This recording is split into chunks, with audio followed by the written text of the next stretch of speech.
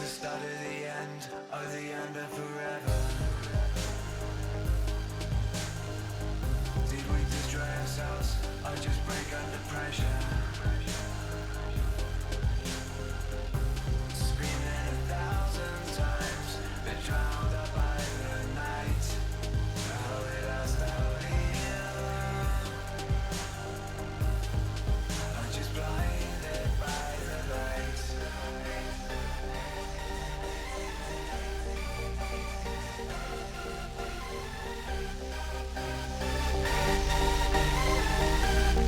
I'm just blinded.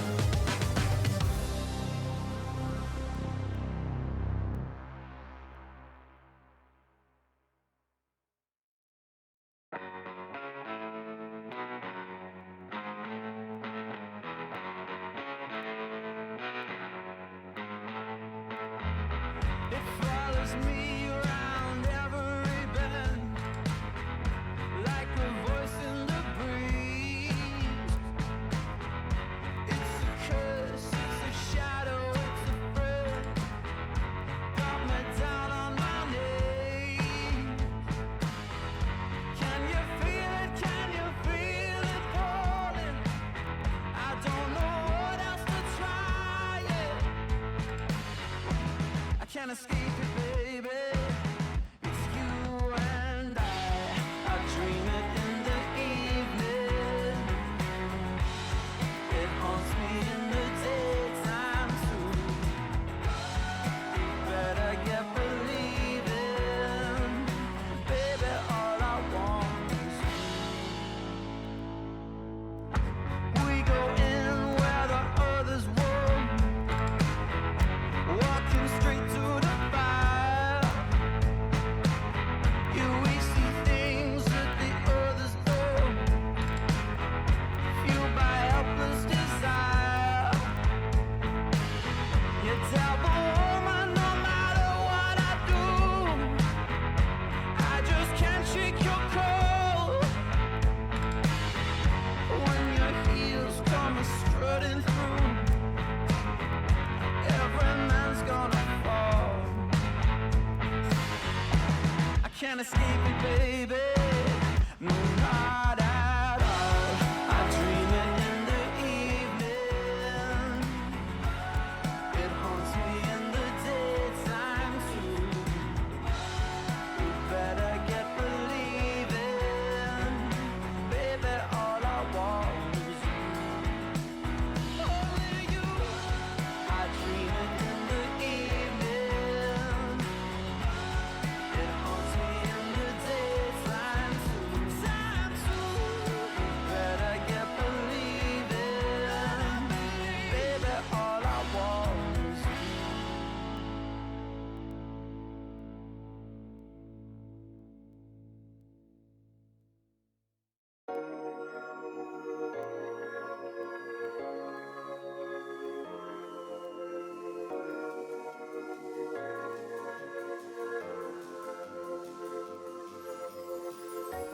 Let them see your perfect imperfections.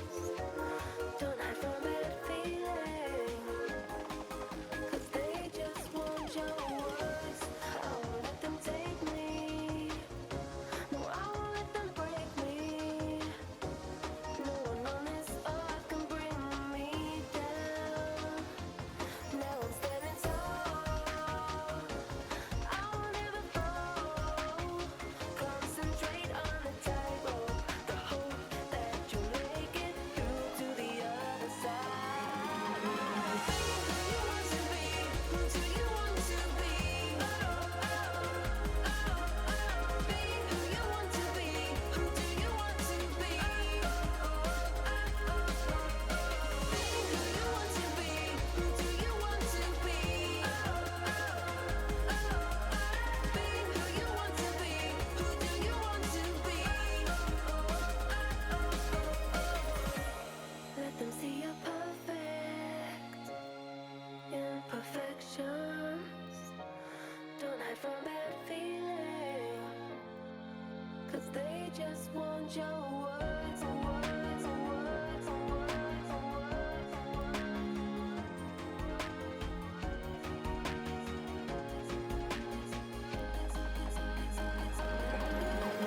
Be who you want to be. Who do you want to be? Be who you want to be. Who do you want to be? Be who you want to be. Who do you want to be? Be who you want to be. Who do you want to be? Now I'm standing tall. I will never fall. Concentrate on the tightrope. The hope that you'll make it through to the other side. Be who you want to be. Who do you want to be? Be who you want to be. Who do you want to be? Be who you want to be. Who do you want to be? Be who you want to be. Who do you want to be?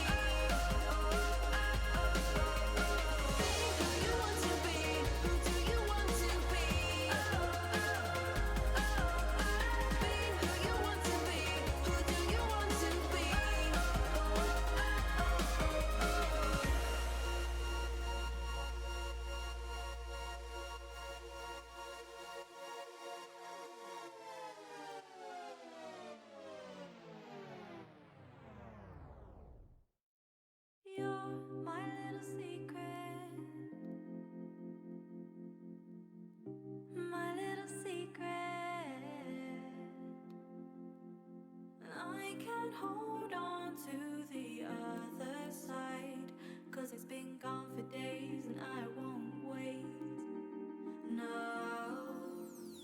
Shine ashes for me to explore. Every bit of your heart, never seen before. I don't know what to tell you, I don't know if I should. Everything's burning like fireworks.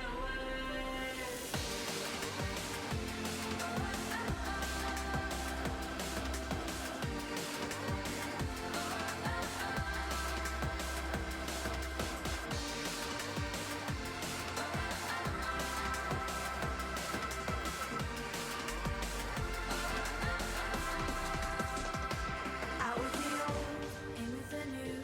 There is something so intriguing about you. You, up in the clouds, no coming down. I am absent-minded, only minding how.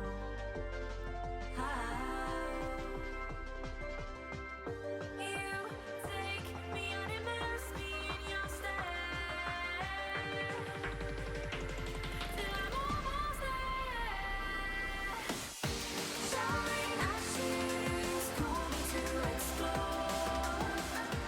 Every bit of your heart, never seen before.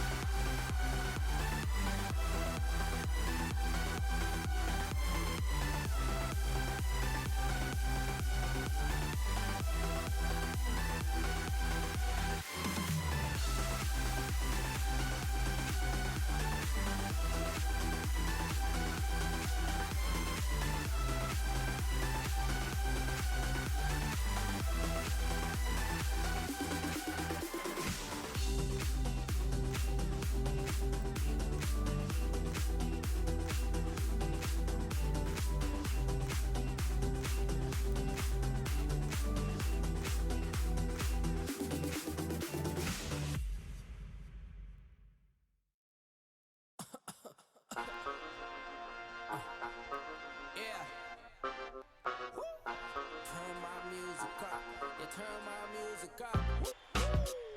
Turn my music up, turn my music up, up louder. Turn my music up, turn my music up, up louder. Turn my music up, turn my music up, up louder. Turn my music up, turn my music up louder. Nah, I'm not new in this biz. I shine bright in the dark like a luminescence. You're not a failure at all if the shoe doesn't fit. It means the picture was bigger than you did expect. Never give up, keep it going till you get a check. Dude, my game's so lucrative. But it's all about real hip-hop, you know. Cause we make pop lots more popular.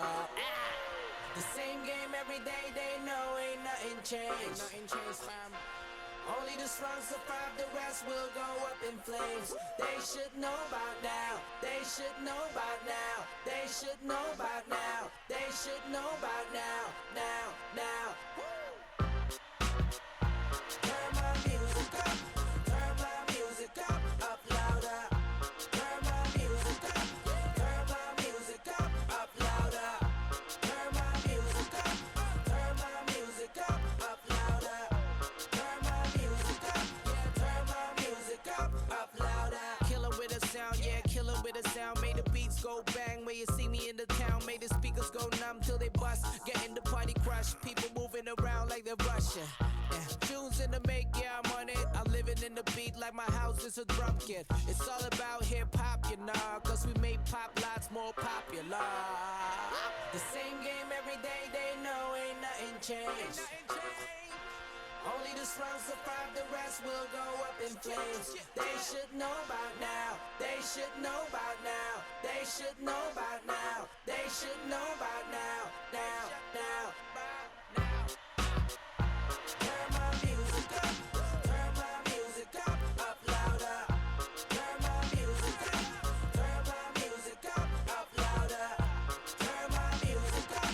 Turn my music up louder. Turn my music up. Turn my music up louder. Yeah, you know the dealio. Get the cuts in there, you know the dealio. Woo! Big M in the bit. Yeah.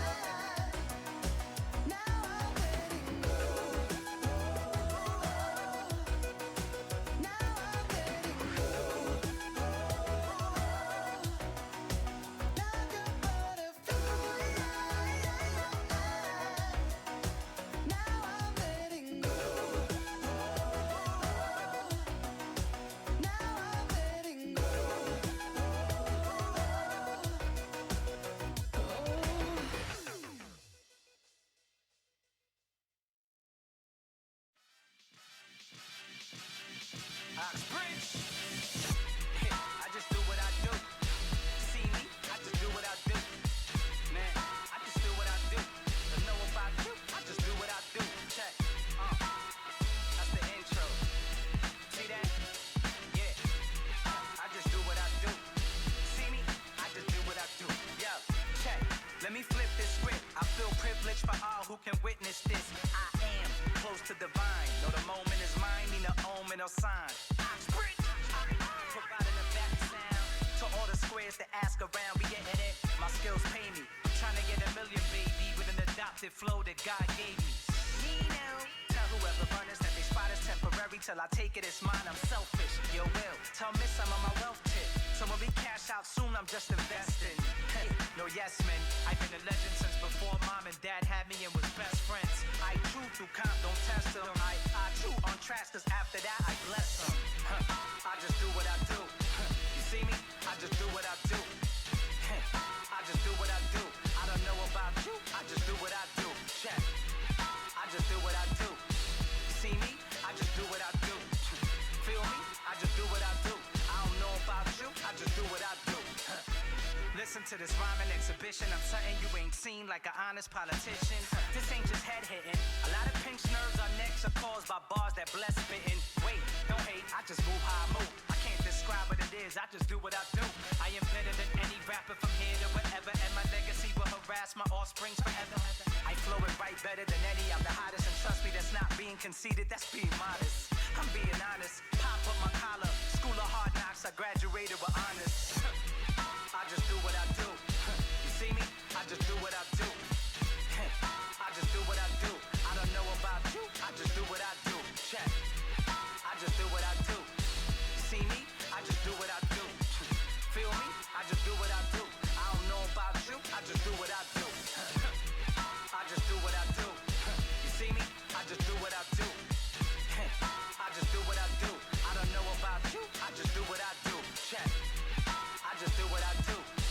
See me? I just do what I do. Feel me? I just do what I do. I don't know about you. I just do what I do.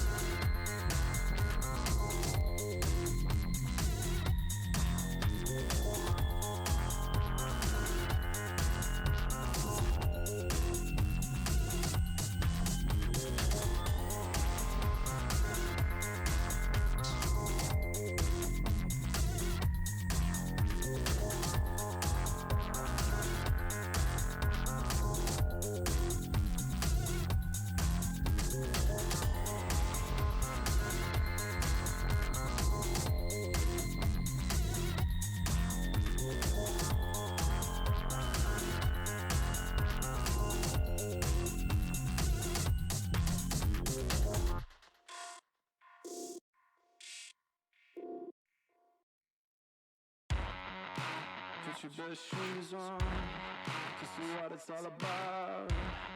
But you're never gonna lose on. Yeah, you make me wanna shout out. We're traveling double quick, like a rocket to the moon.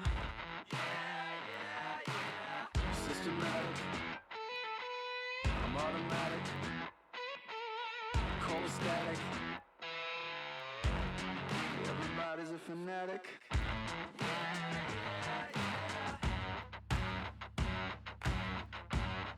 This poison in my blood feels so wrong but tastes so good. One perfection, one desire. Feed the monster, fuel the fire.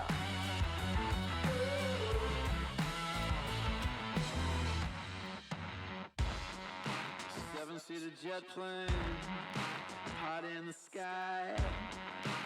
Everybody's looking at us, all know why. Systematic, I'm automatic.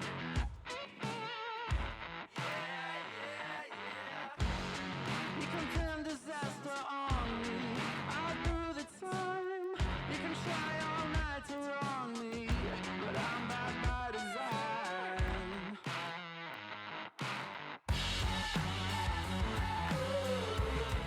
There's poison in my blood.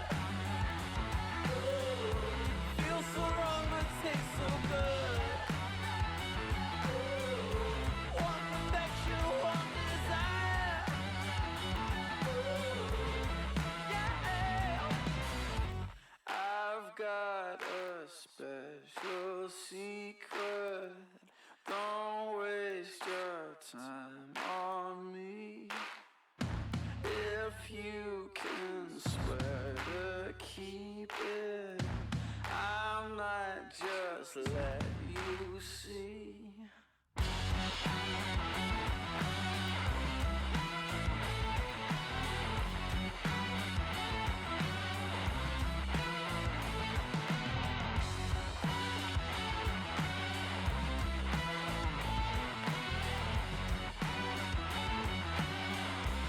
There's poison in my blood.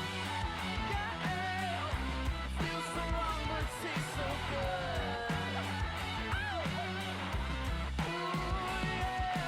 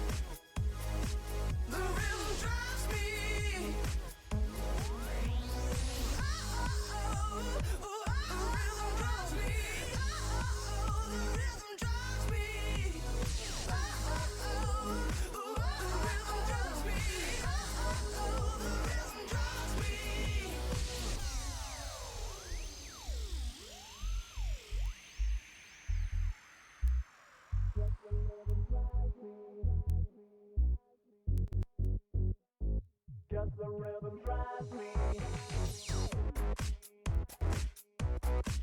it really drives me.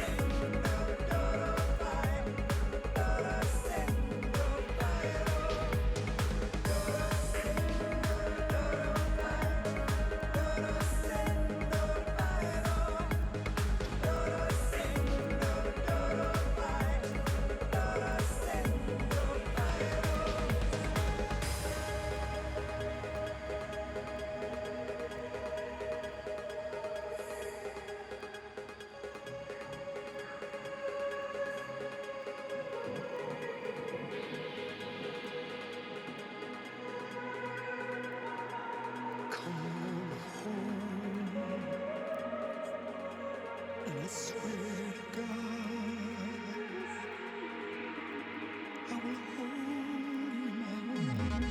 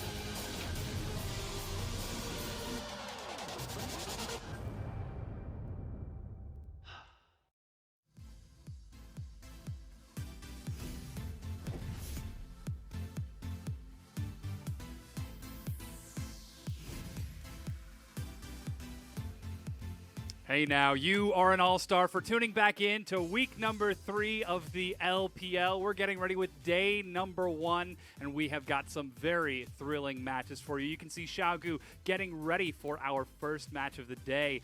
The big opponent, the big rival there, Swift in his chair, laughing quite merrily with his team as he prepares for this one. Again, my name is Dom Romer. Joining me on the analyst desk to help us get into this is Zach Rusty Pie and Indiana Frostgear on Black. How are you today?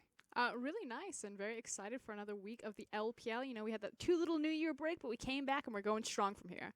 Yeah, and you cannot complain coming into this week's games. Of course, every team growing and advancing as we move forwards, but today is just pretty much awesome. Yeah, today is definitely going to be a really cool set of games. But before we actually get to that, let's actually take a look at what happened last week in the LPL, because there were some pretty exciting things that actually occurred.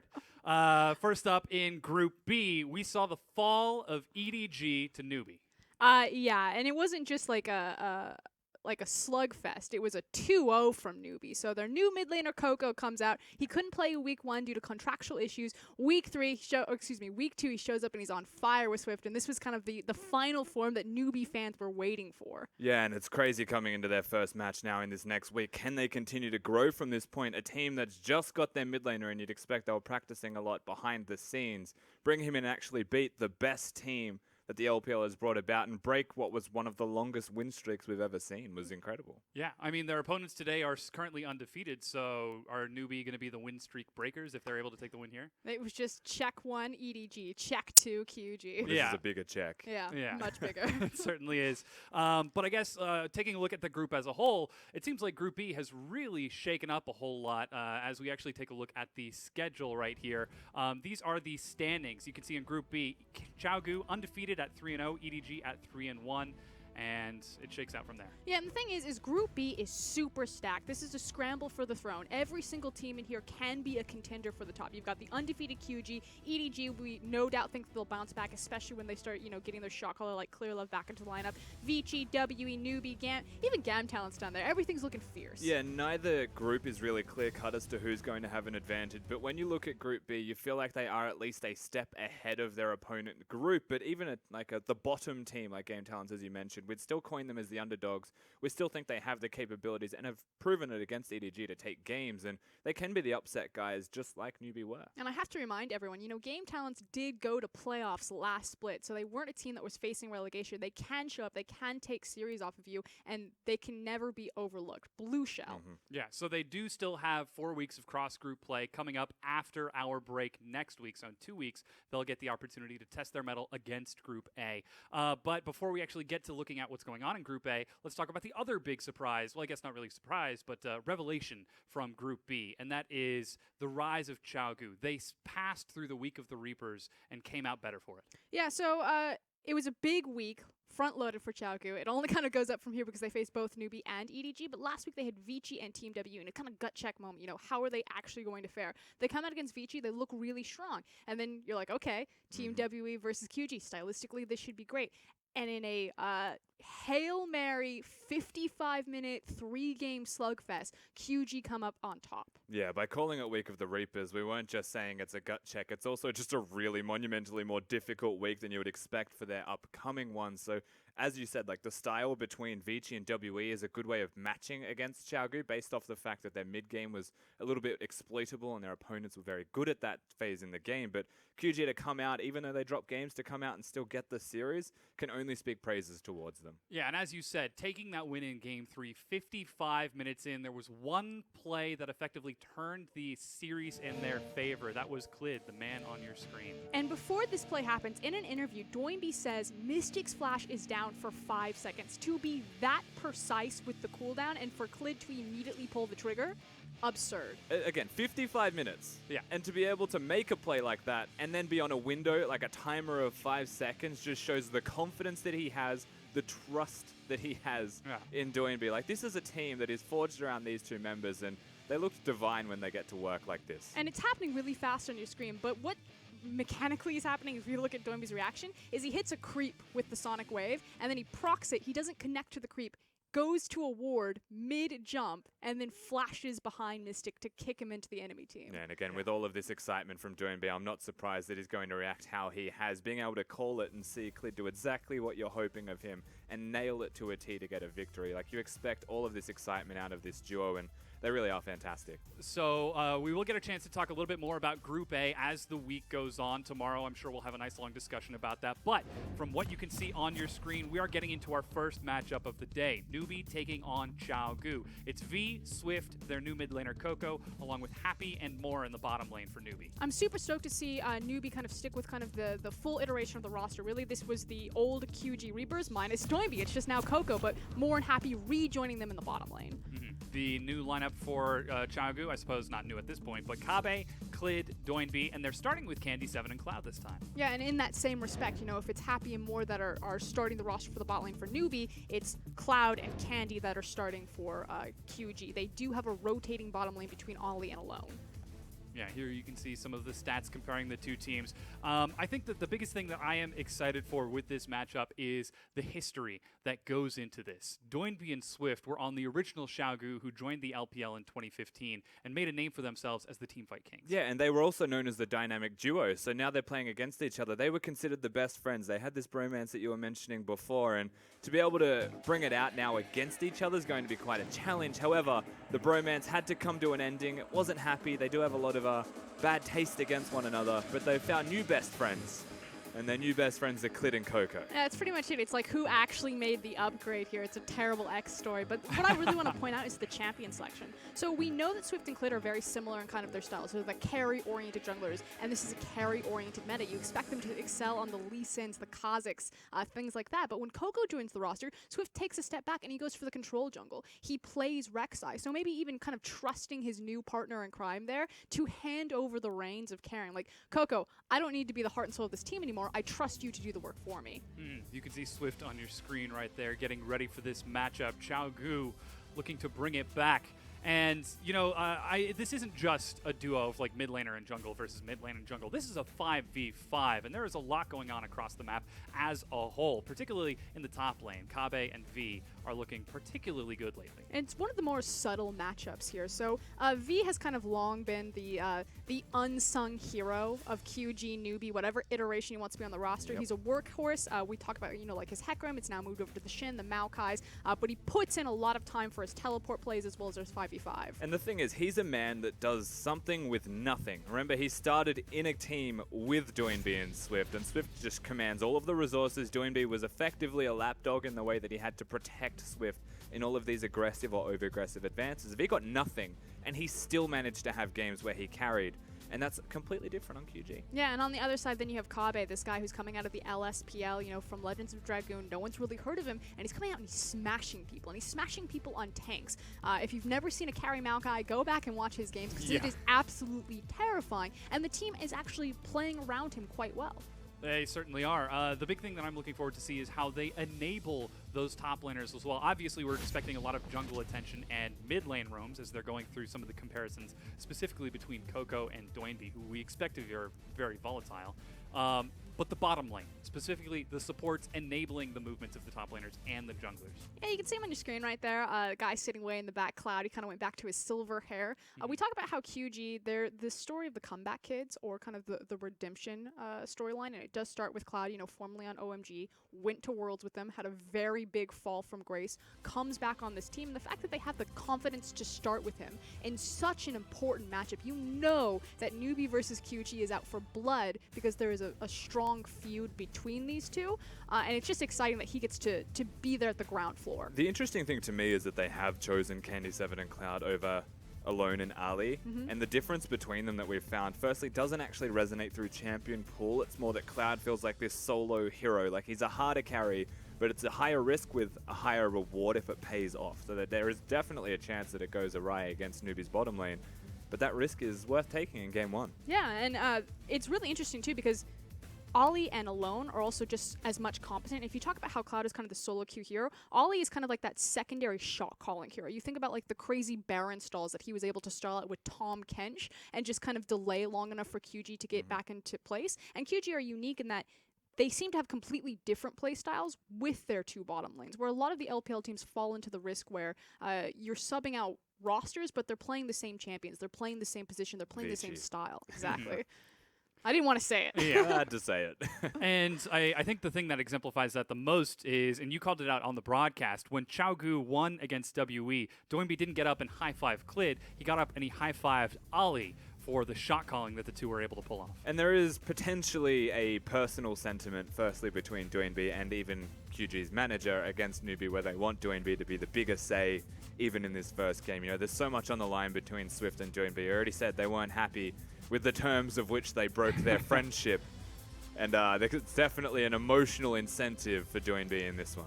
Yeah. He might want to do the bulk of the shot calling or the strategy in this. I mean, we saw how hyped up he was after that slugfest against Team WE. You can only imagine what Doinby's emotional reaction would be if he comes into a similar scenario across from Newbie.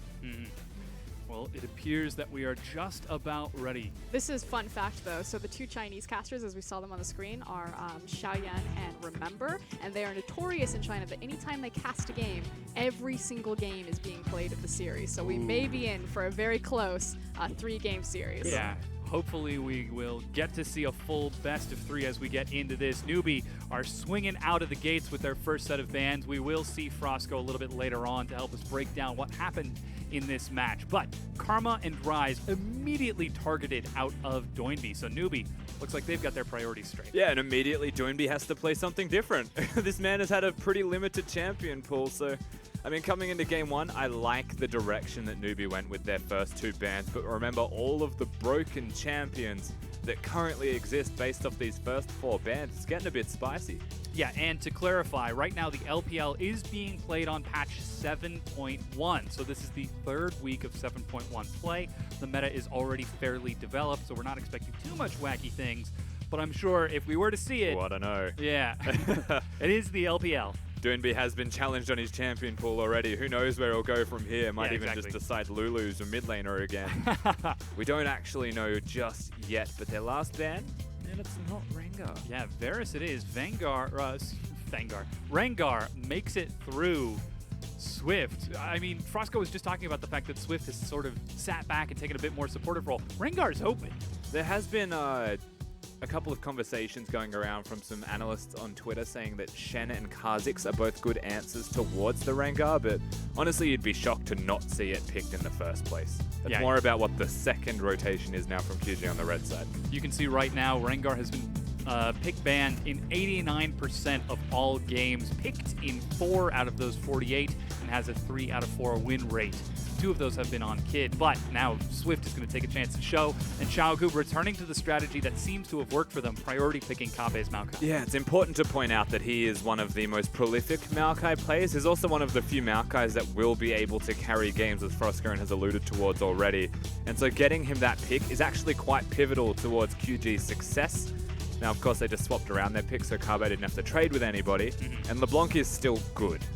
We've seen Doinby take it before, but it seemed like he just wasn't able to get it off the ground. Yeah, so LeBlanc's had limited success in the LPL full stop. It's winning a lot elsewhere, but it's definitely been struggling here. However, the players of the LeBlanc themselves haven't necessarily been struggling too much. Yeah. It's just that they've never found the results in the end, because, you know, Tahm Kench to deny stuff, things like that comes across all the time.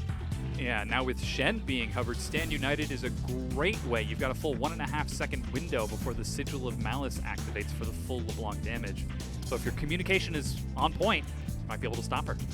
Yeah, the way that Shen will now work with Rengar, and one of the things you'll often see with Rengar team comps is all about empowering the Rengar and one other carry. It could just be about like having the Jace, you know, go mid lane and work around the Rengar Jace combo, have the Shen save them, have a supportive bottom lane.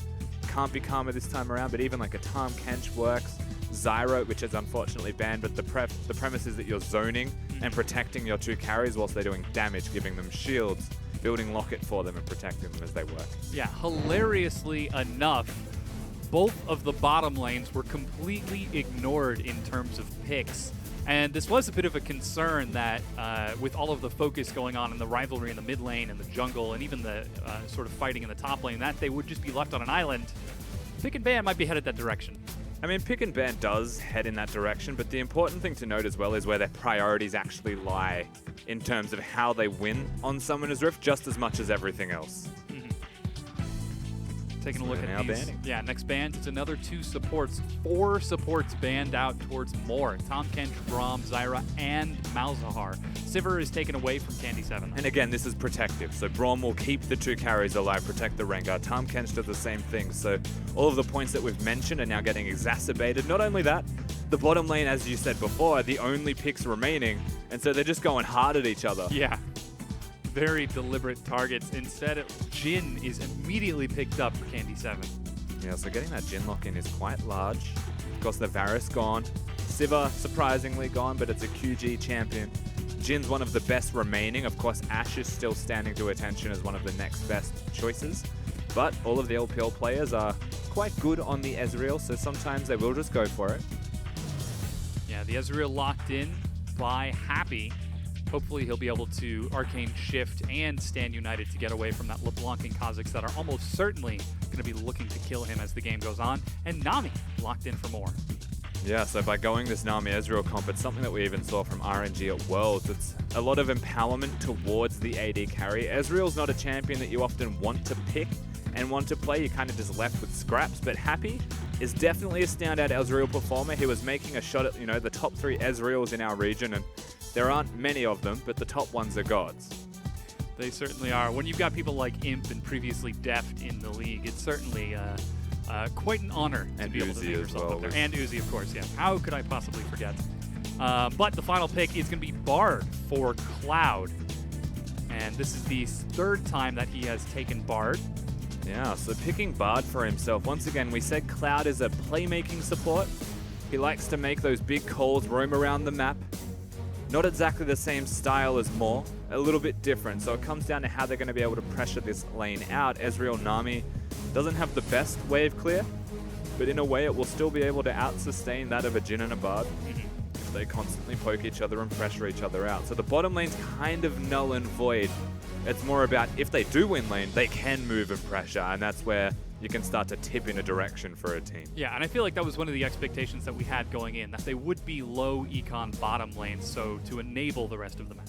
Yeah, and once again, we saw the Kha'Zix picked into the Rengar when we're looking at the jungle role. So Rengar's not someone you expect to get exploited, but if any jungler in the entirety of League of Legends can do it, you would expect a Kha'Zix can. There's a reason they have the thrill of the hunt against each other. One has isolated single target damage. Rengar likes to hunt by himself. Like, they can collide, the damage will be equal. So I'd say jungle's relatively even. The danger point is past level 5 and getting to level 6. Rengar just exists, man. Yeah. Like, what's a Kha'Zix gonna do? Evolve stealth and look for the outplays, Yeah. if you get lucky. So the important thing there is actually getting vision first, perhaps Yeah. invading, working with your mid laner, and this is where the 2v2 specialty comes into play. Absolutely. Newbie, previously well known for supporting his carry jungler Swift, the 2v2 dynamic duo. Now playing against each other on opposite teams, bitter rivals trying to determine who is the right here. And finally, they get the chance to take it to the Rift and find out for themselves. So now as we hop on, we do have to, once again, while looking at Infernal Drake, look at the level 1s and think about what you're going to do if you were actually Swift in this particular instance. So Swift playing the Rengar has the most important role on the team. Not only that, he will definitely acknowledge the fact that NewBee and Clid will be mapping him out consistently, trying to find the pesky cat and keep him down as best they can. But V will start to outscale in control and laning phase as it continues to progress. You would expect Coco has better wave clear over someone like NewBee. Thankfully, LeBlanc at level 2 is still quite adequate. It's more that he will take damage to clear those waves. So I still think Coco has an edge there. They've even both gone for Ignite to fight each other. Like, they've definitely set the principle here, NewBee. And it's they want to control laning phase as best they can, and if one of them's losing, Swift could either help them, or he could pick the lane that's winning and just outright try and kill his opponents. He has a lot of options. I mean, the mid laners, this is still patch 7.1, so LeBlanc can still clear relatively unhindered. As you just saw, the masteries there fairly standard all the way around. Swift starting off on the red side. Yeah.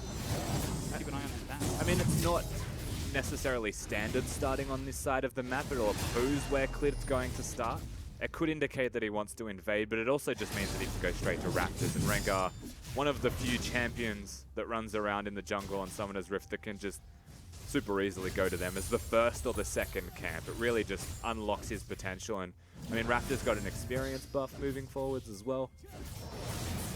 Yeah, immediately you saw Clid seeing V in lane so early.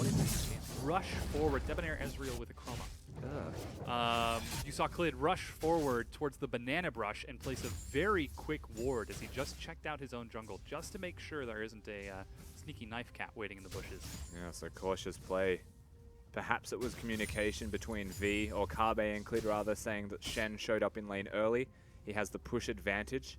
And this could also be one of the reasons as to why they started on that side of the map, to give V some semblance of lane control at least this early in. Acknowledging that Kha'Zix will not be there to gank means that when this wave actually resets on the top side of the map, which is probably one wave away from now, maybe two, Swift can actually be there and try and look for a gank after he gets the Scuttle Crab. The timing is going to line up. Doinby well aware of this. Cheating towards the top side. He actually just faked that he placed a ward, I believe. It got pinged by Coco. So they've acknowledged that a ward that didn't actually go down is there. And so you'll watch Swift probably try and path around avoiding it. They do now see Clid on the bottom side of that mid lane, and Swift is there as well. So the junglers, you can see, prioritizing that mid lane very heavily. Swift actually just barely But he'll cheats will around. potentially get spotted here. Depends where he walks. Oh, wow, he dodged both of them. Wow. There's a third. That Scuttle Crab, that has very limited vision, and Swift is actually taking the long way around. Now they should see the Scryer's Bloom. Yeah, they just ping to be careful there. So again, QG and Newbie, you've got Swift trying to move around, but you've also got QG trying to spot him, prevent him from doing these things. And small movements like Doinby going to the top side of his lane and just faking that a ward's there makes life significantly more challenging for Swift to navigate because he doesn't know exactly where the wards actually are. With that knowledge, it looks like Swift is cheating it out towards the bottom. Looks like 61% of fans in the LPL think that Xiaogu are the ones who are going to take this. They're currently undefeated at 3-0, but right behind them are Newbie at 1-2. Good stun, actually. Yeah, they catch Happy. Swift is down there, but they see him with a ward as the Knife Cat leaps forward. Candy7 just walks it out. Yeah, I mean, I'm not sure he was looking for a successful gank. I think he was actually expecting QG to be aggressive towards them so that he could counter gank, but obviously being spotted early will deter that. And now Clid, with all of the freedom in the world, knowing exactly where that Rengar is, or was, will have about 10 seconds to start making some movements and look for vision. But there is literally nothing to pick up, so he's just wasting time. Yeah, the red start means delayed respawn on that side of the map, and as the Dire Wolves come back, Swift is already there, and Clid has made his way back towards the top side of the map. Kabe will push forward onto V, Yeah. just to try to get a minion advantage. And so the thing that we said before about potentially getting a gank on the top side of the map for Swift was still correct and accurate, but now it doesn't matter as much because the wave's going to bounce back once again, and it's Clid's turn to decide if he wants to go to the tank off and try and make a difference, or if he's just happy trying to find Swift the entire time. I still think this is good for Newbie above all else. Like that Rengar is getting closer to level 6. Ooh, bubble from the bush catches Cloud. But yeah, you mentioned it. Swift is getting close to that level 6 Knife Cat power spike. Once he gets the thrill of the hunt, you can expect Xiaogu are going to have to play very safe. Yeah, it's been a super, I guess, inactive first 5 minutes of the game. Not really any movements being made. The bottom lane's hitting each other a lot. Swift tried to get in but didn't get anything successful, and Clid's just walking around on Summoner's Rift. There's a fake LeBlanc's now headed bottom. Yeah, that's the decoy. They 100% know it's a fake, so the reason he's done this is to spot the Rengar. And he didn't find him. Yeah, you can drop the decoy globally, and it will go to the nearest enemy champion. So by placing that down, Doinby does not see that Rengar is on that side of the map, though Swift is up there now. Is he actually close enough to level 6? Is Scuttle going to give him enough experience? It actually might, yeah. Yeah, he does get level 6, immediately cheats into the jungle, and Scryer's Bloom is sidestepped He is by 2 Clid. levels ahead of Clid. That is Rengar. Yeah, and this is potentially the beginning of the biggest problem for QG right now. Clid under-leveled means that the dynamic duo, we already said this, the 2v2 of Swift and Coco are definitely strong. The Hex Drinker means that he won't die in this middle lane anymore, even though the threat's potentially always there early in the game. This is really good for QG, Newbie, and really bad for QG. Yeah, you can see Swift just waiting in the river. Hasn't procced the Thrill of the Hunt yet. He's now spotted out by a ward, and immediately Xiaogu call for him to back off. There goes the Thrill of the Hunt, but now he sees Kha'Zix He's playing doing back, it to playing scare safe. them, because look at the bottom lane of QG. They're not even down there, but because the closest member was Doinby. Look at him run. He can't go back to his own lane. Yeah. And the second that it wasn't Doinby, the bottom lane of Candy7 and Cloud were piecing out, sitting in between turrets with Clid, who had to cancel his recall to protect them. All Swift did was press R. Very, very powerful ultimate in that zoning ability. With that, we do see the recall out of Clid, still level 5 as he heads towards the top side of the map. Doinby eats a lot of punishment from Coco, who just tried to bully him back, but the magic resist is safe. Nice bubble again. Moore's Yeah. hitting all of these. And it's also a Storm Raider Surge we have to mention for the Jace in the middle lane. If that was a Thunderlords, he would potentially have been in kill range with the Ignite. But really good use, really good job rather, holding the summoner spells for both mid laners. They'll get a recall in, they'll get a reset once again. But we are seeing that lane pressure starting to pan out well for Coco. Bottom lane's winning the 2v2. And this is where Clid's starting to struggle to get anything going. Yeah, down 15 jungle CS right now as he clears out his Krugs. Finally level 6. We'll see if he decides to, what he decides to evolve first as Kabe continues to duke it out with V. They're still keeping fairly even. They continue to trade back and forth, but now, once again, the decoy. This time he's successful. Doinby finds Swift at that blue buff. And that's all it's really for. They're trying so hard to get vision of this Rengar. He doesn't have his ultimate, Swift, and so it's not too dangerous of a prospect. They just need to avoid certain brushes as, man, Moore's on it. Yeah, he is landing bubble after bubble. Candy7 gets a fourth hit bouncing grenade, but even so, Moore is just doing a lot of work in this lane. He's calibrated his skill shots, man. Yeah. Once you hit that first one, the rest just generally tend to keep happening.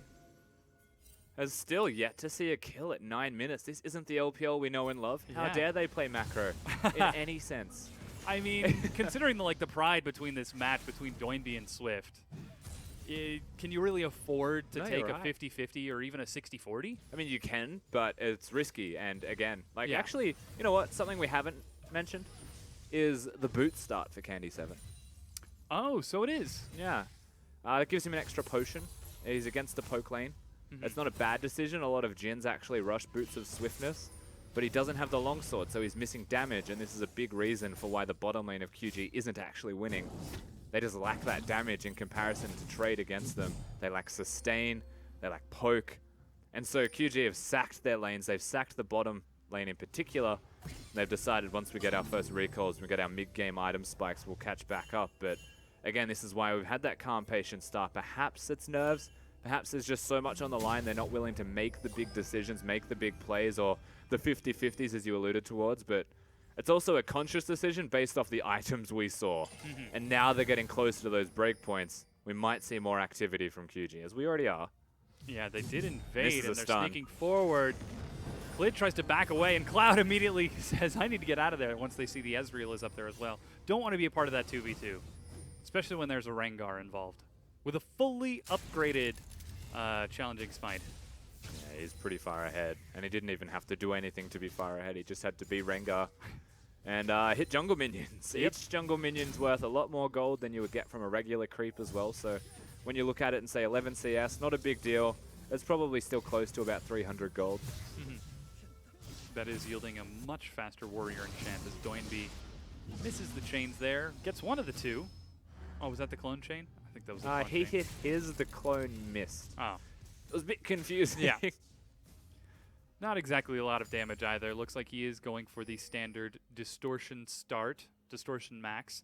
And let's take a look at the vision now. You saw Xiaogu with their recall. Cloud invaded with Clid to get a whole bunch of This is vision around that mid lane. But Newbie have answered back with a copious amount of control wards around the mid lane. Now they're going really aggressive bottom. Oh, they certainly are. Clid's Clid in. sneaks forward. He jumps. That is flash used by Happy as he sidesteps the snare. Cloud, the playmaker, lands his tempered fate but can't follow it up. And Doinby even looking towards the bottom lane. If he keeps coming, they're actually threatening the dive here. Now Jin's level 7. He has the ult. That's the curtain call. Tidal Wave to make Jin disengage as he takes a hit. Stand United onto Happy means Doinby has got to get out of there. That's the exhaust used as well. And V actually completes the Where you Stand going, United. Doinby? Doinby, tries to sidestep the Shock Blast as Swift looks for the very squishy Bard but cannot execute the kill. Exhaust keeps him alive. And Doinby, Where are you going? he's just taking the scenic route.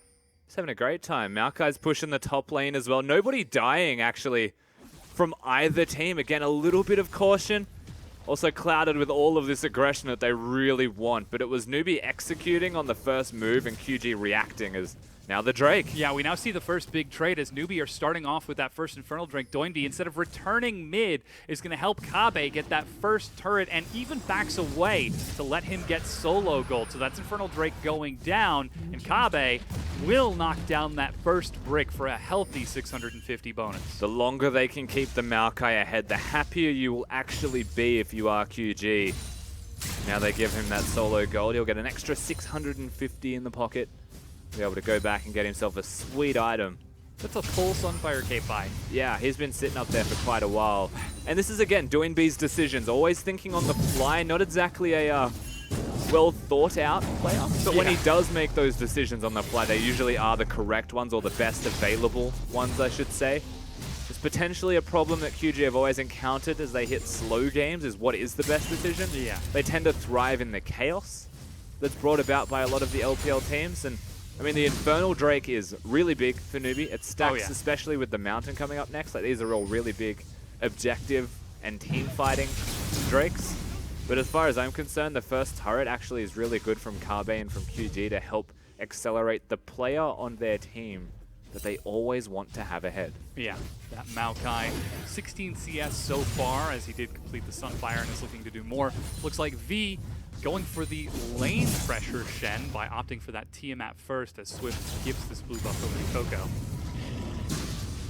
NewBee continues to farm it up in the mid lane. Only 10 CS down, though he is just barely under level compared to Coco. We are still waiting for that big moment where something happens, and Coco, again, still has wave control and pressure in this middle lane, especially with the blue buff.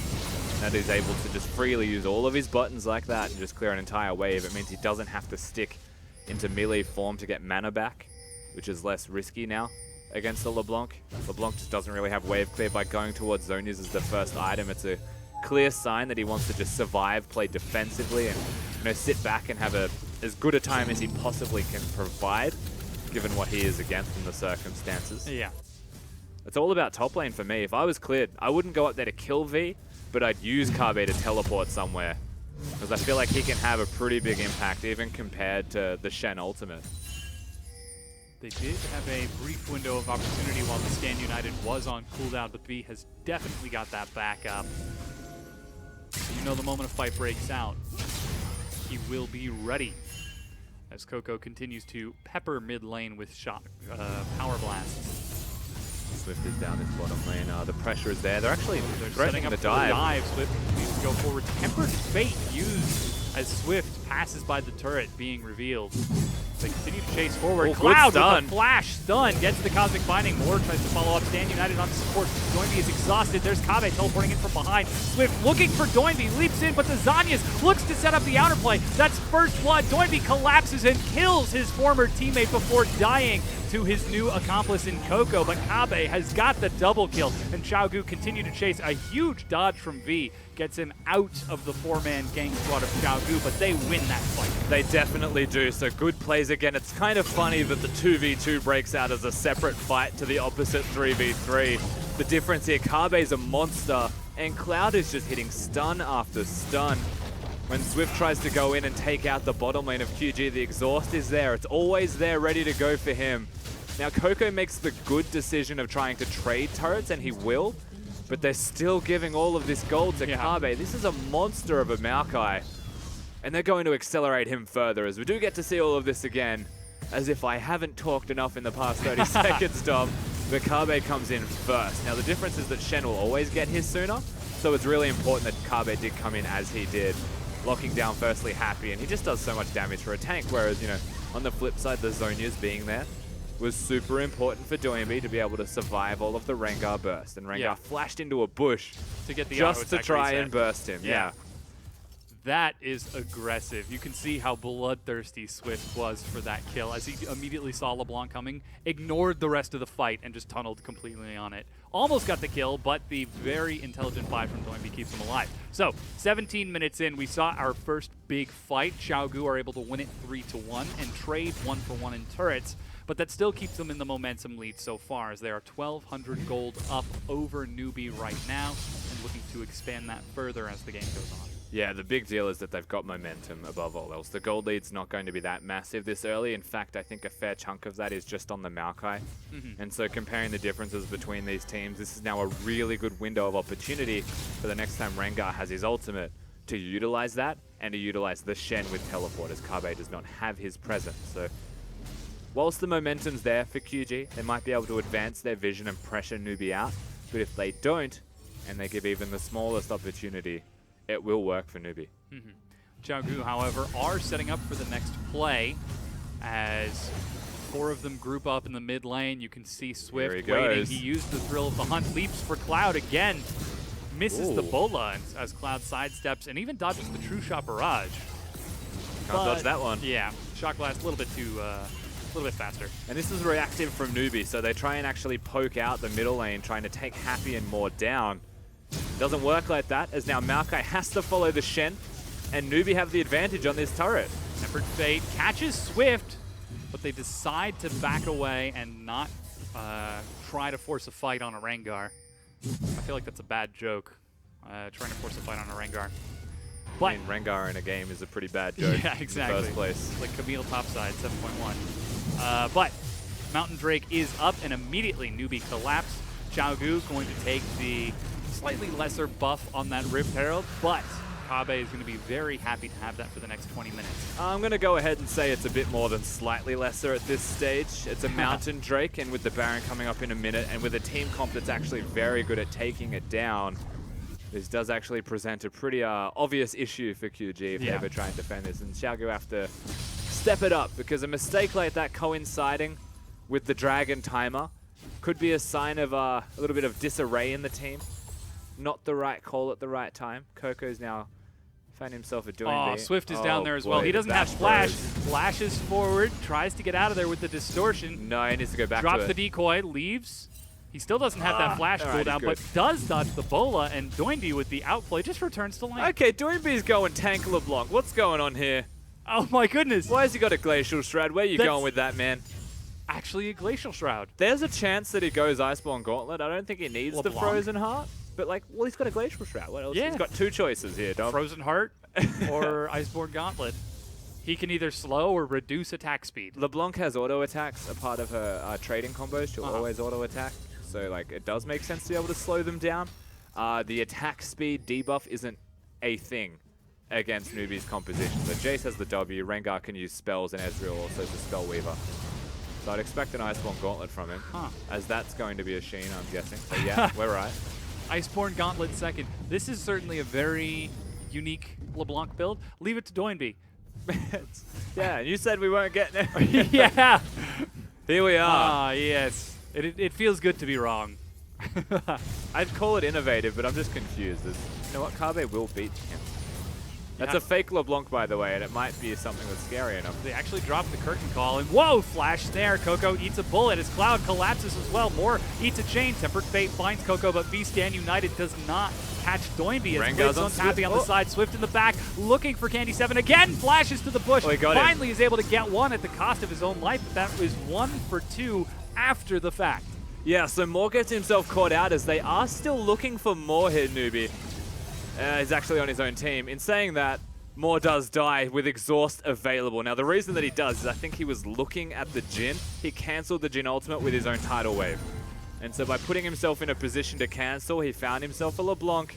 And by him going down, Swift was trying his absolute hardest to get the table scraps there and has to flash into a bush to secure it. Not a bad outcome, especially for the Rengar to get a kill, but it was a big reach, just an attempted trade, and not a good decision here from Newbie on the flip side. That is now our second major skirmish of the game at the 22-minute mark, and again, Xiaogu come out victorious. They're now up 2,000 gold ahead with the momentum even more in their favor. And with how these skirmishes have been going out, it looks like Xiaogu slowly starting to accelerate this game. He's got his Iceborne Gauntlet as well, so... He actually does. I mean, if we define this as scaled, sure, Doinby's scale. You know what? He's probably going to He's get got red buff. Mejai's. I feel like that Dark Seal will become Mejai's. It's the only way And he'll his just make up ability for the- power gets yeah. efficient then. the ability power deficit. Yeah, in saying that, he is still quite strong, and Kabe is the biggest problem that you've ever seen on Summoner's Rift. Cloud's in trouble. Bull actually catches him along with a bola. That is a very long slow. As a Ooh. Shock Blast is going to follow it up. Cloud finally gets out True Shot Barrage from downtown. Nah, Cloud. he's way off. Oh, don't walk. Oh, God. He was almost walking back into it. But Swift is on Oh, the they've hunt. got their eye on you. This is an exciting one. Candy 7 walks into the tidal wave, and that is Rengar. Kabe starts to teleport and finishes it. Yeah, he has to. Coco and Doinby are also fighting here. He's actually slowing him quite a bit. with the auto attack weaving, but that is Coco walking away with the assistance of his team. We've also seen the decision from Clid to evolve his W first. So again, this is a lot about finding their opponents, slowing them down. And a team composition that actually still has a fair amount of crowd control, they're amplifying that. Like, even Cloud on his Bard looks like he's going towards an Iceborne Gauntlet second. It's a bit of a snowball-y item. It's got a lot of cooldown reduction, which is nice, but I don't think he's that snowballed to warrant it. And definitely the way they are going to go, however, is armor. And so I'm not against the decision, given all of the physical damage their opponents have. But I still would have went Locket, because it's a Rengar, firstly. Yeah. And you want to protect your Jhin, who's not going to go Iceborne Gauntlet unless he's completely out of his mind. So, again, this kind of plays towards the bottom lane of QG, how they've always played, it seems, since we've seen them in the LPL this split. Cloud's a solo hero, and Candy7's more of a, you know what, you have a great time trying to survive, my man. It seems like Iceborne Gauntlet is all the rage right now, so we'll give it some time. He's got 6 item slots, and we'll see if Candy7 is going to pick that up or not. After that Infinity Edge is an immediate cloth armor. Yeah, I know. You know what, that's not that bad of an idea, because he'll still want a Guardian Angel at some point. Yeah. Just a little bit to keep him safe. But with that is Newbie finally able to find an assassination onto Candy7 and escape with their lives. No casualties. Taking a look at the vision line for Newbie, they've been able to press it forward as well, getting a very deep control ward behind the blue buff of Xiaogu. It's so nerve-wracking when you see LeBlanc show up behind you after she's been missing on the map, and you're like, it's a decoy. I know it's a decoy. Don't do damage. Oh, yes. You've got to commend them for not using any spells whatsoever, as these two just need to calm down. Like, he's sending a message at this point. Oh god, so that's on Vision. Swift could actually be at risk of being counter-ganked here. Clid's working his way up, and he's not being spotted by wards just yet. So they do this. Like, Newbee's a tank. He's trying to bait it out right now. He will bait this out. There goes Swift, immediately leaps in. Newbee, pretty late Zhonya's. He's already chunked down very low. Tempered Fate is going to catch it, but the Stand United is not enough, and Coco does indeed get the kill onto Newbee. Trying to bait a little bit too hard there, and he gives up his life as Newbie find the kill they were looking for and continue to press forward. Yeah, that was actually way too risky from Newbie. Granted, he still had flash available too. Just tries to live his Candy7. I feel bad just from seeing that above his head. Yeah, Youmu's and runs away. But the problem is he still dies to Coco. Clid doesn't stand in the way of the Shock Blast Gate combo. He doesn't block the damage. They just expected that he would live, perhaps. And the Shen ultimate was always going to be there. So without having teleport on Kabe, I'm not entirely sold on the idea, but it was a reactive move as now Cloud. Oh, face checks into the river in which he has no vision. Swift almost makes him pay for it, but Xiaogu as 4. This isn't happy. Go down. Yeah, Happy walks away. He had to flash to get out of to safety though, so now Drake will be gone by QG. However, it's not going to be an Infernal or a Mountain Drake. They're not going to be as happy about this. Yeah. There's some unfortunate problems now residing within the QG team. Still a lot of strength, but still waiting for those item spikes before that strength can come to fruition. As you said earlier, this game is still very even, despite the fact that Xiaogu are winning the larger scale skirmishes. We're seeing Newbie successfully find picks, not once but twice, as Newbie finds more but gets baited forward and immediately takes the flash into the Tempered Fate. More. He's going to almost go down, but Exhaust denies it. Coco drops Cloud on the far side of the fight, however, and Newbie is forced to retreat over the Barren Wall. It was creative by Newbie, but it was also ultimately unnecessary. It feels like they're trying too hard to make something out of nothing. But again, Newbie were the ones at the right place at the right time, so the shot calling from our blue side at the moment just feels slightly superior. But there's always going to be one problem, and that's that big tree. He's got a Thorn Mail, he's got 3 completed items, and another Cloth Armor that'll most likely be a dead man's plate. 3 armor items. Like, I raise your team composition. A Maokai. Yeah. Just the one. Oh boy.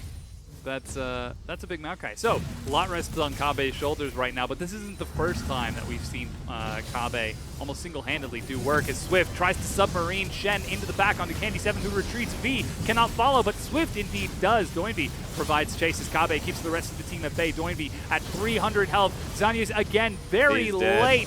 but he leaps away, caught by the shadow dash of V, and despite Kabe soaking so much, Wow, he's alive though. he can only survive for so long against 4 and is forced to leap away. If Kabe wasn't this fed, he would have been dead about 5 seconds ago. Yeah. Now, Clid does pick up Swift on the side of the fight, but it's an afterthought because Swift had already used his ultimate. They got the kill. Kabe's actually teleporting in. And is And he's immediately done. bubbled. Tempered Fate flashed by Coco. So that is Teleport and Tempered Fate used almost on cooldown. That's a bit tragic. I mean, Kabe does have to use the teleport. They should be able to pressure out this middle lane. It is Glacial Shroud. Of course, yep. They're going to go triple Iceborne Gauntlet, I hope. It's probably going to be I a hope he goes Frozen Heart, Heart, at yeah. least. Like, just give just them to spice one. it up, yeah. But the mid-tier 1 turret goes down in answer for Chao Gu, and they are able to bring it back in turrets. And It's this not a is kill. the submarine combo. Candy Seven's not going to have a good time. He tried and dodged the Shentor, dodged a lot of the damage, but the end result is still that one of these players is a Rengar and you're just a lowly Jhin. Because unfortunately, we only see the one kill there in the fight. Of course, Kabe tanking out the rest of it. But Clid greater than Swift. That's the big question. Swift uses Thrill So of the QG Hunt, kicked sees this them off. all doing the Baron at 29-minute mark. True Shot Barrage is going to do a lot of damage to Cloud as Wall's Doinby dead. again tanking in the front. But Coco. more, as you said, goes down. They already used their flashes earlier. Clid is in the front, and this is Swift looking for an opening over the wall as the 4th bullet catches V. Well, they got Swift. collapse onto Swift, catching him over the wall, and that is a very dead Knife Cat. And so by kicking off the Baron, they're actually tanky enough that they won't take damage from it. They're going straight back to it. It might just be another bait. Kabe doesn't have flash, so their engage is very... It's important, honestly, that Doinby and Cloud hit their spells. Otherwise, this is a no-go zone. But Akazix does a lot of work in the way of damage. However, his health bar is within a Jace range. Yeah, it just takes one They big can't do power this. blast, one big shock blast. Coco tries to get in. Tempered Fate misses Doinby Zanya's, and Zvi is going to kill Clid. That is the smite now missing. Stand United as Kabe tries to turn it around. Doinby died as well. And Kabe, 1v3. Do you have what it takes? Show me what you got. No, he's just going to walk away. He might still die here. Depends on V's taunt. Yo, Oh, wow. Candy 7 gets the snipe from very long range. True Shot Barrage has missed. Tidal Wave is going to knock him up, and there's a bubble as well. This is a huge Maokai. Doesn't get any health back. V finally able to shut it down. It's 10-10 in kills, 300 gold separating the two teams, and even in turrets. And we're starting to see signs of mistakes, honestly, out of both of these teams. Yeah. QG weren't meant to do the Baron again. They were meant to bait it and get a more important kill onto one of the damage-dealing carries. Swift being dead is good, but it's not going to secure them the Baron when their health bars were already so low. And Clid had no health. So if their jungler has no health, Kabe has to sit there and tank the Baron. And then no one's going to be there to block away Newbie's advances. And as a result of this, they all start to die once again. And Newbie have control of the Baron pit. Doinby finds his former teammate with a chain and just punishes him. You're not going to clear out my ward. I'm going to clear out yours. As he sweeps and denies it. Triple sweeper out of both of these teams as we are mirroring very interestingly. So when LeBlanc first got released, there were speculations towards, because at the exact same time Veigar was starting to see play in Challenger, going towards a Banshee's Veil Abyssal Scepter build against heavy magic damage teams. You have enough wave clear by pressing W on the minions and then queuing them that they'll all die The distortion just from ratio. base damage.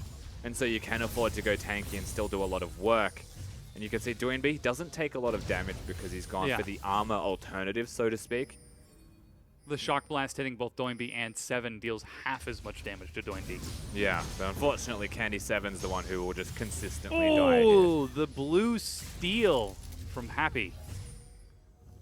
It's 2 blue buffs for Newbie as well, so their team composition, which is quite blue buff and red buff reliant, now has a 2-for-1 special. Yeah. And it coincides with the Drake, and Yes. guess what it is? Speaking of a 2-for-1 special, this Infernal Drake spawns and Newbie are grouped up as 5. Doinby tried to get back to base with a quick recall to top himself up, and he Rengar, will, opening his Kabe, this comes zoning down to away from Bard. the rest. I feel like if Bard hits an ultimate, they can go. He's got the Tempered Fate. Shock Blast finds 3, and it is the most squishy. Kabe gets in, and that's Tempered Fate onto V. Both of the tanks are disengaged, and Doinby looks for more on the Clid's in side, trouble. tries to burst it down, but that's the exhaust. Clid backing away at very low Newbie win. health, and Doinby goes down to the auto attack from Happy. Newbie get the 1 kill, and Chao Gu are forced to back away, but Newbie continue to chase forward.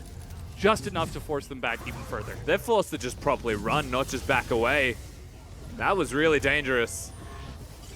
That's still pretty dangerous. Yeah. But QG don't actually die, so only NewBee goes down. However, this is perfect opportunity for NewBee. Straight to the back. They are going to take this no problem, even if they are going to be taking a little bit too much extra I might have spoken too soon. Okay, never mind. No, Clid just jumped into the wall and flashed into the wall. Oh, boy. That's unfortunate. That could not have gone worse for QG. Oops. And it's only getting worse now the Baron buff has been secured by NewBee. Maybe a little bit of nerves getting to Clid here. It's only 3,000 between them, Dom, but it does feel like with that Baron buff and all the momentum they have, this could actually be the beginning of the end in game number 1. But you know what? Knowing QG, we're going to 55 minutes, and the At Kha'Zix least. will hit a Lee Sin kick somehow. So here's that fight one more time. Clid died to the Infernal Drake, effectively. It wastes Candy 7's heal, and this early in the fight, especially with redemptions coming through, NewBee sitting on a flank is actually the one getting grouped on by the rest of the team. He has gone for the Iceborne Gauntlet. We've mentioned this, and the merit behind it is that you don't die, but what you're missing is then damage. And so by not being able to one-hit kill your opposition team, if they sustain through it, get redemptions there, they'll just kill you instead. It turns into a matter of endurance. Can you outlast your opponent in the team fight? And typically you would think Maokai is great at that as Kabe sneaks forward with Clid and attempts to do some damage, but Clid just gets chunked to half health as NewBee has the same unfortunate circumstance encountering Swift in his own jungle. The mid-tier 2 goes down, and now it is a 4,000 gold lead for NewBee as they press this Baron buff advantage and continue to chunk away at Xiaogu despite their tanky builds. Coco has done so much damage this game, and even given all the armor, as you mentioned, like he's still being able to get through it. He's got the lethality build, he's got his armor penetration there from the last Whisper, and he is just putting in overtime in terms of damage. And damage is something that QG just seriously do not have. Candy 7 can't auto-attack, and now NewBee pushing towards the inhibitor. NewBee misses the chain, as you said. NewBee push forward, slowly whittling away the health on that inhib as NewBee's Iceborne Gauntlet, I can't believe I'm saying that, on LeBlanc is starting to take down these cannon minions and helping quite a bit. Yeah, so the 4-1 is where they're going here. They have no control of the top wave, but this 4-man unit of NewBee, if they're ever left unattended, will just take it. Yeah, that is so much damage. They're trying to burn through it. They're going to force it into a fight. Kabe soaking so much as Clid goes in. There's the redemption to reset them. Tempered Fate catches 4, but they're not able to finish off the 5th in the meanwhile. No, Swift actually did go down as this is NewBee chasing with very low mana. Kabe catches up to more and immediately gets the snare. Clid follows as NewBee gets just enough for a distortion. Does he have enough for a Too chain? bad, don't chase. Oh, whoa, Zanya's to bait Coco over the wall. Again, that item coming in huge, handy for NewBee, and the rest of Xiaogu collapse to net the kill. Oh. Ignite! Barely drops Clid, but that is 3 for 1. And that's actually really important that QG win the fight. Now, wasn't the best decision actually from Coco this time around to look for a trade or look for a big play. He should have just sat back, relied on Happy, trusted his teammate that has summoners available, trusted his Nami that has summoners available, and just tried to sit there with them, poke and kite back to safety. They would have been perfectly fine. Kabe had no flash. They should have acknowledged that fact already.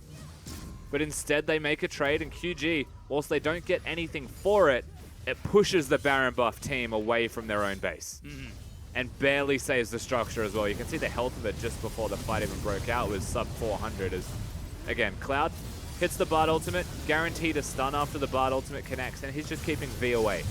That was a really big ulti, and this unlocks enough time to be able to kill the Rengar. He was the one man not actually stunned and turned golden. And when the rest of the team at QG can assist, Kabe's able to lock him down. This is where things go well. NewBee has no mana, so obviously there's nothing that he's going to do here. This stun, by the way, not okay, but they still get enough damage to secure him, unfortunately for QG. He trades. Yeah.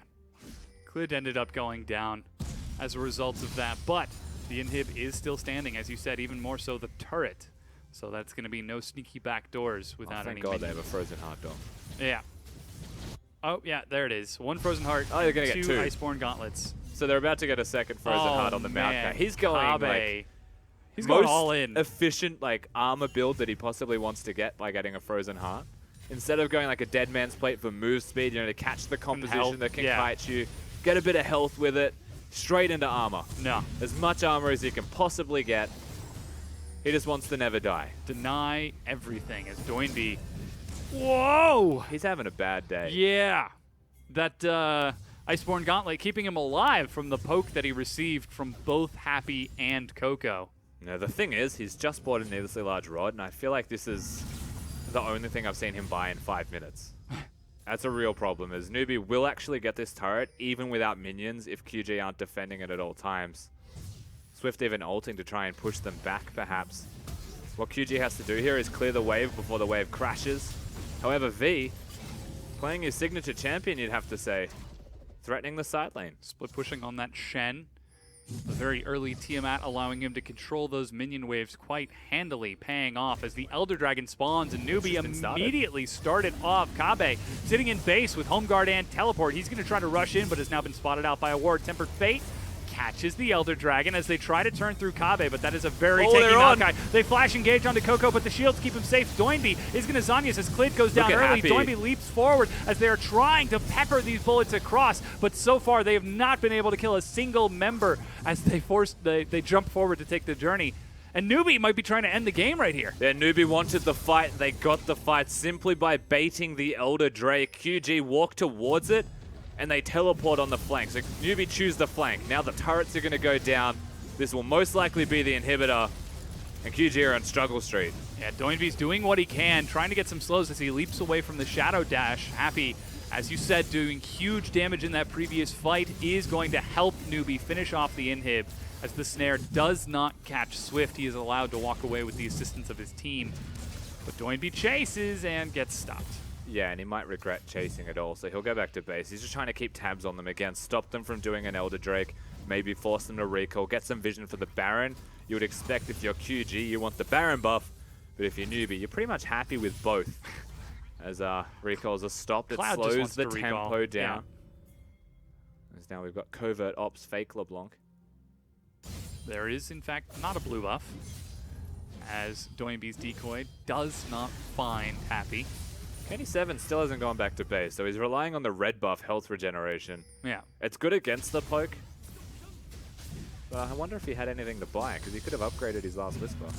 Keeps him topped off as Doinby again pushes Oh my forward, God, eats he's the dead. auto attack, and from max range, despite that mobility, is caught. Clid in the front, sees the thrill of the hunt, leaps back Coco's into his dead. team, but Candy7 gets a huge crit to answer back, and that's Kabe now left all alone once again. Swift is Kabe. going to chase Cloud away, my but God. Kabe doesn't even care about this. Swift has his eyes on one thing and one thing only. The exhaust denies it, and Clid cannot take the blast cone. Finally, Kabe goes down. The flash bola misses not once but twice now as Cloud walks it back off. But that should be enough, Dom. Yeah, they're pushing forward, and this looks like Newbie are trying to end game number 1 against Xiaogu. 20 seconds, the support has to try and hold out. There's no minions just yet, but V is pretty tanky, and they might just have enough gas in the tank with these minions crashing, just outright finish. Yeah, that's the first Nexus turret going down. Cloud stalls just a bit as the second one falls, and the Nexus itself is dropped to rubble as Newbie. Oh, and they even get the kill for the ace, the cherry on top. They take game number 1 over their new rivals, Xiaogu. Has to feel good being able to win game 1 as they have, and it's just by out team fighting QG. Really stamps a statement for this side in game number 1. Yeah, it certainly does. Now joining us on the desk once again is Froskuren. Welcome back. Oh, hi, guys. So, we got G'day. to see Doinby finally take to the Rift against Swift, and despite some very aggressive early pressure from Xiaogu, it seems that Newbie were able to close it out and take the win.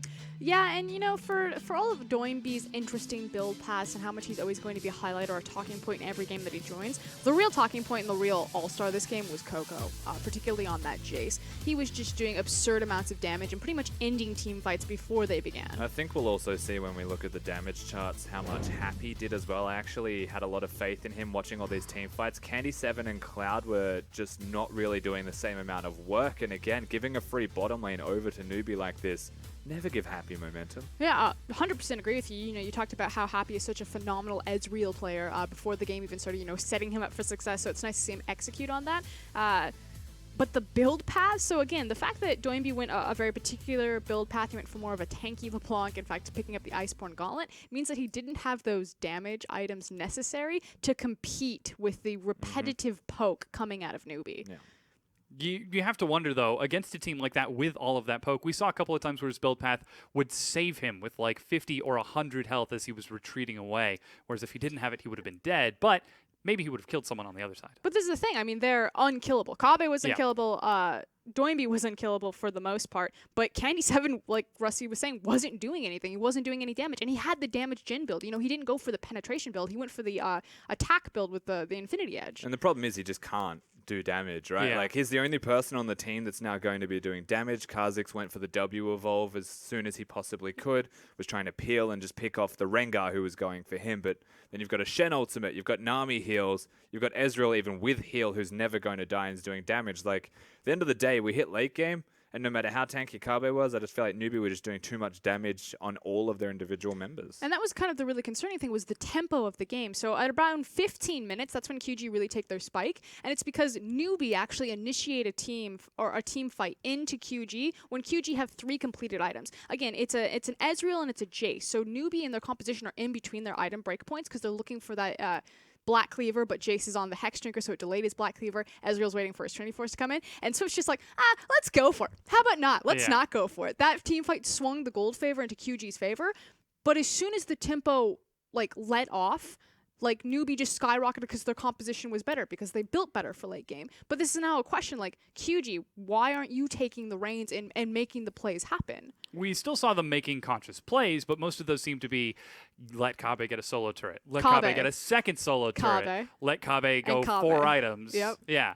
And tragically, 6 armor items is not enough to withstand a full AD team. No, and even with a Thornmail, right? Like, there's still Yeah. going to be an 800 shield coming out of a Shen to help him stay alive. Like, again, there's just so much protection for the Ezreal. And Kabe, he did well. He did really well, and they gave him a lot of resources. Like, they gave him a lot of attention, as QG always does, and we can't discredit him even in this loss. It's just, to me, more that, like, Doinby will just be walking towards his blue buff one day, and he'll be like, oh, look, bottom lane, maybe we'll just try. Like, we'll just see how it goes, you know, and Swift was always there to try and counter it. And, like, these impulse decisions still gave Newbie more than they should have. Yeah, and it's so weird. You never really see games where it actually honestly comes into, like, execution of draft. It's always, like, a big glaring issue or several glaring issues that kind of stack into swinging gold. But this literally just came down to misexecution of your composition in terms of your build path. So MVP this game is going to go over towards Happy on that Ezreal at 6, 1, and 6, 350 minions, 63 kill participation overall. An innocent bystander in the feud between Doinby and Swift, and it's nice to see Happy, like, get back onto the roster and then have a really good game. Like, Yeah. mom and dad are fighting, but he's like, I'm still playing Ezreal well, right? And so you talked a little bit about, like, glaring issues in the draft. Can we say that Rengar is a glaring issue? We've seen what I think terrifying things it Jace can is do. worse.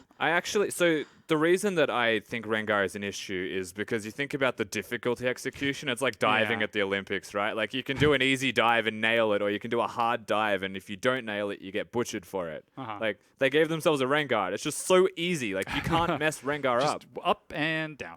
Stick the landing. Yeah, exactly. And that's all you need to do. But that's, like, the difference here is how easy it is for Newbie, whereas QG set themselves up with a lot of difficulty. Trying to execute with a Jhin to try and stay at long range against a Rengar is difficult. Like, trying to survive through a Rengar Shen is near impossible. Yeah. They built themselves not into a damage route to kill him in the first place. Like, I just don't know, man. Yeah, it's impossible for Candy 7 to even approach that composition. I mean, we saw it when he did everything right. He flashes instantly, he dodges the taunt, and he's like, and I'm still dead. Like, Shin Rengar flashing. It's one of those times when you just hands off the keyboard, Jesus, take the wheel. Yeah, when he was at the tier 2 and they all tried to flash onto him and he made it at red and still died. Anyways, we'll see if he gets a chance at redemption in game number 2. We'll be right back. Don't go anywhere.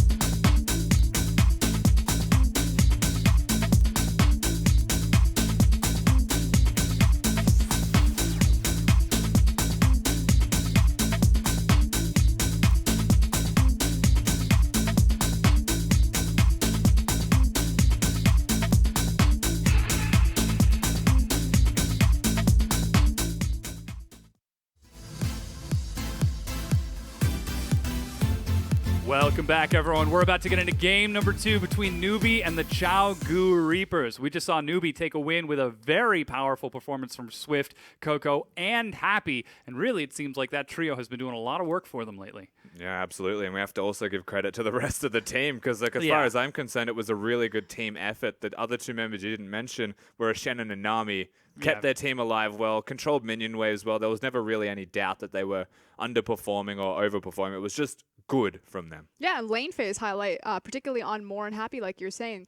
So again, there's two ways to win a lane. You can either win through push priority, you can win through trade priority. They took the Nami, they had the Ezreal, and especially because Candy sacked his lane with that boot start that Rusty was talking about, you automatically got trade priority. So it was a 20 CS lead for Happy and More. You never say that. You never say lead Happy and More in lane phase. They say either they've killed them or they've died is generally how they go if they're trying to trade. So a 20 CS advantage is a refreshing change, I think, for them. It was massive. Then let's move forward and take a look at what Gu need to do to bring it back, because now this is the third time in a row that they've dropped game number 1, and if they win game number 2, they have a chance at taking the whole series. Obviously, this is a best of 3. How do they reset after this? I think it's easy, and I can see it on Rusty's face. Ban Rengar. Yeah. How many times am I going to say it? Like, I just wish I was in their comms sometimes. You know, it's, hey guys, we could ban targeted things like Karma and Rise. We're on blue side. That's fine. We're on red side, QG. Why are we banning Zyra and Malzahar over Rengar? Yeah. Can 4 confirm. support bans for More, and then he got Nami and was just landing so many bubbles. Yep. You can't ban him out. Bubbles on a boot start Jin. Like, how is that even acceptable? He literally started Puma so he could dodge the bubbles.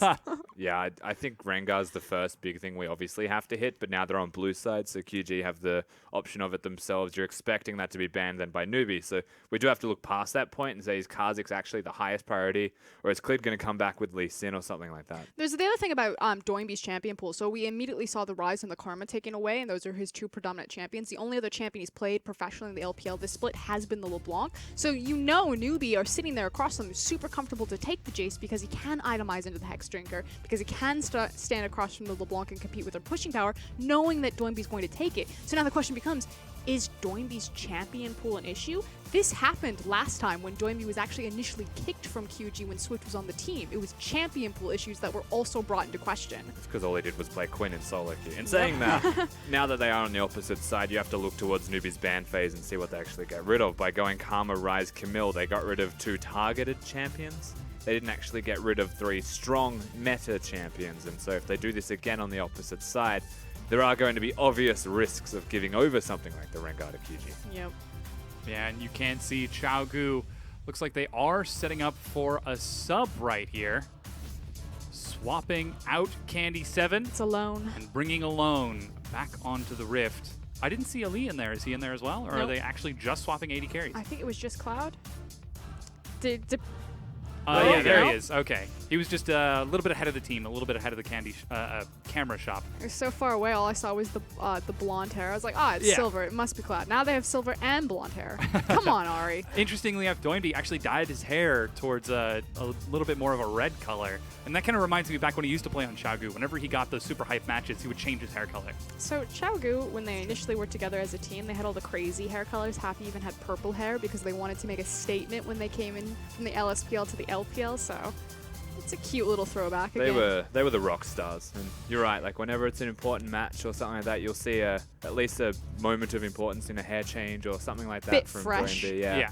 Freshen up, new me, new game, and new bottom lane, which is a very, very big deal because once again the shot caller is there now. Yeah, so we talked about how Ollie, formerly known as Ari, used to be the shot caller for Team WE. He used to be their support and their captain. He's a very vocal voice. And again, the last time that Ollie and Doinby were on the same team together, you know, they had that big victory. It wasn't Doinby standing up to hug Clid next to him. He immediately ran to Ollie, and it was just like this massive high-five team effort. And we've seen Ollie really pull out these clutch plays when it comes to stalling out Barons or making these game-changing flanks.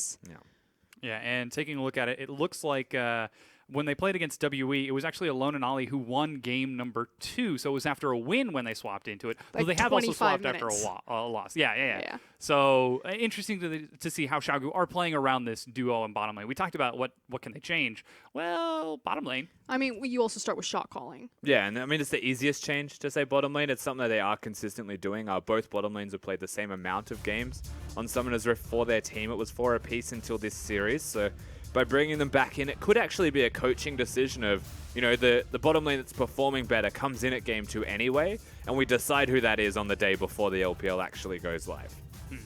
It could be something as simple as that, honestly. The shot calling is an added bonus, and NewBee will be taking this second game criminally seriously. Yeah, we hope so, as he's bouncing up and down excitedly. Or nervously. Yeah, He's it just very well could be. he's just an emotional dude. He certainly is. Whereas his opponent on the opposite side, his old teammate Swift, looks cool as ice. You know, I got to spend some time with the QG Reapers when Doinby and Swift were on the roster at IEM Cologne last year. Doinby is very energetic. He's exactly like that in person. He's bouncing around. He'll talk to you. He's super friendly. And Swift is a bit more shy, a bit more reserved. So it's nice to see those personalities persist and kind of blossom on these different rosters now. Well, we'll see if they get a chance to bring us to game number 3, as once again we will say goodbye to Froskuren as we get ready for Champion Select of game number 2. And taking a look, Rise and Camille banned out yet again for Xiaogu. Looks like Cassiopeia and Malzahar Yeah, as well.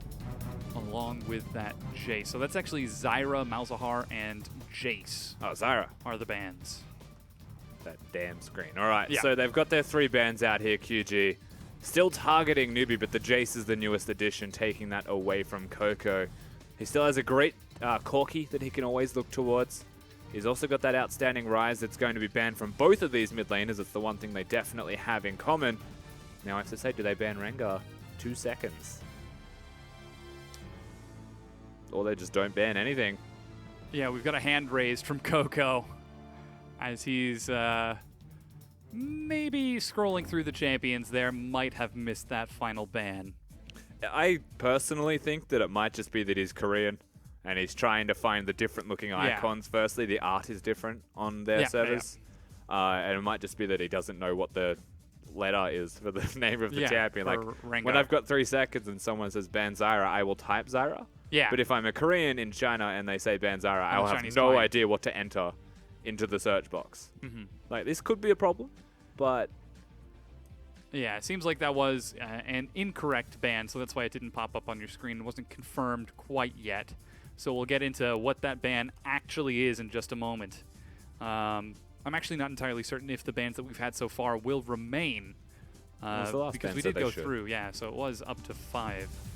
or Rising confirmed. Camille by NewBee, we were still waiting on that potential, you know, Rengar to be banned away. LeBlanc doesn't seem like it's an issue, especially when QG are playing it, because they're just struggling with that, even to find a victory in the first place. Kha'Zix also stands to attention as probably the best remaining jungle choice. However, Swift can default to something like the Rek'Sai and just be more of a controlling type of player for his team. And so they've got options pretty much across the board. I wonder if they challenge with something like a Maokai and just take it from Kabe anyway. Mm-hmm. Or if they decide to let that go through first pick. Because really, they can continue to play this game. So something that is a bit suspect is that the Karma has now made it through for Doinby in that movement utility, that supporting mid laner that he was originally so famous for. Yeah, and it may well be a Karma ban as well. So once we're like waiting to see what it is going to be, we will now find out if There's they the can Jace. find it. 30 seconds to go. We'll see if NewBee decide to run out the clock or if they get a bit more aggressive in this, as it is, in fact, a Tom Kench ban towards Ali. Yeah, so Ali looked fantastic on the Tahm Kench. Yeah. It goes without saying that he is a fantastic Tahm Kench player. However, look what they leave open. Magically, a Rengar appears. And I feel like, and I'm not against this decision from NewBee. Once again, they can go Kha'Zix, Shen as their picks into it. V plays a lot of Shen. Syndra actually being picked when Tahm Kench is banned is also quite big. And I wonder if Ali will go towards something like the Braum if that is the case. Instead, it is Karma picked away from Doinby, but that was a bit of a Syndra hover, so perhaps Doinby is going to show us something new here, or go back towards that LeBlanc. Still, so far, he has only played the 3 champions. And there's a possibility that the Karma is also a flex pick. It might go to that bottom lane where Moore plays it, or Coco just could decide to pick that up, but by going for the Karma, it means QG can't pick it, however they get to pick all of these other champions that they very much do adore. Yeah, now with Alone's opportunity to pick, going right back towards that Jhin, which he has had so much success on. Currently, 2 and 1. Yeah, numbers, man. Trying to number. But yeah, the Jhin is locked in, 2 and 1 on that. Kha'Zix, as you said, locked in now for Swift. So swapping jungle carries on that Rengar and Kha'Zix. So we will have to, once we get into game, watch how these two play out their jungle pathing, and if Swift wants to be the aggressor, even though he's on the Kha'Zix once again, or if Klid's just going to spend the whole time finding him instead of being aggressive also. Running through the next set of bans, we've got Cassiopeia taken away along with Varus, banned away from Happy. Again, the bottom lanes getting a little bit more priority this time as Syndra now banned away. Double mid lane target towards Doinby. Yeah. He's going to have to dig a bit deep here.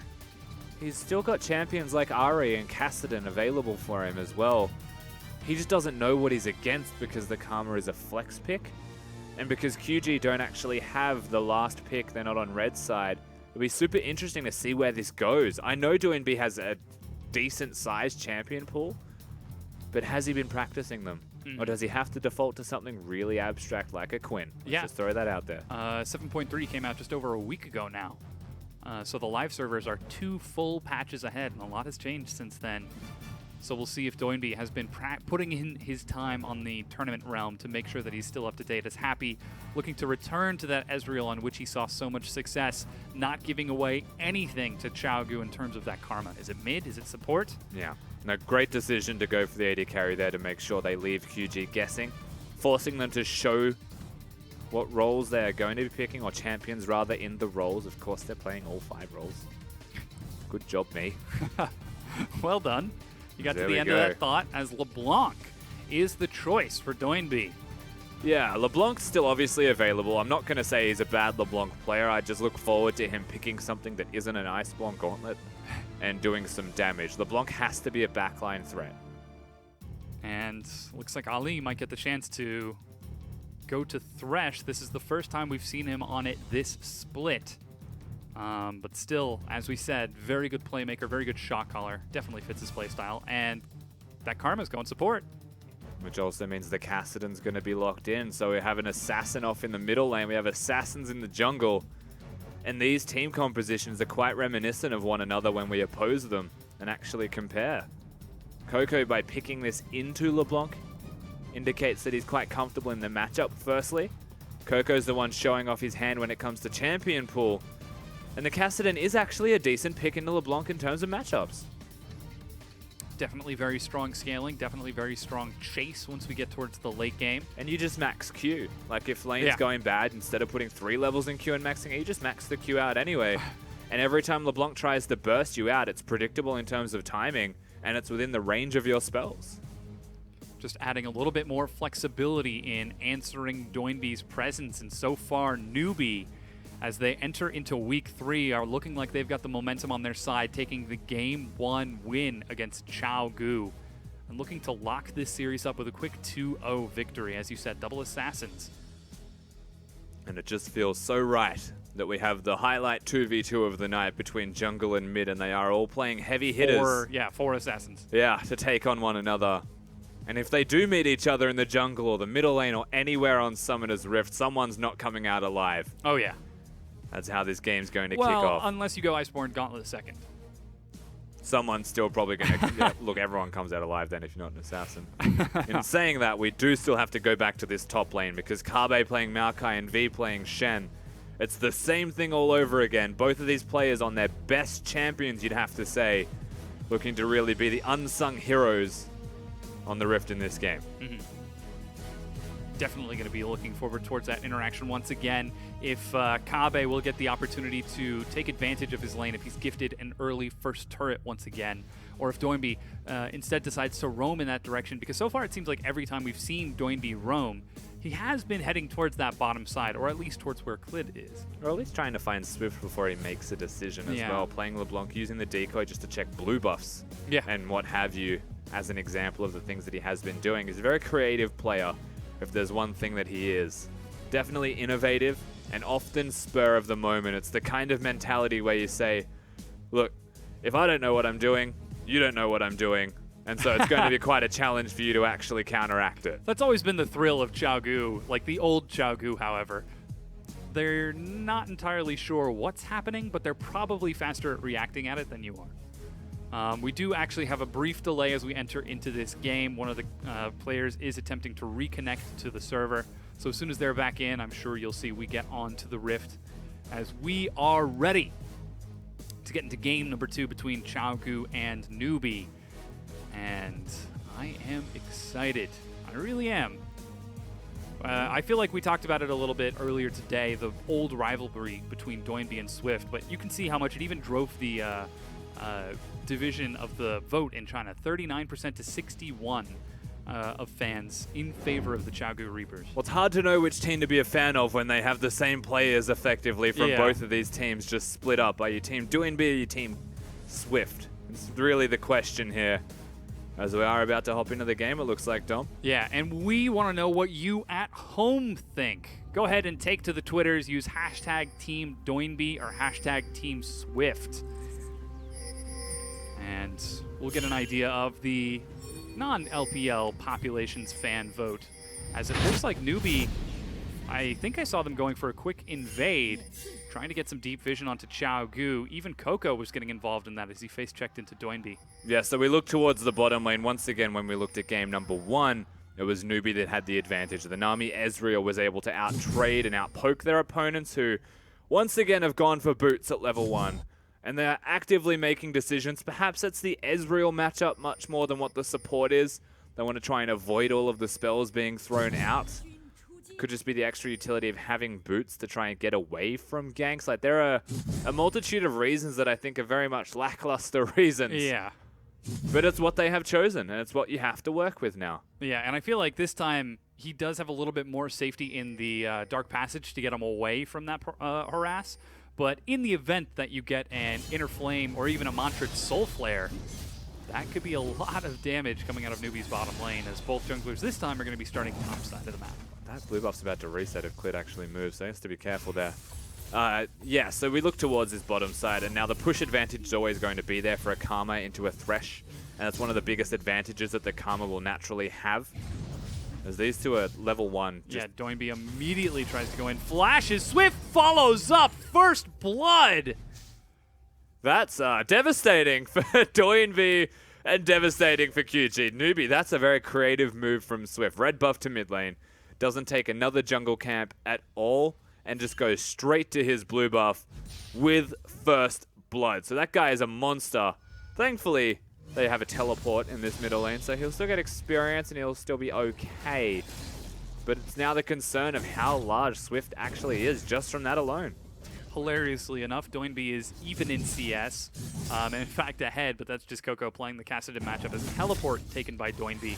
And Clid, as you said, continuing to clear out his own side of the jungle. So again, this is first blood going over to NewBee on Swift. Yeah, and the real thing that they have to look towards now is Doinby, whilst he's died and he still has an advantage in this lane, it's how much of the farm can Coco pick up under the turret. Kassadin, very good at farming under turrets, but not necessarily when a LeBlanc's able to stand there and pressure you out. Knowing that Swift doesn't have flash, actually sings praises towards what Doinby is able to do now, because he can never really kill him. So you know what? It's okay until the Kha'Zix comes back with 3 longswords or 2 longswords and items everywhere. Yeah, we'll keep an eye on those items as Ali and Alone get pushed in once again. Coco going through his corrupting potion charges. And As the first thing is, recall from Clid. he can still just go back to base now if he can afford a Dark Seal. come back with his teleport and will have an advantage in this lane. So Doinbee's resolution to this is by pushing hard, he's going to go back to base again, you would expect even, and try and reset his own items in comparison to that of Coco. And then he'll just come back knowing that it takes quite a while actually to clear this wave. Hook catches more. He's going to be pulled in by the Deadly Flourish and a Bouncing Grenade, chunks that Karma down to half, but Xiaogu with that pressure advantage in the mid lane immediately invade. If they both take this, they're going to find themselves right on top of Swift. They do. Oh, no! no! Doinbee doesn't make it over the wall. Bola is going to find Swift, and Clid will try to answer back for his fallen mid laner, but Swift, that's a flash. Is the Rengar enough? It is. The kill is answered by Clid. That is fantastic work from QG trying to find where the Kha'Zix would be, knowing he has no flash, so able to follow that. Is now the top lane. Doinbee is going to force the flash. There is a follow-up from Doinbee as he gets the chain, and Clid is gifted the second kill. 2-1, Xiaogu. And you have to question what V's doing there. He's very much acknowledged that his jungle is dead. How is he in a position to be killed is beyond me. However, once again, QG doing the unexpected, going straight to top lane. Coco is now a monster in this middle lane. If we're going to contrast the difference between them from just experience alone. And look at all of the stuff that is being missed by Doinbee. It feels horrible. That's actually the Scryer's Bloom. Coco still level 5 is invading. But whilst we say Swift has first blood, use his flash to secure that, now has items. It's a 2-0 Rengar that is going to be contending with. And at that level 6 point, when Rengar can get around the map and have a massive impact, this could run amok, honestly, against Newbie's team. It certainly could. Swift on the invade, trying to deny some experience to Clid, as he's got some assistance from his mid laner. Doinbee returns back to lane with boots and immediately ducks out of vision of Coco. One thing a lot of mid laners will do is just disappear. And it's not necessarily to place vision, it's just to be invisible. And by being invisible, especially when it's Doinbee, like, you have no idea where that man is. Yeah. If he's just sitting in a bush, for all you know, he's ganking bottom lane when he just left topside somehow. Like, Yeah. The guy's just so crazy. You can never really keep up with him, so you can watch how Newbie, if he does disappear, reacts. Ooh, Coco gets level 6 and immediately turns and punishes Doinbee out of lane. This is the thing. You give an experience advantage to a Kassadin and you don't win your lane or control your lane against a Kassadin. He can run away with it, and if he runs away with a lane, doesn't speak well for the entire map afterwards that will follow. Oh no. Clid, whoa, flash play. Ali looking to be the playmaker. Alone missing, so the idea was cute from QG. They waste the summoner spell and actually don't get anything for it against their opponents, but the idea is still nice, so you have to give them some credit. Unfortunately, they don't execute. Yeah, they see the decoy and they immediately know that it's a decoy, so not even respecting it enough to back away. Just going to push the advantage. Newbie playing around the information that they have been given. Uh-oh, Swift. He's okay. They know where Doinbee is. Of course, he just placed that control ward, and he's still losing his lane quite heavily. One thing that QG do have an advantage for them is the teleport timing of Doinbee. So whilst his lane isn't going too great, he will still have that sooner rather than later. And after he gets his blue buff, he doesn't necessarily need to recall, because mana right now is his only problem. Yeah. This is still looking okay for QG, but that Kassadin is a real problem. Ooh, yeah. Catalyst finished, so likely going to be going that Rod of Ages, as is standard. On the other side, Kabe, with the assist that he's got, now has a 16 CS advantage. So once again, Kabe coming out on top. Threatening the dive for no particular reason, also just keeping him back. So you are correct, Kabe in absolute control. That's actually a teleport being used by Doinbee, and Thrill of the Hunt is used from Clid as well. They are, in fact, diving onto V. He makes it back under the turret, but will drop it to Doinbee, who gets the gold this time, and another trade from Xiaogu. But they will still push hard for this turret, so we'll see who they give the gold to. If they have a big enough minion wave, they acknowledge that the Infernal Drake's going to go. But once again, QG, I still think are making the right decision by getting the Maokai ahead, roaming around the map and putting all of their emphasis onto their Maokai. I feel like I've seen this before. Ali actually baits Swift forward with a hook, and alone does not take the Lantern to get into melee range of that Kha'Zix. As the Infernal Drake, as you said, is taken, that first tier 1 cleared out as well. Clid and Kabe trying to cover for the weaknesses of their other lanes. So the cool thing, again, we mentioned that NewBee had a teleport advantage for about 30 seconds to a minute, utilizes it perfectly, which is fantastic. But in saying that, there's now an opportunity for Kabe to use his teleport. Even though V has his, he's not going to be able to push quickly. He's gone for the Spectre's Cal, he doesn't have a Balmy Cinder, doesn't have a Tiamat in his build, has to build defensively to try and survive in his lane and sustain. When Kabe goes back to base, which is right now, I'm expecting a lot of money to be spent, a lot of potential items to be picked up, and if he goes boots, I think he will just teleport and try and gank this bottom side of the map. He's cancelled his recall how many times now? At least once more. No, actually, Kabe finishes it.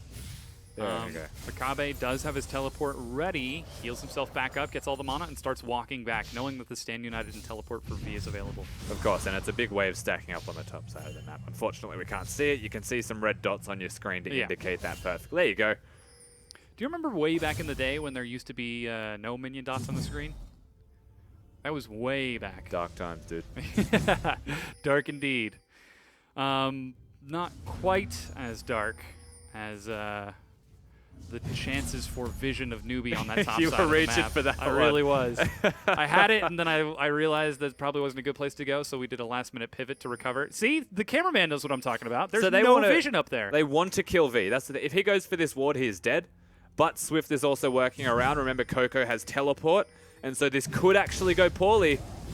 They've got to be able to stagger their CC in time. Swift is actually up there. V eats some damage as Clid chains it back. They swap 1-for-1. That'll just kill and now NewBee. it is 2 versus 2. They're chasing NewBee down. He's got his flash. Dodges back. Swift goes down to Kabe, and he jukes it back around. NewBee with the fancy fingers. You've got to give him that credit, of course. QG trying to make things happen. This is much more them. Let's be perfectly honest. Playing it slow in that game number 1 didn't really ring as true.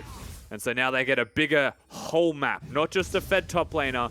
And Clid on Rengar, NewBee on the Blanc, still looks as strong as ever. The damage they're doing is just absurd. Swift having the flash to kill Clid means that he's not able to secure NewBee like this, as of course he's able to go back the second he comes over the wall. And that's a flash for a flash. Very much worth for QG. And they also force the teleport now out of Coco. And now that Maokai teleport becomes a lot more valuable. Oh, yeah. That's the Stand United out of V, so he will be able to answer with the teleport of his own, but not going to be bringing the shield with him to get towards his team as the hook lined up from Ali, but is not going to hit Happy. And now we can see Alone is actually even in CS with Happy having a much better time than Candy 7. Shows that starting boots isn't the worst decision. Again, Yeah. we've seen a lot of longsword starts. The premise to this is that you have extra potions. By going boots, you just get one more. And Karma, still a poke champion, just like Nami is. Like, there is still good things about it. And by going towards Boots of Swiftness first, it's not uncommon, but he is so squishy. Like, if Swift finds that guy at all, like, he's donezo.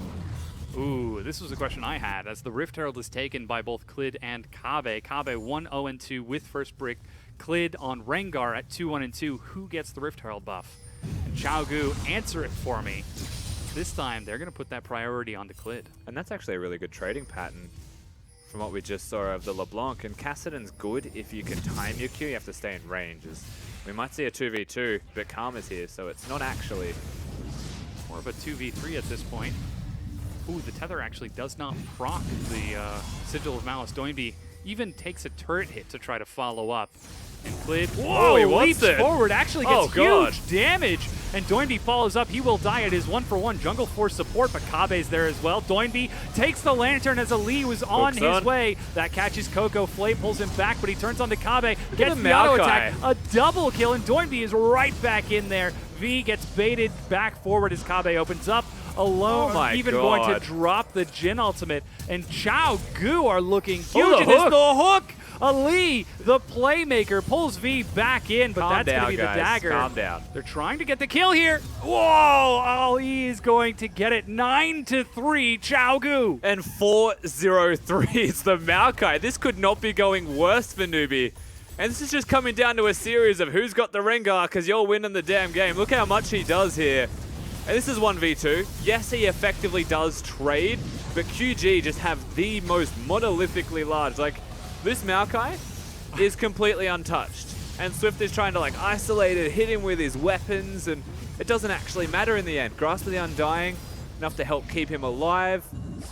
Funnily enough, going Grasp of the Undying, they're actually adjusting to the new patch. As again, we watch them slowly but assuredly use all of their mechanics for the better and to get the kill. It's In just, between you the know, turrets, we're just yeah. at this point where we're just waiting for a tank to die to a tank. Whoa.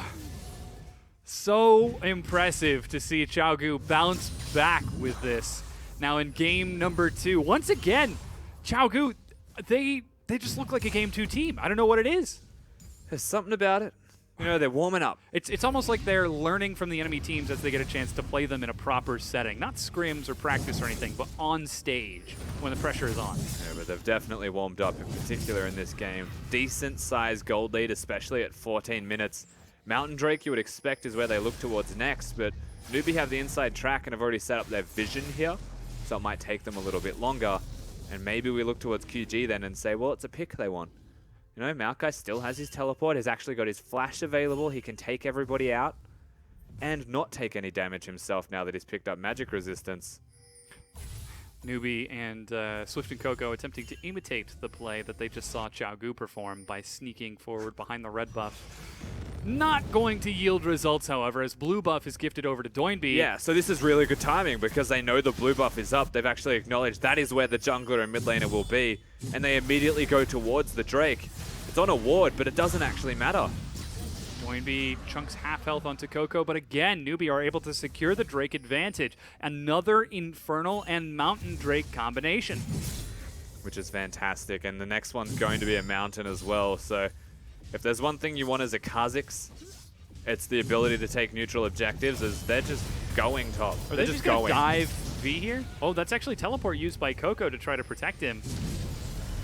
As Clid gets ready, charges up Swift his is Fury. here. Yeah, Swift and Doinby. Everyone is collapsing top except for the bottom lane, and right now it looks like Chaogu are putting pressure onto Happy and more. Really does speak towards how this series will play out, doesn't it? We've got assassins in the jungle and mid. They're everywhere on Summoner's Rift. All of the deaths, all of the kills are happening near them and the top laners. And this is QG saying, we're making this happen near top lane. But NewBee are happy to respond. And speaking of happy, the bottom lane's just hanging out. Yeah, maintaining that pressure. That's the recall out of V and Swift, which means Kabe and Clid might be able to get the turret here. Oh, Kabe was tanking that. Yeah, you can tell by the lack of damage he was taking that he was still tanking, believe it or not. Hilariously enough. But now that is 2 turrets taken in the top lane, Kabe is fully unlocked.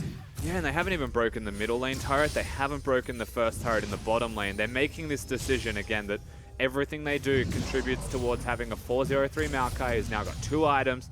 Like, the man's a monster, and they know that he is the biggest win condition. This is how QG have been winning on Summoner's Rift, and everyone's banning things away from Doinby. Maybe you ban it from Clid. Perhaps the support's an issue like it was in Game 1. But Kabe's Maokai, I have no idea how he's still able to get it time and again. So, looking comparatively from the difference between what happened first game and second game, it was still the Maokai LeBlanc, but with a Kha'Zix instead of Rengar. Is that really the volatile thing that Chaogu needed to get Kabe off the ground? I think it was more so how QG have been playing this early game. There's a lot more aggression, and they're definitely trying to take it to NewBee, whereas in Game 1 they respected the Rengar almost too much, you would have to imagine. Yeah. And they were trying to avoid him at all costs. And I mean, that's not conducive to success. It just means that you're going equal.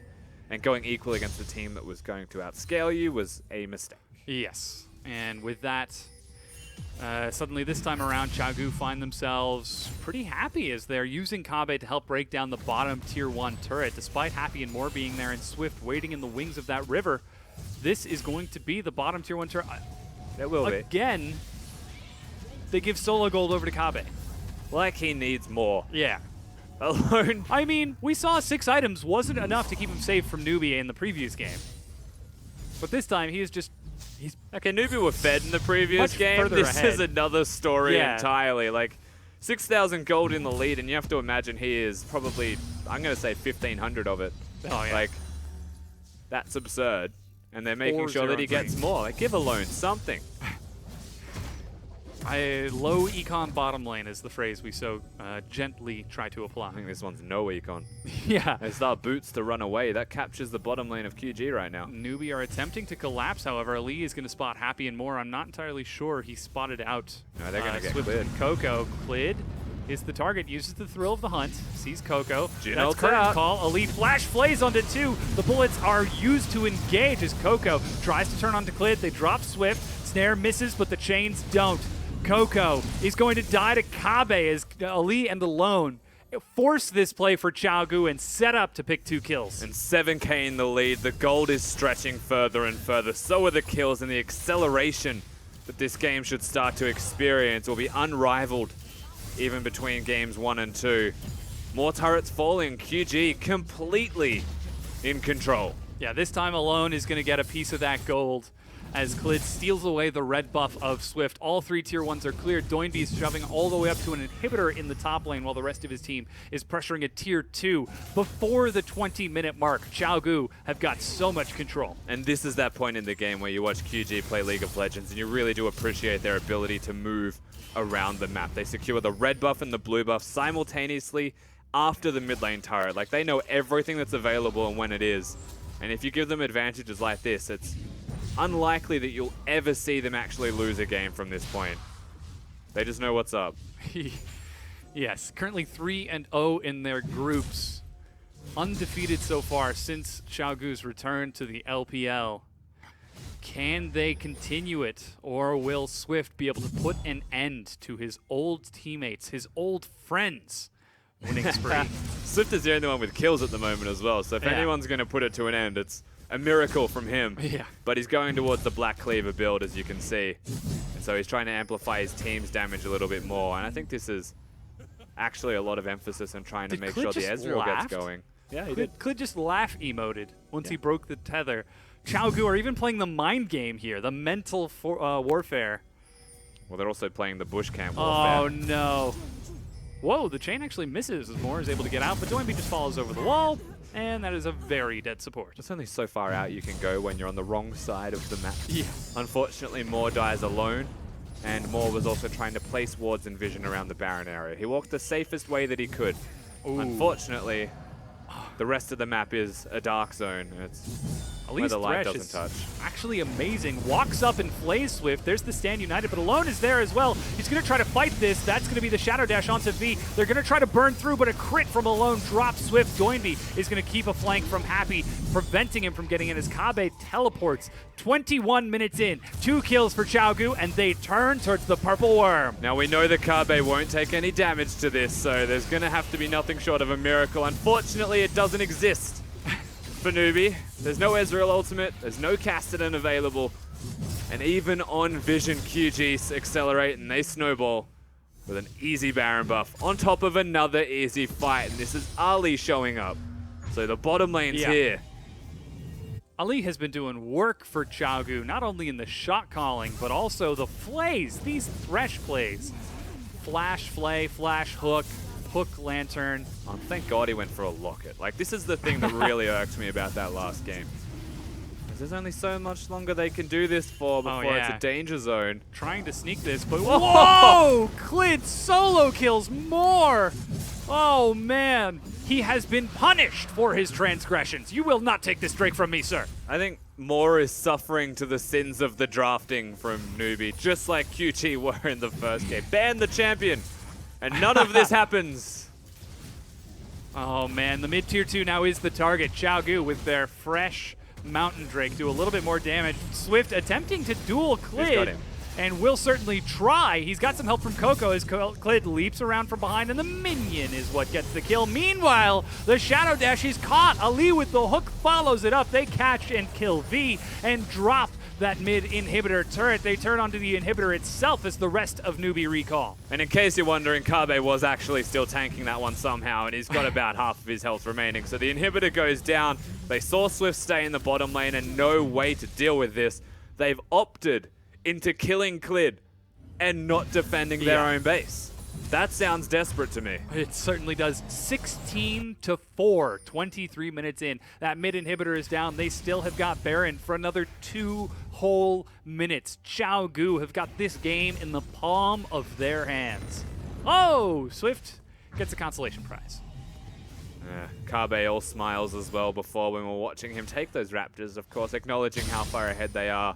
You can't help but be happy, and this is the danger point with QG. Such an emotional side already. We mentioned that Doinby the heart and soul of the roster. Yeah. To get a victory and to make it this convincing really does set them up for success.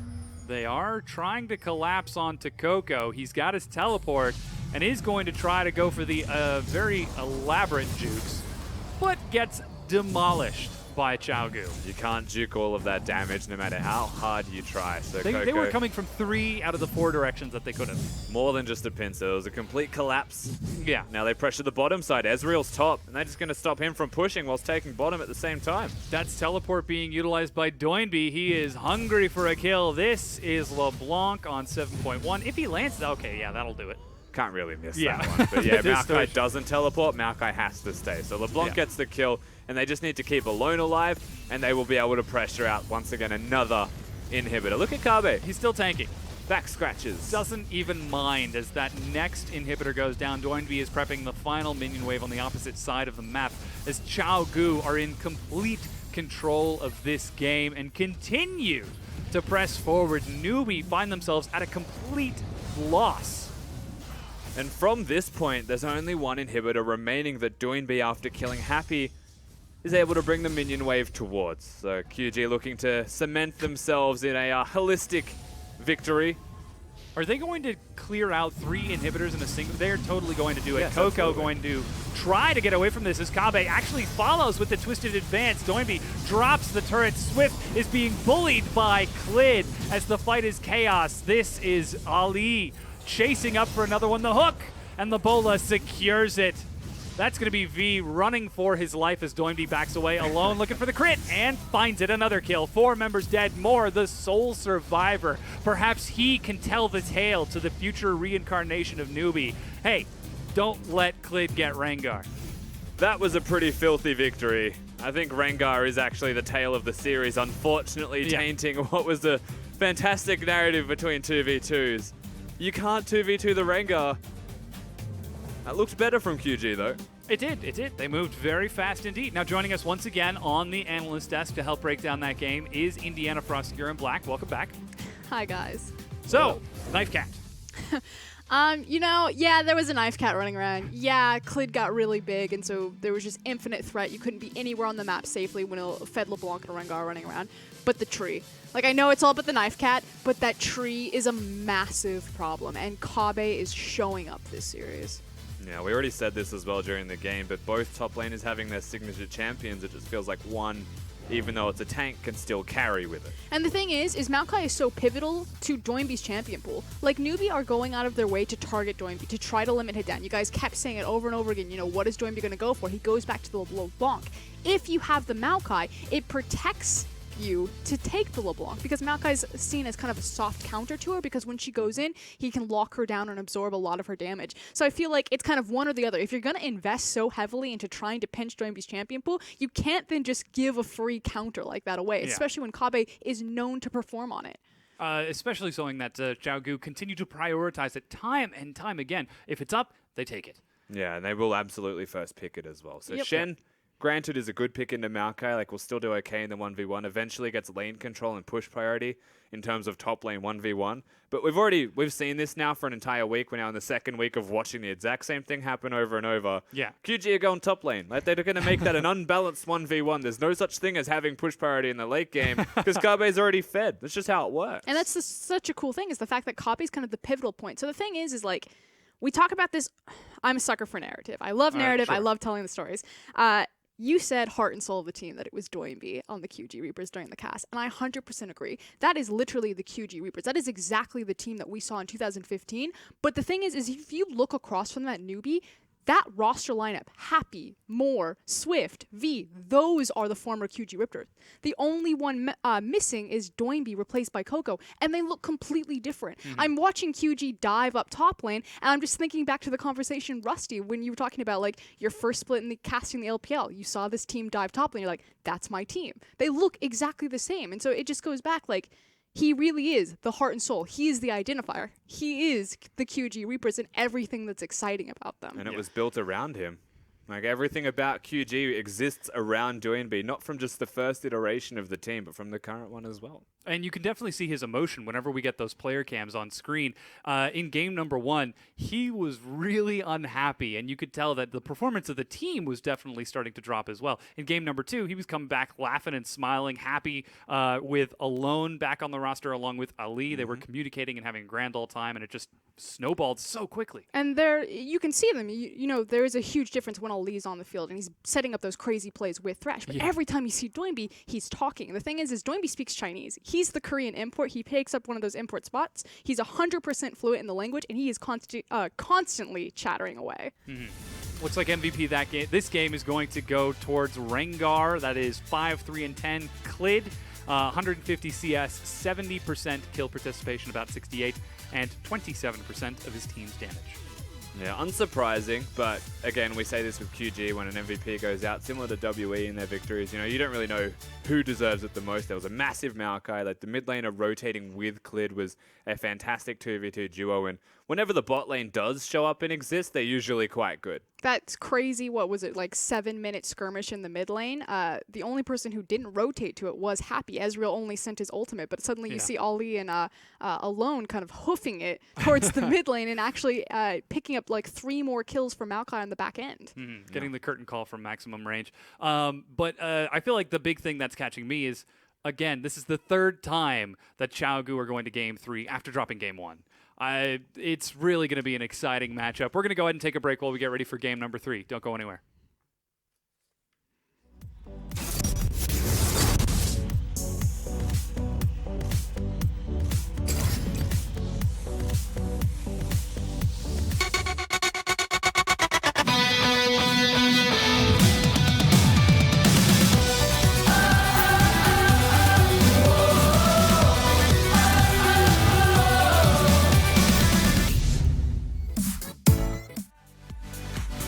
Boom faster than the sun over the horizon.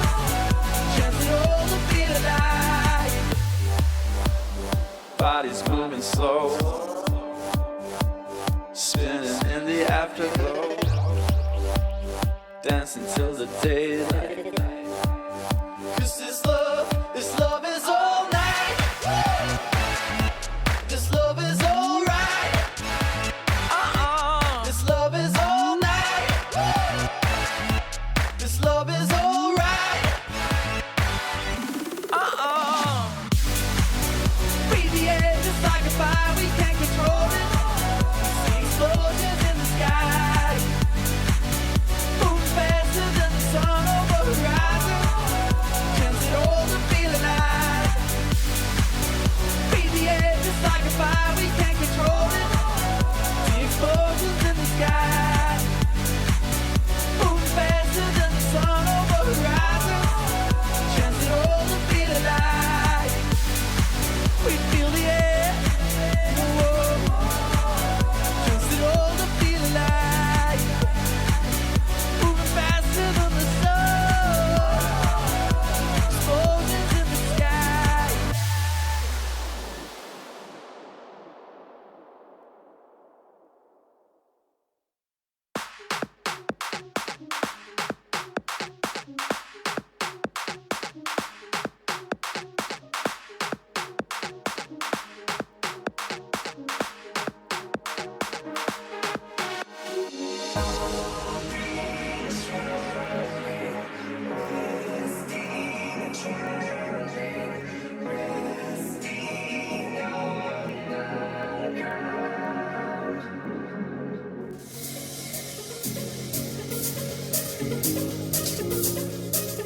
Welcome back, everyone. We are just about to get into game number 3 between NewBee and Xiaogu, a battle for the identity of who is the true Xiaogu Reapers, who can claim the mantle of the Team Fight Kings dropped behind the dissolution of the team in 2016. And right who's now- better? Of course. I mean, that's important, but it's the name, Rusty. It's the name power. I mean, one of them's only got the name. The Teamfight Kings, I think you're right, is still a valid thing. And there's a lot of teams that actually are in contention for perhaps the Teamfight Kings. Like WE came in last split and kind of stamped their mark. But to me, it's more like, who wins? Doinby or Swift? Because that's all Doinby and Swift care about. Is Yeah. Who gets the W at the end of the day and who can say they beat their rival? Yeah, I mean, how often do you get to say, like, I was definitively the best part of that team? You were nothing without me. Because that's what this comes down to. Yeah, it really is a matter of pride for these two. The fact that they played together for so long and then. And you can see it. You can see them reading each other. The fact that Doinby, like, okay, think about this. Swift goes red immediately mid lane, cheeky level 2 gank, like cheeses Doinby, takes Yeah. first blood. You know that that's just a snuff. And it's just like the trick plays that they're doing, taking out the tank LeBlanc play, like when Doinby surprised Swift in game number 1 by having the hourglass. You could totally tell that Swift and Doinby have reads on each other. They know what they're going to try to do, and they're just constantly trying to one-up the other guy and outplay him. Yeah, and even when like the level 2 gank in the middle lane becomes level 4 and QG is saying, well, we're going into your jungle now. There's Yeah. only one camp available. And they happen to find him there and kill him. Like, it's definitely a sign of knowing what their opponents are going to do. They've obviously studied hard for this particular set, and we're starting to see it all come to fruition now. Mhm. So the big takeaway that I'm getting is that I should not go home and play Zanya's Iceborne LeBlanc. No. I don't think Okay. anyone really can anyway. We're like steps down the chain of reads that gets back around to these like weird, wacky things. Okay, so then let's move it forward. Xiaogu versus Newbie, game 3. We saw it go 1-1. What's going to decide this match? Maokai ban, Jace ban, Rengar ban, Karma, and Zyra priority. Or banned. Okay. Yeah, I think there's a few predictable things. So firstly, like the Malzahar and the Zyra are consistent from QG. The Jace was an addition to it. Being on red side means they have to get rid of 2 of those for a Rengar and a Camille, or they're going to be in a spot of trouble. And so now we will see a different bottom lane actually break out. And there is a chance that by Newbie getting a Malzahar or a Zyra, even utilizing Karma in a unique way, and just getting rid of Ezreal, things could be a lot better for them down there. So there are a few considerations that we have to look at. But first and foremost, make sure Rengar's gone. Yep. Make sure Camille's gone. And don't give Jace over to Coco, because that guy was an absolute beast. And I think you kind of hit the nail on the head in terms of what your priorities or what QG's priorities should be from red side. So now it's kind of the question, is Maokai going to be a priority pick from blue side, or will he be banned on blue side away from Kabe? Yeah. There's also a scenario where, because you have so many kind of this weird ingrained meta between these two teams because they know each other so well, that you kind of throw out the stock standard OP bans and you start getting to this really focused, series pick and ban. And the that player leaves specific. Exactly, and that leaves more OPs open for, we could, theoretically have a Camille running around in this game. Maybe. Entirely possible. Yeah, goodness help us if we do. We haven't seen V take it any time lately. It looks like we haven't seen... That's because it's always banned. Yeah. I don't know that we've seen Kabe take it. But so in terms of the actual game itself, we talked a whole lot about the momentum for Xiaogu, how as they are such an emotional team because they are centered around Doinby, what that means going for them. Coming into this match, they have probably got a pretty good idea of like happiness because they won the previous one. Yeah, of course. I mean, your propensity to saying yes, first and foremost, is something that'll be exacerbated in a positive way now. Yeah. Like, it's really good for QG to get a victory because at level 4, if they say, can I do this, they'll be more inclined to do it. And it's those risky decisions that gave them a victory. Yeah, but they've already shown that they're super resilient even when things go sideways. The fact that they continuously are picking up these wins in game 2. The fact that Doinby got level 2 gank cheesed on pretty much his tower by the Kha'Zix, and he's able to turn that around and immediately just look for proactive plays around the map. This is a team, at least in their shot calling, that have shown that they're super resilient. Yeah, we'll have to see if that resilience is going to come up once again, as for the 3rd time out of 4 games, Xiaogu find themselves 1-1. Told you, Xiaoyan and Remember are casting in China right now. Oh, yeah. They always, every series they cast, it always goes to all games. That's why they're always on the finals. Fans love and hate them all the same. Yep. If you're a fan of QG, you're very happy that they were there after game 1, but Yeah. if you're a fan of Newbie, then you're a little bit disappointed they're casting your series. At that point, you have to hope your team loses game number 1 when you see that caster pairing, so that they get the chance to come back and maintain that momentum. You can see everybody walking back out onto stage to get ready for this. They've had time to rest and recuperate. But we didn't have a sub go through, so it's still going to be Ollie and Alone Yeah. starting for that bottom lane, and that's the big thing. We were talking about this a little bit before the break. You know, we don't necessarily know exactly what's happening in QG's comms, but you can see Ollie and Doinby talking constantly on screen. You know that they have shot calling experience. Ollie, formerly the shot caller for Team WE when he was their captain, Team WE Academy. So you would expect they'd be going back and forth, and it does seem to elevate or at least speed up QG's game time. Yeah, definitely. I think there's, if nothing else, consistency in their decisions as well as we go between games 2 and 3. They never really switch it over at that point. It's always game 1 to 2 they switch over. And a good mental refresh for Doinby, perhaps having someone extra come in and say, it's okay, we'll win this game after a loss. Like, it could be something as simple as that, just having 2 new happy members bottom. Okay, bit of a conspiracy theory. Okay. Just follow me. They're sitting back in the green room. They're watching it happen. You've got Ollie, kind of this mastermind. He's known as being very intelligent about the game, being a captain, being a Said shot this caller. last week. Oh, come on. And he's sitting back in the green room, and he's just watching it happen. They just put, Candy 7 and Cloud in there just to get a read on what's happening. As a deliberate They're the fill, decoys. Exactly. so he can spectate and watch. The magic trick, look over here. Then they come with the sucker yes. punch. To be fair, like those who do sit backstage are obviously watching the game, but they're watching with the coaching staff. Yep. And so they're firstly, the coaching staff can generally speaking hear comms, and so they'll know what's going on in the team communications. It could be something like Ali needs to do this as a role for the team, Yeah. but by coming in with the coaching staff saying, this is your job, it's so much easier to execute on that, and it could actually be one of the secret recipes for QG's success. They're probably the only successful roster rotation team in the LPL I've ever seen. I mean, I Yeah. guarantee Vici don't do that. Yep. Like, they just sit backstage and the AD carrier's like, when do I get to go in? And it doesn't matter. You just flip a coin, They're effectively. the same. Yeah. All right, we've entered into picks and bans for game number 3 between Newbie and Xiaogu. Rise, Karma, Malzahar, and Zyra. Both Camille and Rengar are open. Damn it. And so too is Jace. LeBlanc is the ban towards Doinby, which means either Camille or Rengar gets through Newbie, calling Xiaogu's bluff. Okay, to be fair, we're at this like chaos zone where QG just should ban neither of them. And just ban LeBlanc or something, you know? Like, it's already gone, so just ban something else completely. Instead, like, and they could have picked one for themselves, is the reason I say this, right? Redside gets 2 priority picks. But instead of doing this, they have banned Rengar, and they've given open she who shall not be named, generally speaking. Oof.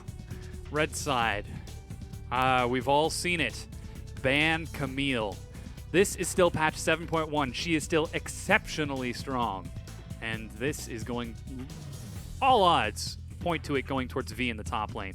Does Xiaogu have an answer? Like, I mean, the answer's probably just going to be Maokai again, let's be honest. But in saying that, like, he might want to go to something like a Poppy. It has a better matchup than a Maokai would have.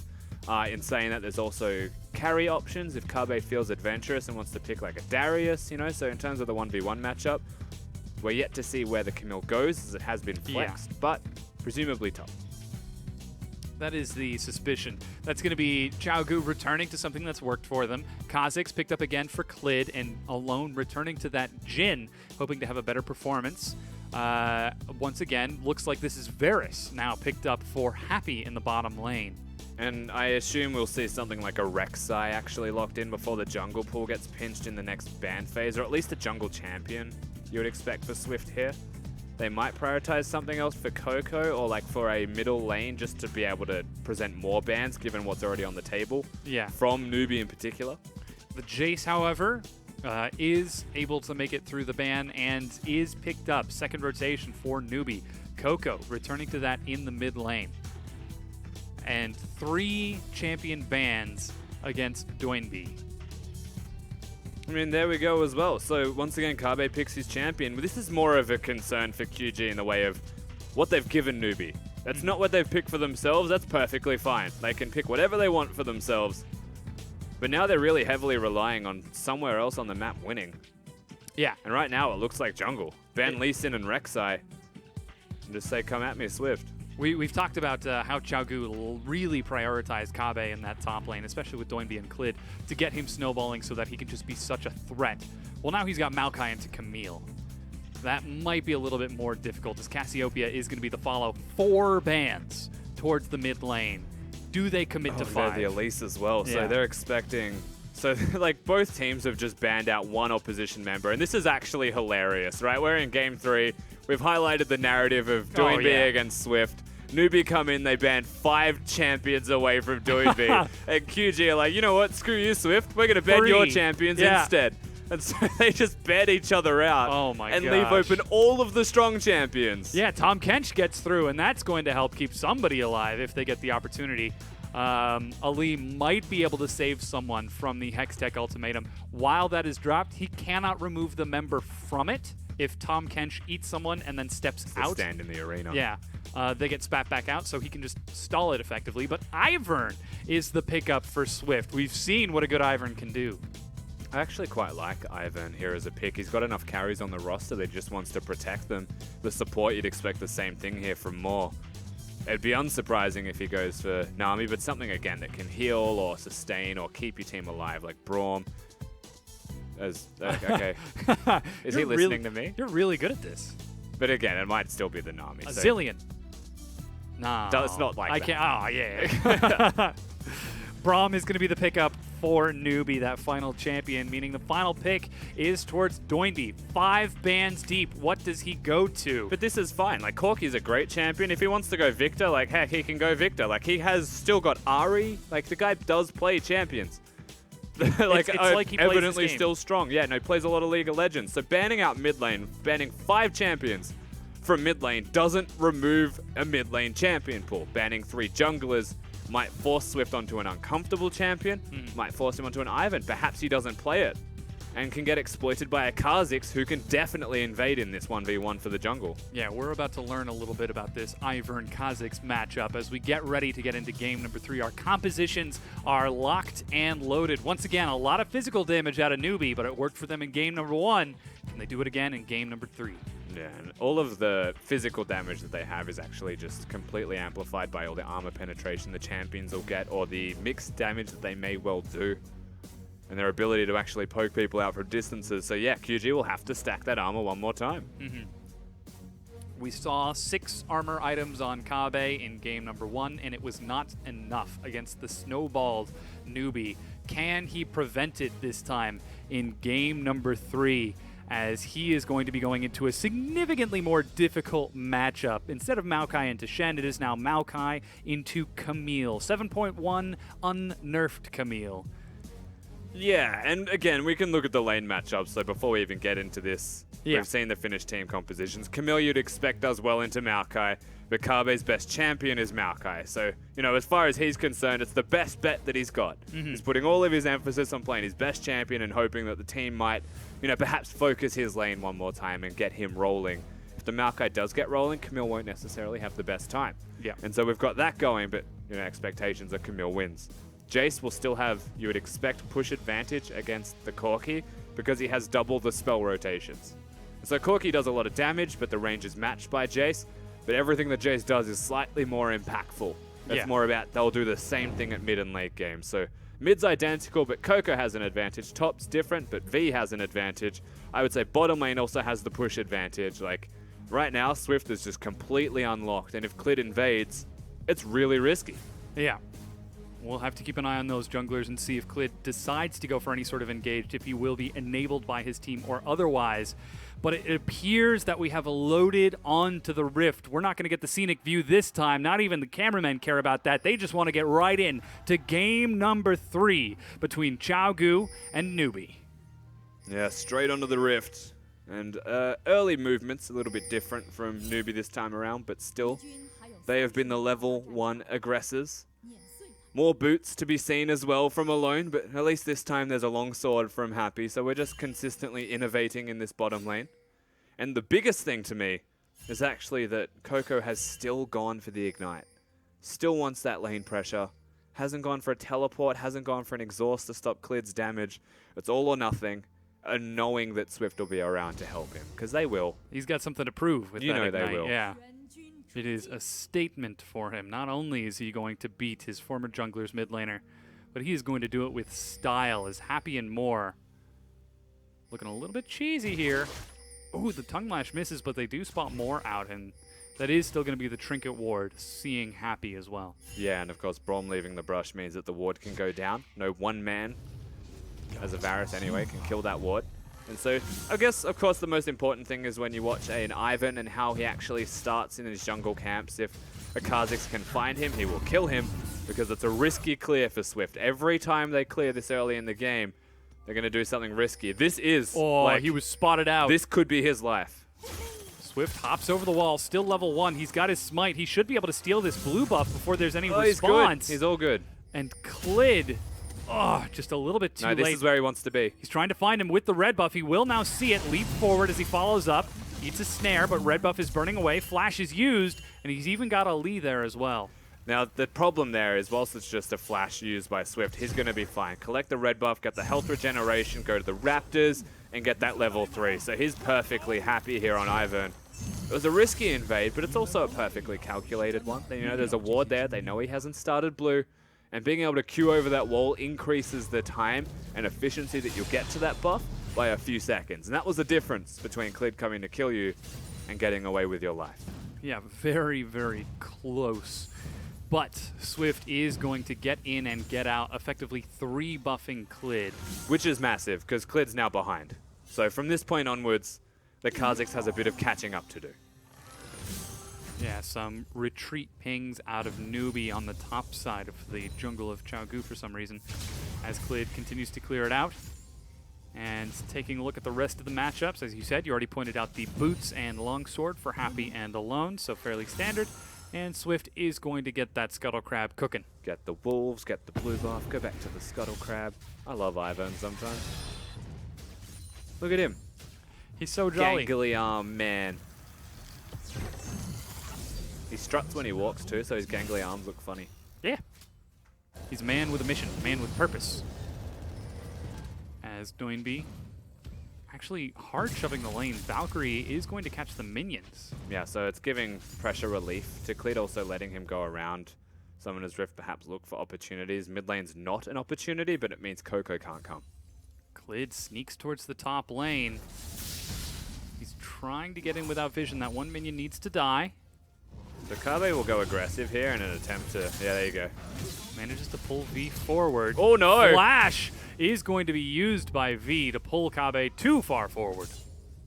I mean, the idea was still good, right? And by pressuring this top lane, making the minions crash, it breaks the freeze.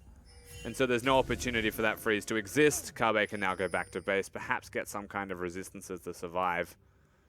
And do the best that he can to just live in this lane. That's still an okay move from Clid. By breaking the freeze, it means the lane isn't lost yet. But once again, as predicted, Xiaogu prioritized top lane. Swift will smite, steal, and invade. He's going to end up behind Kabe with no flash, who did just use his teleport, and that is a Camille. But Kabe's sixth sense is tingling. He will spot out Swift with a quick sapling. Yeah, so Kabe knows Clid's now moving into the enemy jungle, but there's nothing alive except for the Krugs. So if they rotate anywhere at all, if the bottom lane of NewBee actually comes, they could find and kill him. So it's good that QG, as you can see on your screen, are being aggressive, at least keeping them busy and entertained. Because at this stage, Yeah, NewBee Moore's has on his found way him, right now, yeah.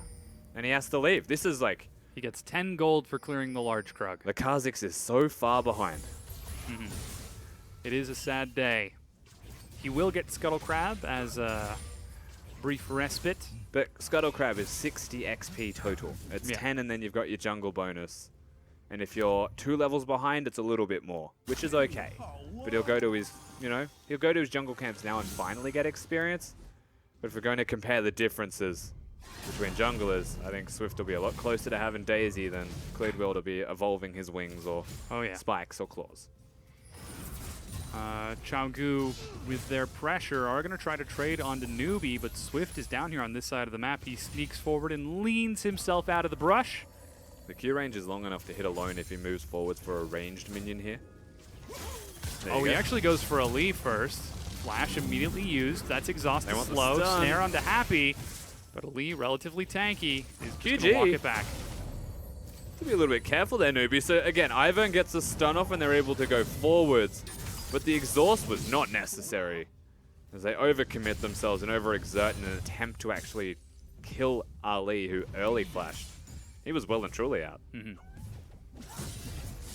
Just Just have to be conscious of the mindsets of the players going into this matchup, how important it is to take a win, not only for the value of a win in the LPL scene, but for these teams and players in particular and the history involved. Going to be very clearly wanting to win against his old teammate. As he harasses Coco and dashes away, Swift is going to wander by. This red buff's in jeopardy. Yeah, here comes V as well. He is level 6 with Hextech Ultimatum, and Clid at low health is going to have to sack it. Yeah. And V is also going to be the recipient of the second red buff, Swift being level 5. Now Camille has a red buff. And, that's not ideal. Oh no. If you're QG. That's a Camille with a red buff.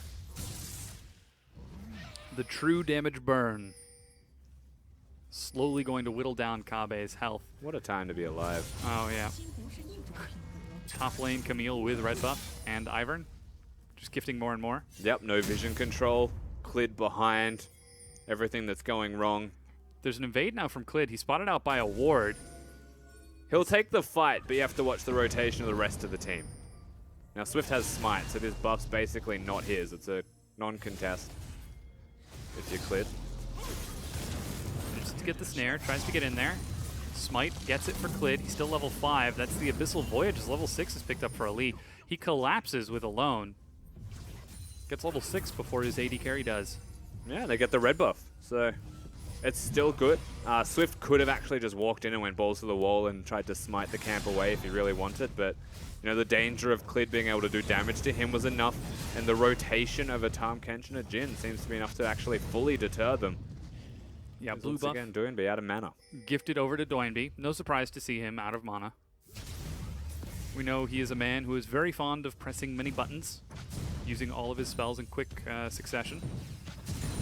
Yeah, lives his life without it. Now, we are at the level 7 mark in this middle lane, actually, where Doinby will have an advantage because he can clear the wave, and it's a lower cooldown than that of the Jace. So he just needs to avoid the Shock Blast Gate combo, and if he can do that, middle lane's perfectly fine. So we are past that point where problems are for at least the middle lane, but this is a constant problem. Yeah, Kabe has flash, but there's the Hextech Ultimatum. He's going to deny some of this damage.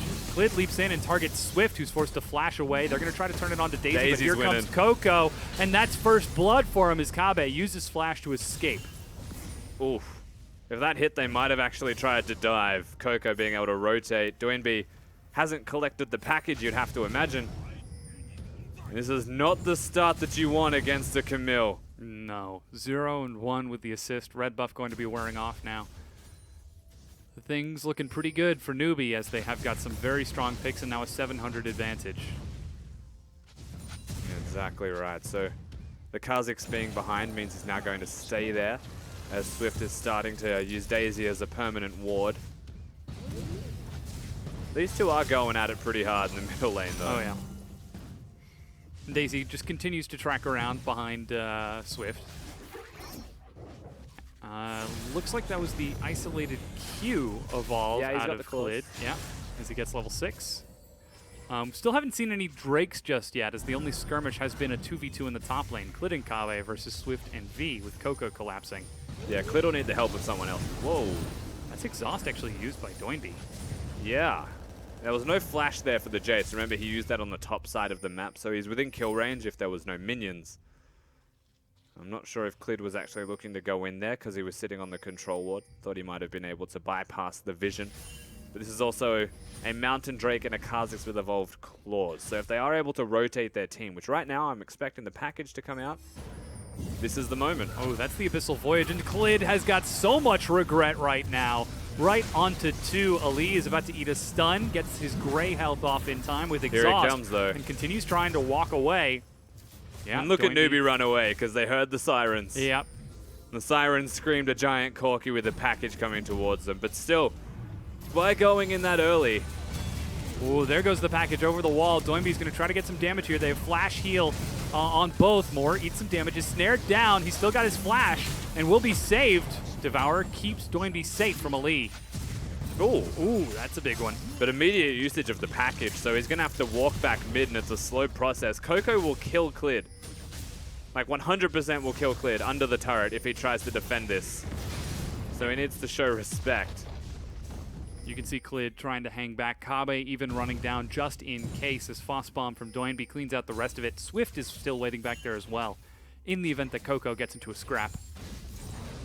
A lot of potential action is constantly breaking out now on Summoner's Rift, but the kills still non-existent realistically. However, the kills are irrelevant for Newbie. Their team composition's quite content with just scaling up, utilizing that late game Camille split pushing. He'll always be a problem. And the Varus Jace as a 4-man unit protected by a Brahmin and Ivern is honestly just gross. Yeah. And then you've got Camille in there as well. That is a spicy mixture.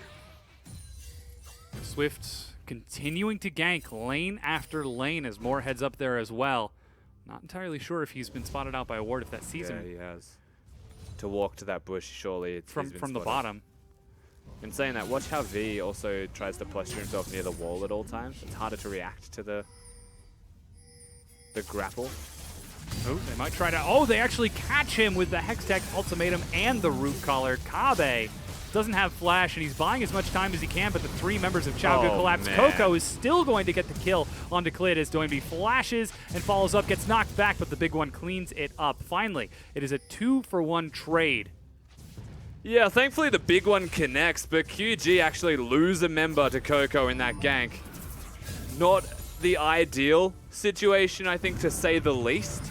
But the Tahm Kench being able to roam Ali, you can see him moving a little bit more actively than any other support in this series thus far. I mean, it's a good movement, but it doesn't work out the way that they want at all. Ali a little bit bigger than expected, not able to get his hitbox over the Dragon Wall. As now it's 3-1 in favor of Newbie as we get towards that 13:37 minute mark. Such a very important time. Red buff is going to be gifted over to what appears to be Coco now. Yeah, he's just going to run by and pick that up. Still no Drake taken by either team, but Newbie continue to press forward as Moore and Swift seem to be the dynamic duo for this. First things first are the buffs. So Newbie will be able to go from red buff to blue buff and take everything in their wake. Moore's even going to get the blue buff potentially.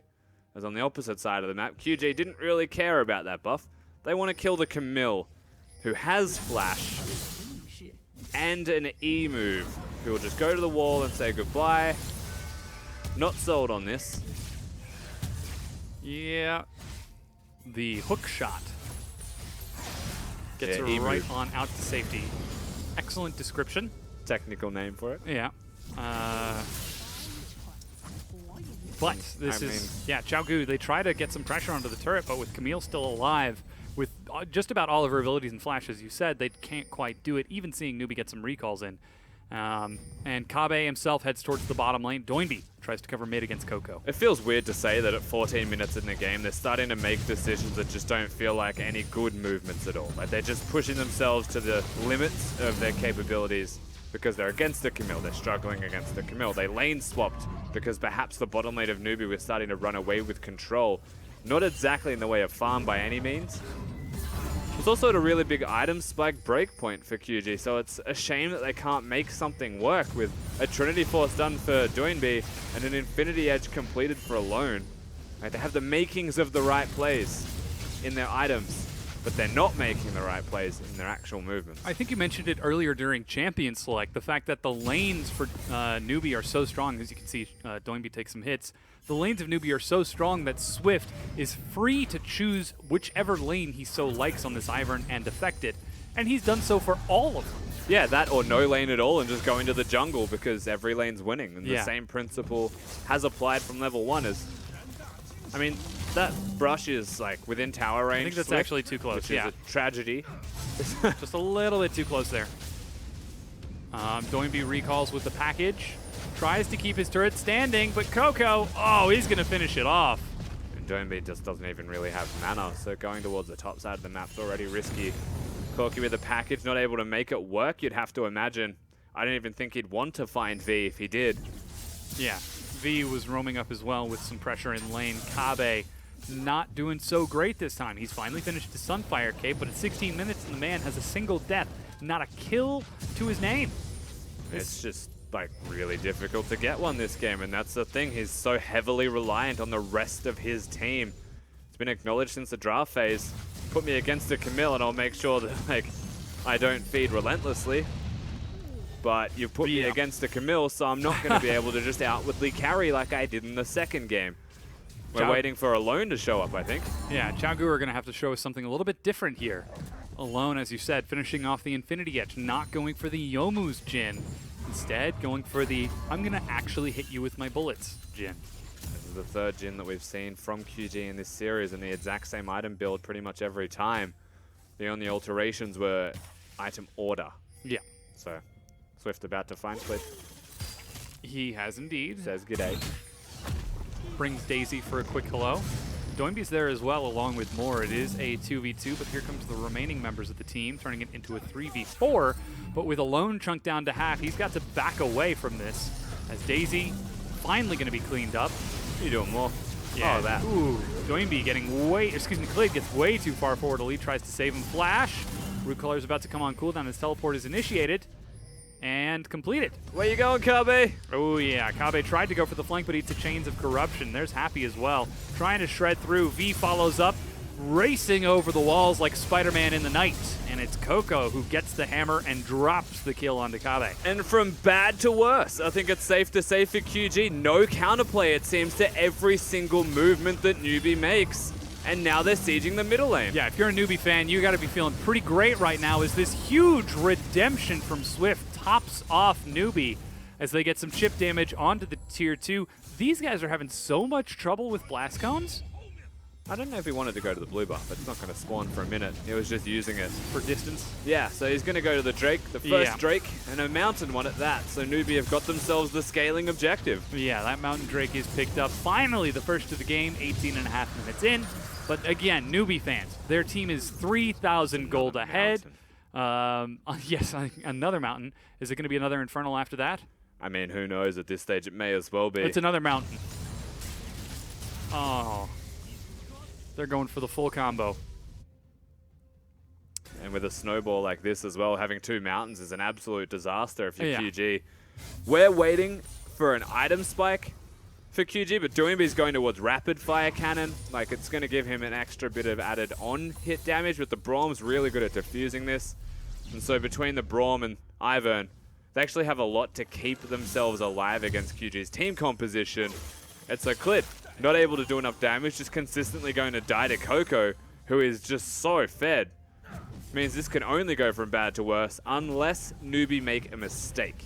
And they are banking now on either a forced error through superior vision from QG, making picks through standing somewhere that Newbie wouldn't expect, or just watching as Newbie somehow, like, implode and lose the game via implosion. Yes, as we all know, and is so standard in League of Legends, death by implosion.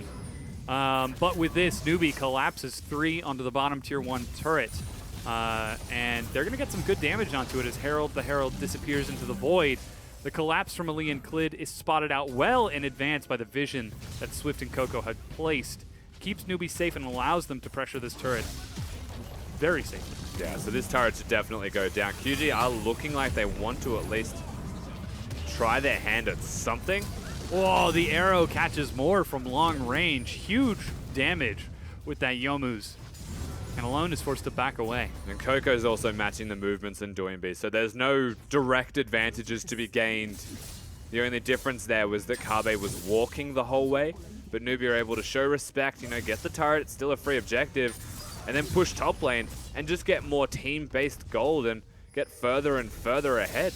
Yeah, Kabe's up there, but V is going to deny as much as he can. Completed Triforce, working on that Tiamat as well for a Titanic.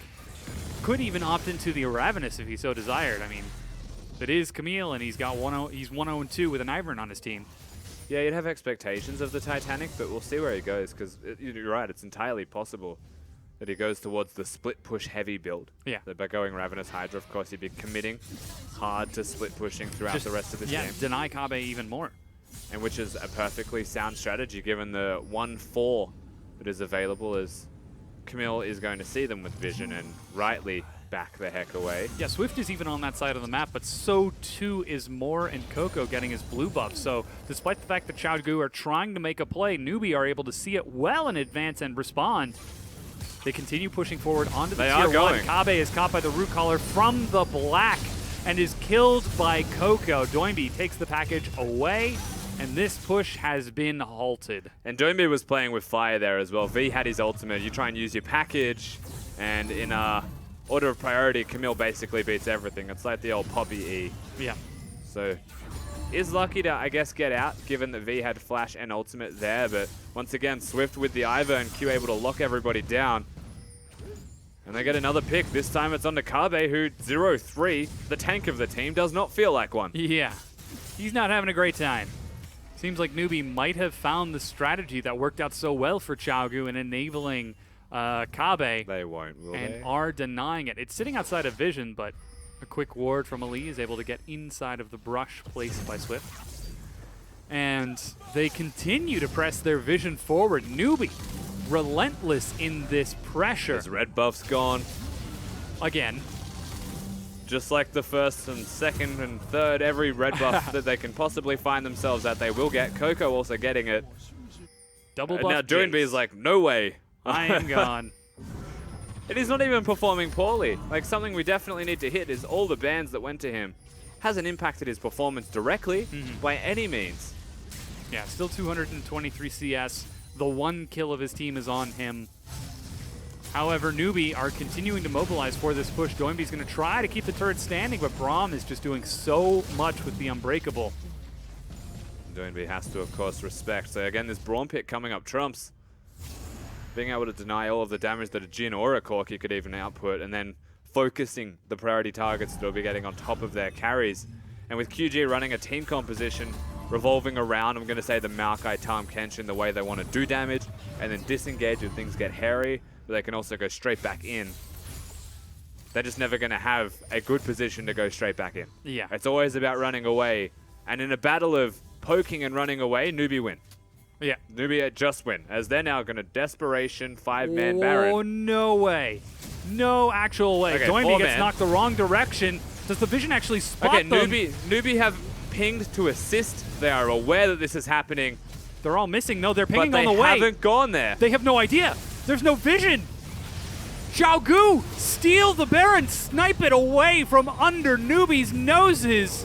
And 24 minutes in, they get in and they get out. And they all managed to go back to base. So a successful Baron, honestly stolen from under the nose of Newbie. Vision everywhere except inside the pit. And now they want to try and team fight with this Baron buff. I think they should just, calm Yeah. down a little bit. Let's hope they don't make the same mistakes as WE. Get a buff, throw it in a fight. But still, getting that buff means that effectively this game is going to be prolonged. Yes. That was the key to winning. Oh, for no.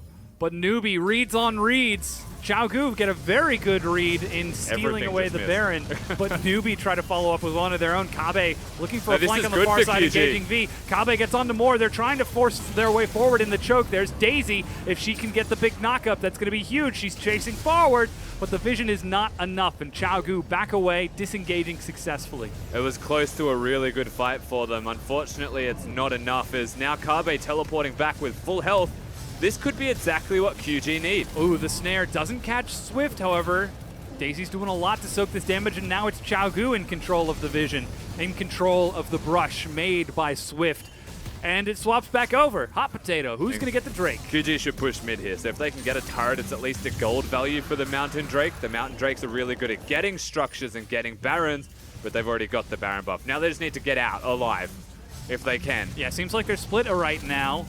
Alone and Kabe are on the far side. Daisy getting a bit ahead of the team. That's Teleport a flank big from behind. flank. V has got home guards and is racing in. Here comes the rest of Newbie. This cannot end well for Xiaogu unless they start taking some They're kills just here. stuck on the wrong V side of the is still rift. there. Clid is forced to leap away, but there's V. They see the trap now, but it is too little too late. V looking for the ultimatum, but the carries have backed out. They flash to kite it away. Coco gets one, and he's going to drop Doinby. Clid running for his life, but he is followed up by V. You cannot escape a Camille in the jungle as Kabe takes the long long way to safety, and Ali is going to help Kabe get out. So Ali gets out, Kabe's managed to get out alive. There's no Baron for Newbie to get, and once again, all of these plays that are still really good for Newbie, they're getting kills. It's 8-1 in kills. The gold lead actually shrunk by 1,000 as an end result of all of this. Yeah. So once again, all these turrets going down. They went from the Baron to the mid lane turret, and unfortunately for QG, they just bit off way too much, trying too hard to actually stop that Earth Drake from going down, instead of hard focusing the middle lane and bringing Newbie to them. They walk into Newbie, lose these trades, and that's where the team fight goes wrong. Yeah, so that's 2 kills for Newbie when it's said and done, but they do sack that mid-tier 1 turret and effectively deny the majority of this Baron buff picked up by Chao Gu.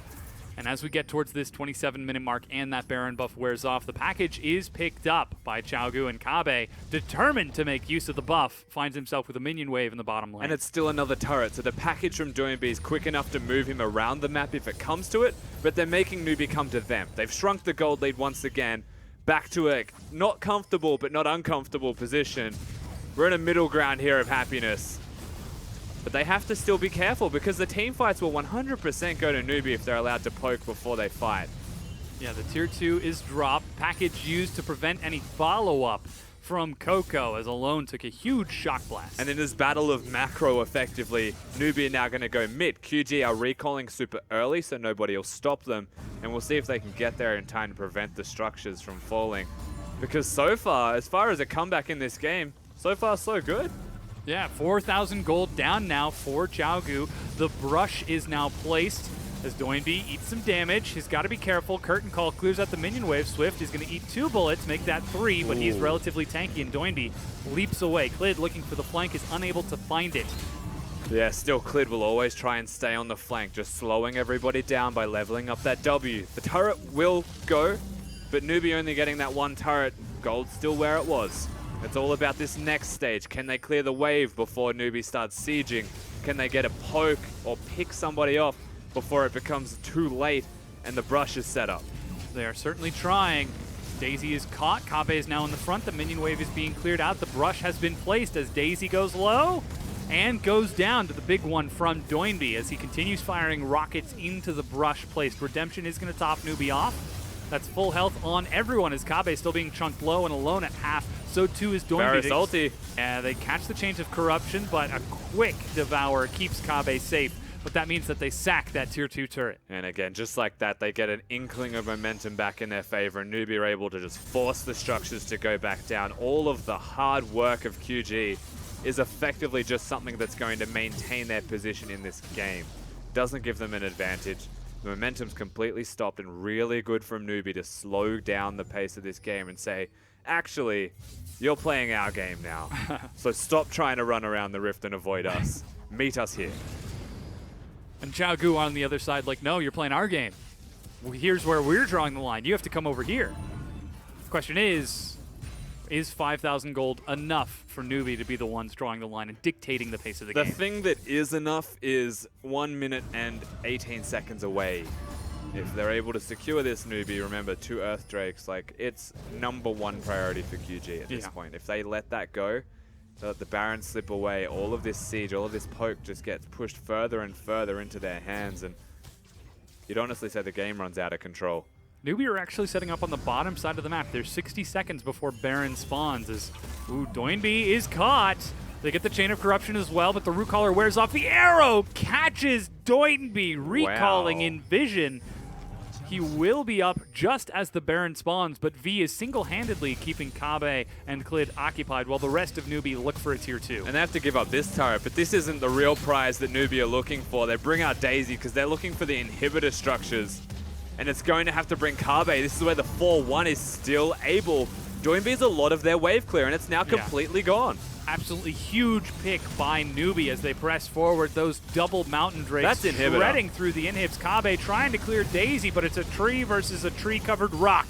And the rock is not going to last for long as Ali tries to save Kabe, but he is the one who pays the iron Honestly, price. this could be more. This could even go closer to the game. Like, they go top lane, get 2 inhibitors, straight back to the Baron. Yeah, they are going to drop that inhibitor. Meanwhile, rotating back towards the top to catch up with V, who prepped a wave on his own. Clid not able to answer as he's trying to deal with the pressure in the bottom lane. That's the second inhib now down. As you said, Baron just spawned. Doinby makes it back up in time, but 5 members of Newbie are on their way. And because all of the vision's now going to be controlled by Newbie, to walk in for QG might even mean potential death at any brush. Like any brush whatsoever. Kabe is now on defense duty.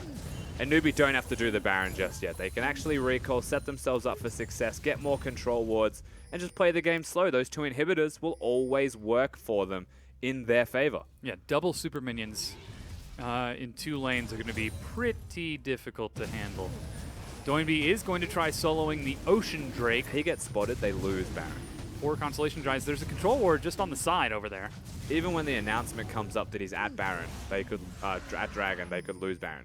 V is actually trying to collapse onto him from behind. There He's goes dead. the recall. Doinby tries to get out flashes, but Flash Ultimatum is going to follow up from V. Doinby again is caught. The heart and soul of Xiaogu goes down. The man who's responsible for most of QG's playstyle, success, everything about them has just potentially lost his team the entire game.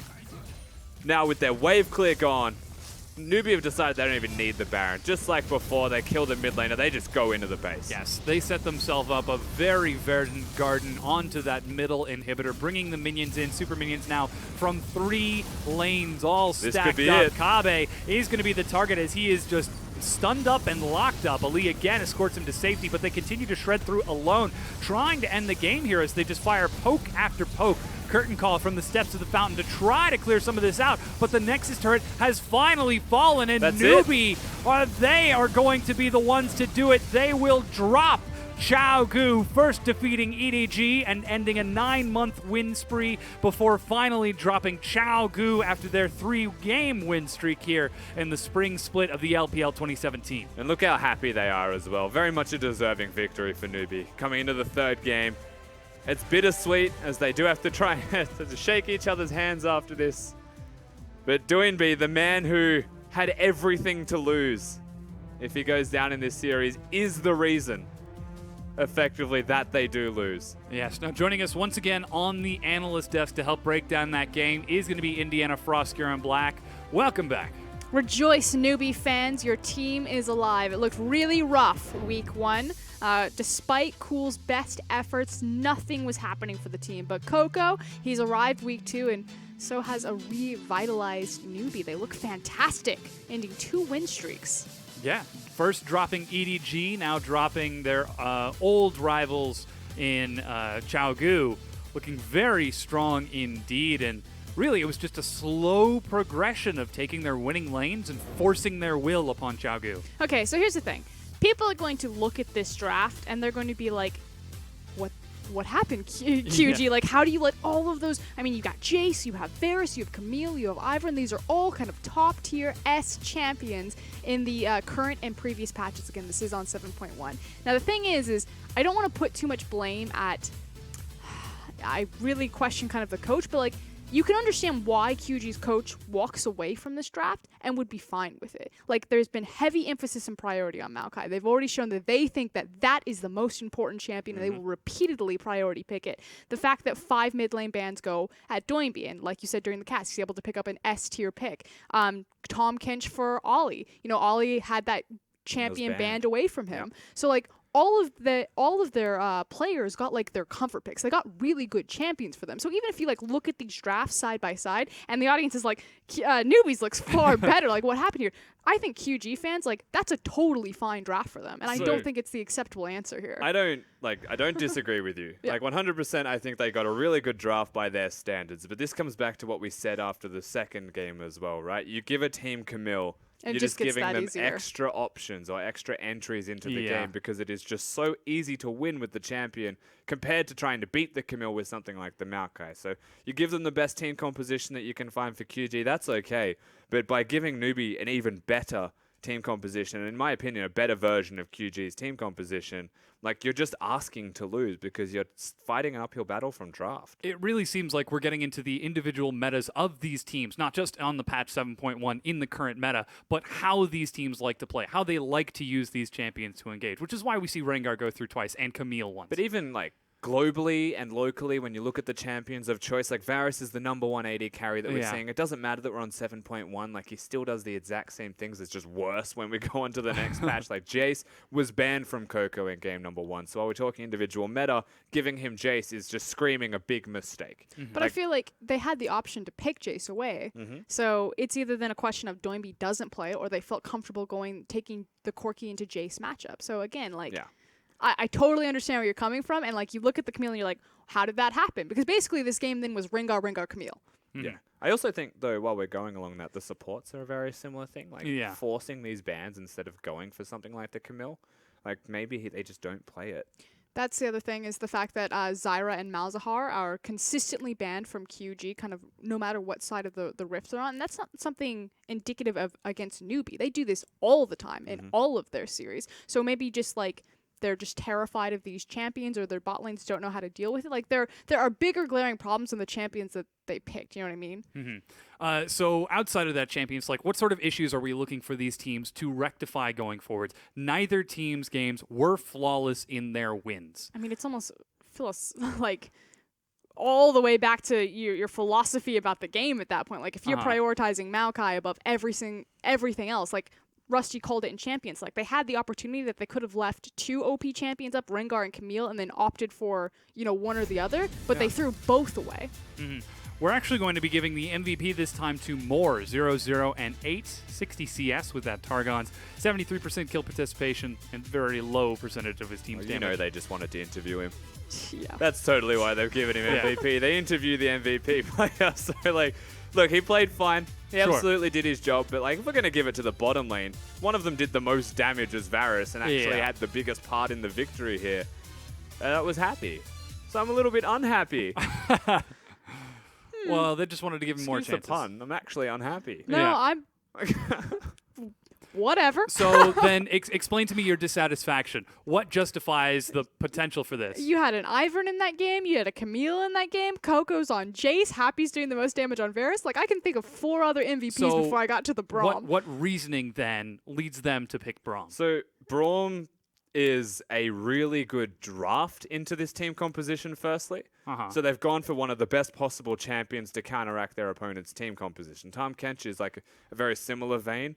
But every single time we saw the Braum, he was standing next to the Varus doing the most damage, like enabling him to do all of these things. But like, I'll be stretching past that point to give you another reason as to why he's MVP. I mean, he did use the Unbreakable to soak one Jhin ultimate when they were pushing the tier 2. So he got them one turret.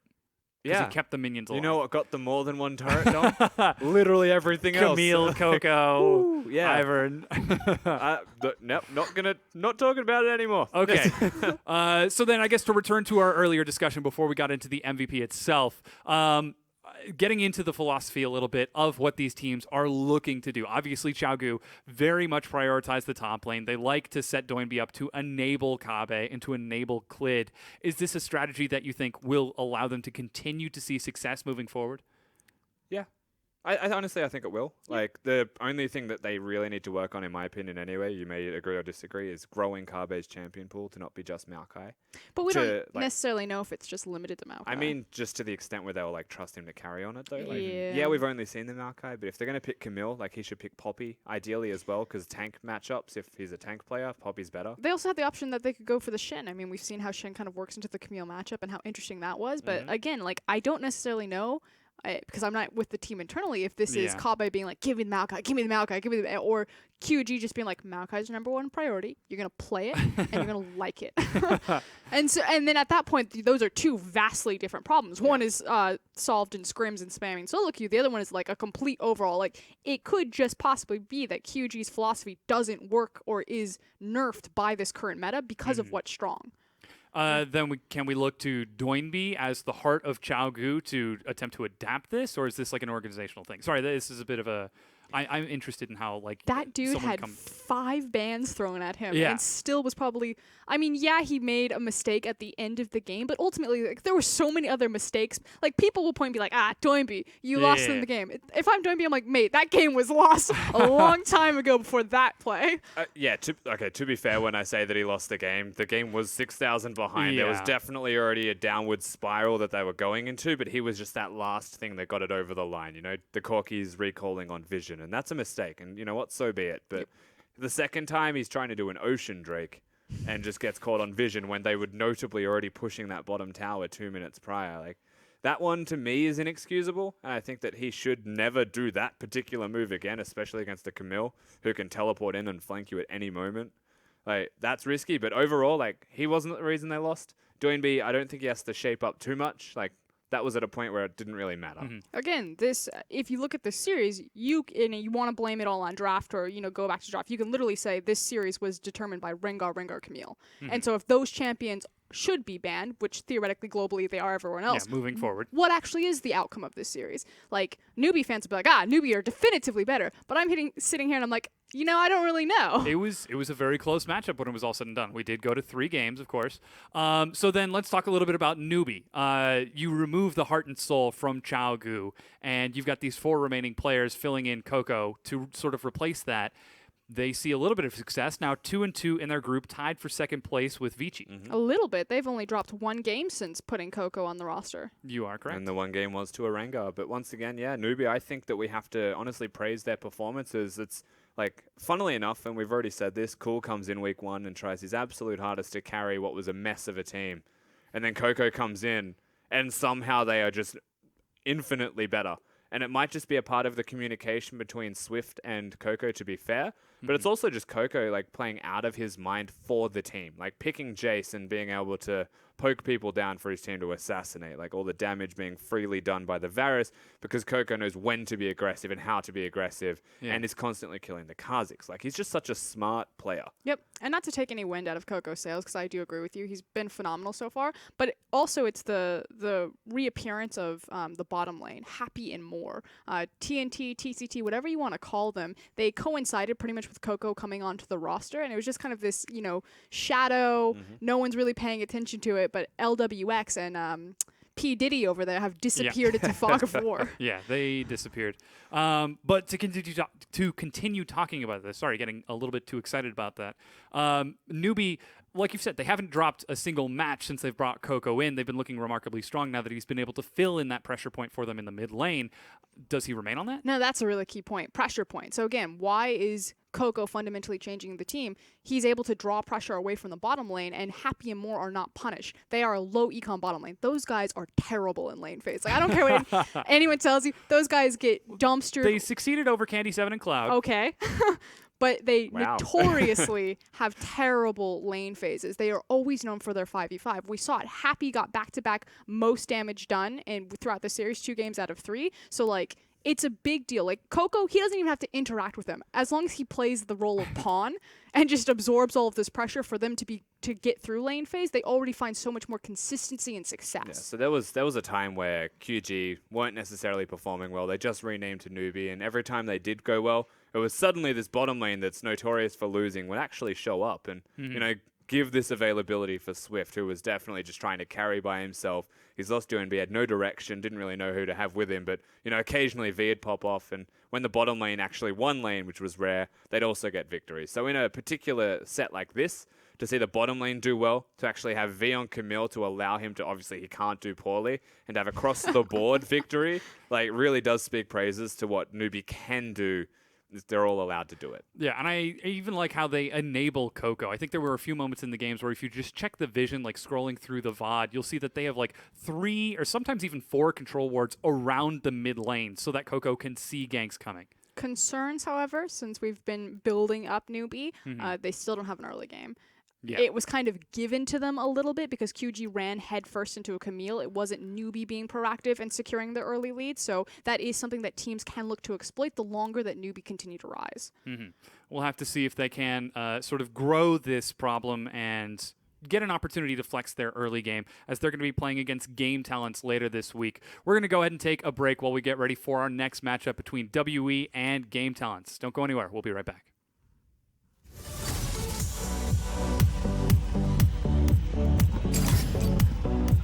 Oh, my ear.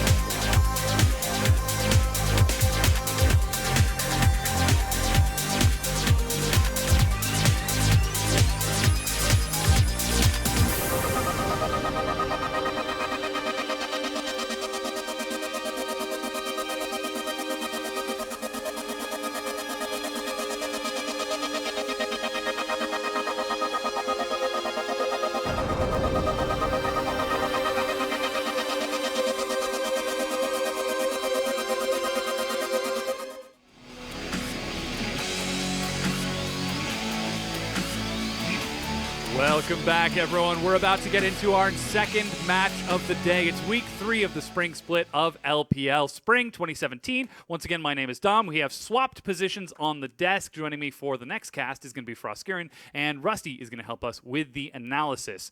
Now, this match that we're getting into is WE versus Game Talents, and things are looking a little bit shaky for WE. Yeah, WE fans should be really concerned. That said, had a rough schedule. You know, they faced Newbie, Vici, and EDG. It was a very close series against EDG. Went to all 3 games, went to 2 games, but they lost it. They were devastating. Yeah, and heartbreaking defeats, like right up to the line. Yeah, the thing with Team WE is whilst they're 1 and 2 in the standings, it doesn't reflect too well with them. Their defeats have been really crushing. Like, they've been so unfortunately close. It's been tragic defeats for them, and it could have gone either way. They could be 3-0 right now.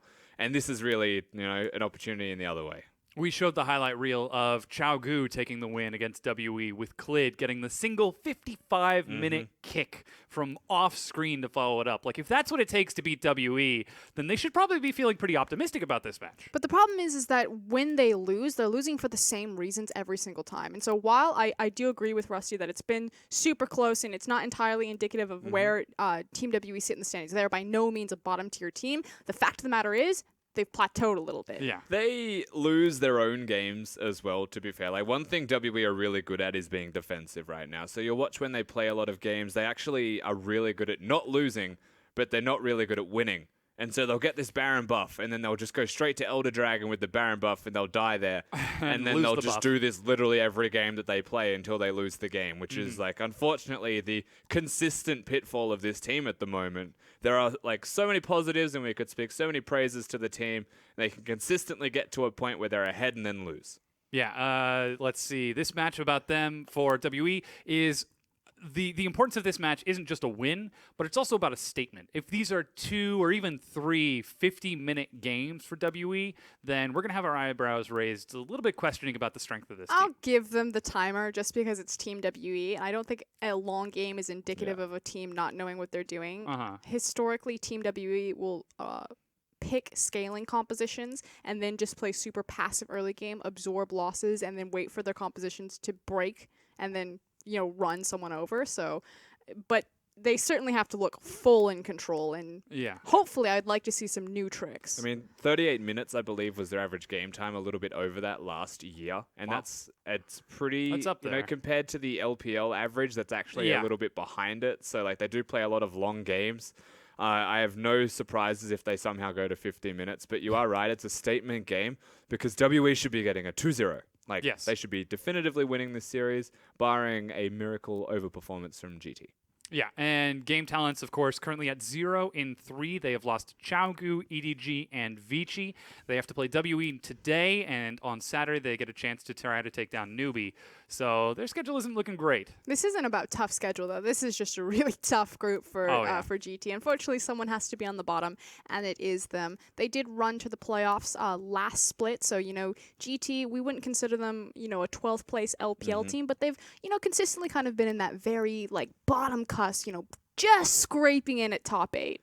Yeah, I'd consider them, somewhere within 12 and perhaps 8 or even up to 6 if they have a good day here in the LPL. They've taken games off EDG, so again, higher expectations than average, I would say, for GT, but I also consider them the 6th place team in the group. And what makes GT super dangerous is actually in their draft phase. So they have Savoki and Gimgoon kind of as their really pillars of support and where they find a lot of their power. Republic flexes in and out occasionally in that star power role. But they like to play a lot of flex in their draft. Yeah, here you can see some highlights of Gimgoon going off. The big thing about Gimgoon is he isn't just a top laner, he is a team-fighting top laner. He's also amazing at laning. 1v2, 1v3, 1v4, doesn't matter. Gimgoon's seen it all and done it all. And he plays Kled. Yeah, and the thing with Gimgoon that's actually super important to me is if you give him a lead, he is one of the top laners that'll be able to run away with the whole game. He has the unique ability to carry like that, and when he does get rolling, Game Talents look really good around him. He is the star killer on this particular team. And he didn't come out of nowhere. Gimgoon is a Korean import. He came from the old school Xenix Storm. You'll recognize such Like names. most of them. Yeah. Like Coco and Swift. He used to be their top laner. So, he's been around the block. He's played with some pretty high caliber talent. And he's just unfortunately kind of been under the radar because his team just doesn't perform to the same expectations we put him to. It certainly is going to be a challenge to see that if Gimgoon and his team can take a win against WE, because we aren't expecting them to do well against WE. As we got into, I think, our power rankings before week 1, we had WE at number 1. Pretty much everyone agreed, and Game Talents, I'm pretty sure we were unanimous on them at 6. It's hard to say that WE are still close to number 1, but the big problem we have with Group B is we don't know what number 1 is. Like, they've all lost games and they've all won games against each other at the moment. So, like, by beating Newbie, WE have said that potentially we are still somewhere in that top 4. But you're right, Game Talents we had as an underdog. We had them at 6 in the group, but 6 in the group didn't mean that they're just going to go, without a win in this. It's that they're going to actually upset. And the difference between coming first in Group B and coming somewhere down towards the bottom end is if teams like Game Talents can actually pick up those victories against you. I thought you were gonna say the word consistency. I was like, That's here always comes a the thing. Important as consistency well, word. yeah. But the thing is Game Talents are actually strong where Team WE are currently weak, and that's in their top lane. We just did a lot of highlight about Gimgoon. This guy is an all-star. 957, we were singing similar praises about him last year. He has really fallen off, and at least had a very rough 2-week start to LPL 2017. He's definitely underperforming. 957's a young star player that should actually be doing a lot more than he currently is, and I have faith out of all members in WE that he'll be able to find form back again because he is young and will be able to practice hard and get back to that upper echelon of top lane level that seems to be actually getting better in the LPL. Yep. I mean, when you've got the likes of Duke in there, and then with so much emphasis towards Kabe out of Xiaogu, even V making strong performances when he gets the likes of, Camille Flandre as well. Really, it seems like the LPL is super stacked in like the upper echelon of like the top 4, top 5 of each position as you run down the line. And there's a lot of kind of unsung heroes just slipping under the radar. You then start opening up the conversation to the likes of Long, from Vici up there. There's a lot of like just really solid top laners. Yeah, so let's go ahead and bring it back towards this matchup itself. Seeing the volatility of that, knowing that Gimgoon is capable of getting an advantage and utilizing it to improve his strengths in team fights, could this be an opportunity for Game Talents to take advantage of it? The problem is that even if Gimgoon gets a lead, he really doesn't have anyone to pass that ball off to consistently for Game Talents, where if 957 shows up, every single person on Team WE can go ahead and grab the baton and be a carry. Yeah, I agree. We'll have to see if it's going to be 957 who shows up or Gimgoon in the top lane. And of course, these aren't isolated matchups. I'm sure we're going to be seeing movements from Kandi, Wushuang, and even the mid laners. And I've actually got Raz saying that the mid matchup is also going to be pretty important for these two because Republic hasn't been having too great a time. Let's actually take a look at the lineups real quick. It's 957, Kandi, Xie, along with Mystic and Ben for support. Yeah, very strong WE roster as we go through Game Talents now. Yeah, Gimgoon, Wushuang, Republic, Zubin, and Savoki for Game Talents. Okay, so should be noted, Zero is not starting for Team WE. They're using Ben. Ben came out in his first series with WE. Unfortunately, it was their loss to Xiaogu, but he looked amazing, picking up a lot of the caster support, specifically, wow, I wish I could talk tonight. Yeah. Specifically the Malzahar and really turning games around, and that's what's been pretty encouraging to see. Yeah, I will say Ben, especially as somebody trying to replace Zero, who is a phenomenal support, is definitely not underperforming from what we saw coming towards the end of the last year's LPL performances. He was fine, but Ben to come in and perform better, perhaps, than even Zero does speak a lot towards this support. And, it doesn't matter if they win or lose because you can still see how individual members are performing, and he exceeded expectations. I came in and said, Zero's, why'd they put Zero out? But, there you go, you got an answer. Yeah.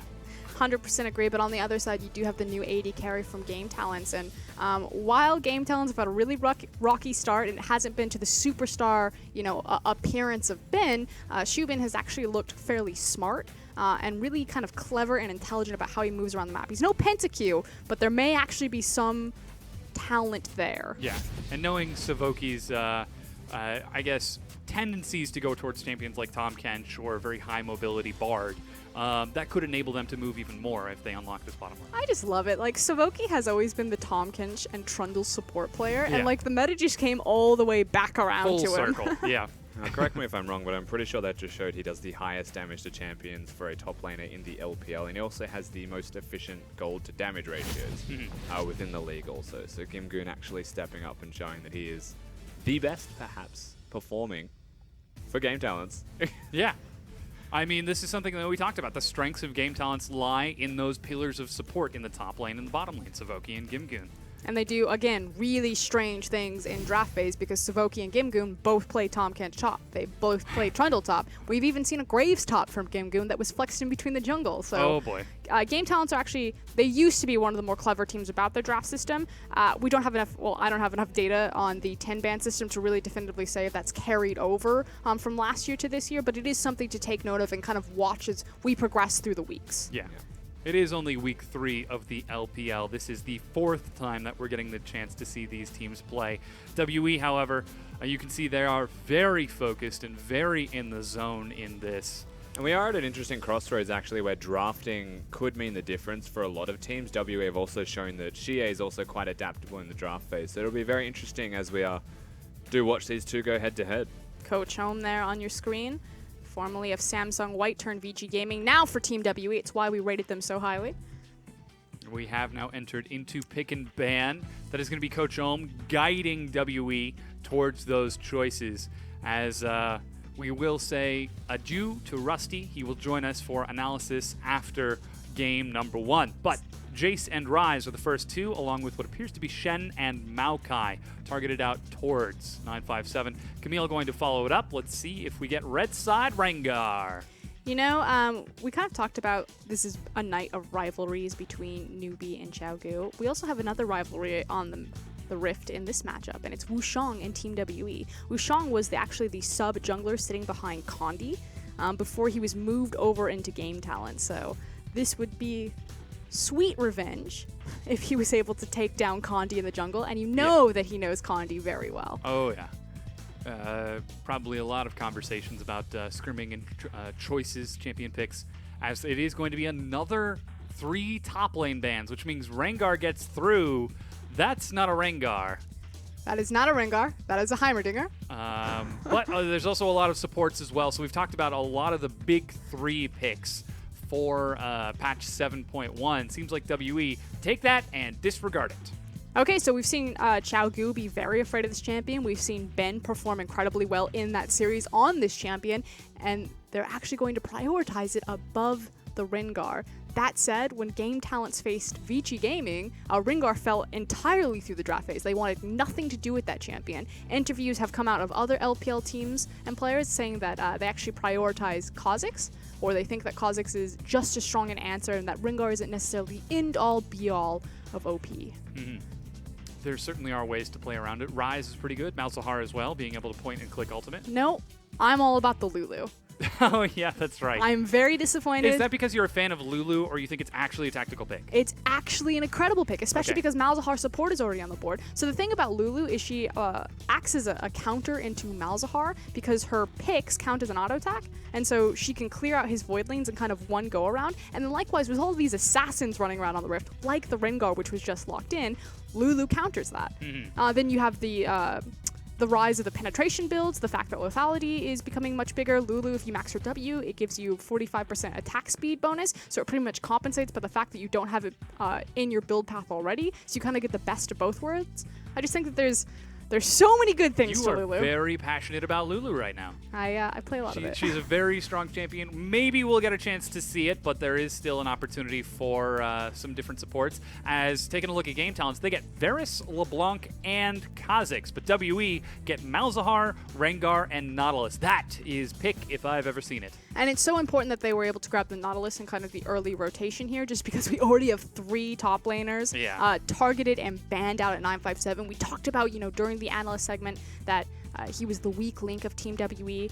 He's certainly been recently exploited, so maybe Game Talent are looking to go that same direction, knowing that they've carved out this pick for him.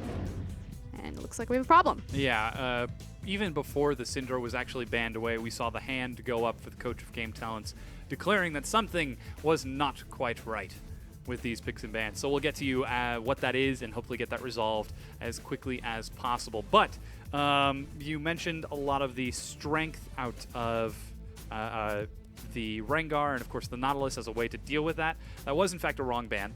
No surprise to see that once again. It's just hard to find the champion names. It's the LPL. Okay, to be fair, all of the champions in China have Chinese nicknames, and they're sometimes very bizarre. And so you can't just get a translator that can translate, like, this sounds so weird, but like Annie to like Chinese, because that doesn't mean anything. That doesn't mean Annie to them. It's Dark Child. Okay. And Kog'Maw's like Big Mouth, Golden Pigeon for Azir. So you almost have to completely know like a very specific vocabulary of League of Legends Chinese. Well, hopefully we'll be able to see them pick that up relatively quickly. It is still week 3 of the LPL, so they've got plenty of time before these mistakes in ban end up becoming big problems on an international or even more competitive stage once we get towards playoffs. It's also just very disruptive, you know, as players, you're trying to stay focused, especially for some of these younger guys and some of these guys who are newer to the competitive scene. It can be very hard to keep, you know, focused up, paying attention to what you need to remember. I love how you're talking about focus, and there's literally a player, eyes closed, face on fist, half asleep. It's okay, Wushang looks quite attentive. Yeah, he's ready. His Game Talents are getting ready for this. So let's continue to talk a little bit more about the picks that we saw out of Game Talents. They've got the Varus for some very long-range poke. Of course, we're expecting the armor penetration build as is standard. But they've also got LeBlanc and Kha'Zix, and you mentioned the strength of that Kha'Zix. I do want to quickly touch on the armor penetration build. It doesn't have to be the lethality build. Again, we're 7.1, so lethality hasn't had its big changes come through yet. Yeah. And then we've also seen a very, you know, big mix of Varus. It kind of really depends on what the front of his team looks like. Right now, he has a Kha'Zix and he has a LeBlanc, so I'm keen to agree with you that it's probably a lethality build simply because he needs to be Legolas. You know, he can't afford to go up on the front lines and have these big zoning tools in front of him and lay down the auto attacks. He's probably going to be sitting way in the back and throwing these arrows because LeBlanc and Kha'Zix are going to be diving the back line and there's going to be no one standing in front of him. But that said, could be an Essence Reaver build. Yes, we shall certainly see. I mean, there is going to be likely a Rengar and Nautilus swiggity-swootying their way towards the back line as best they can. Looks like that ban was meant to be Kassadin, and Tom Kench immediately follows up WE, showing we know which champions we want to go for. Yeah, it certainly showcases their hand that they're looking towards the Ashe. We'll see if Game Talents squeeze that even further, if they go ahead and give it away. It's either going to be Ashe or Jen. But with the Kench ban, you would think that it would be Ashe. We've really seen the disappearance of Ashe, however. She certainly has fallen off quite a bit. Syndra is the second ban after that.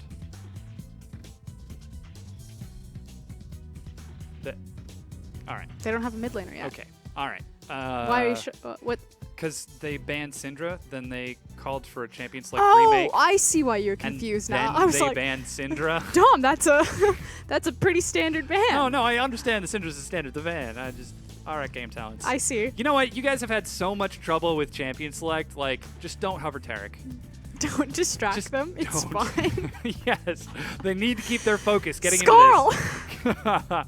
Hey, Gimgoon, looking like he might want to return to that Kled. He does. It's locked in. I love this. I think this is the first time I get to cast Kled, too. It is great. His ability names are amazing. It's such an LPL champion, too. Like, Yeah. it ticks every single box.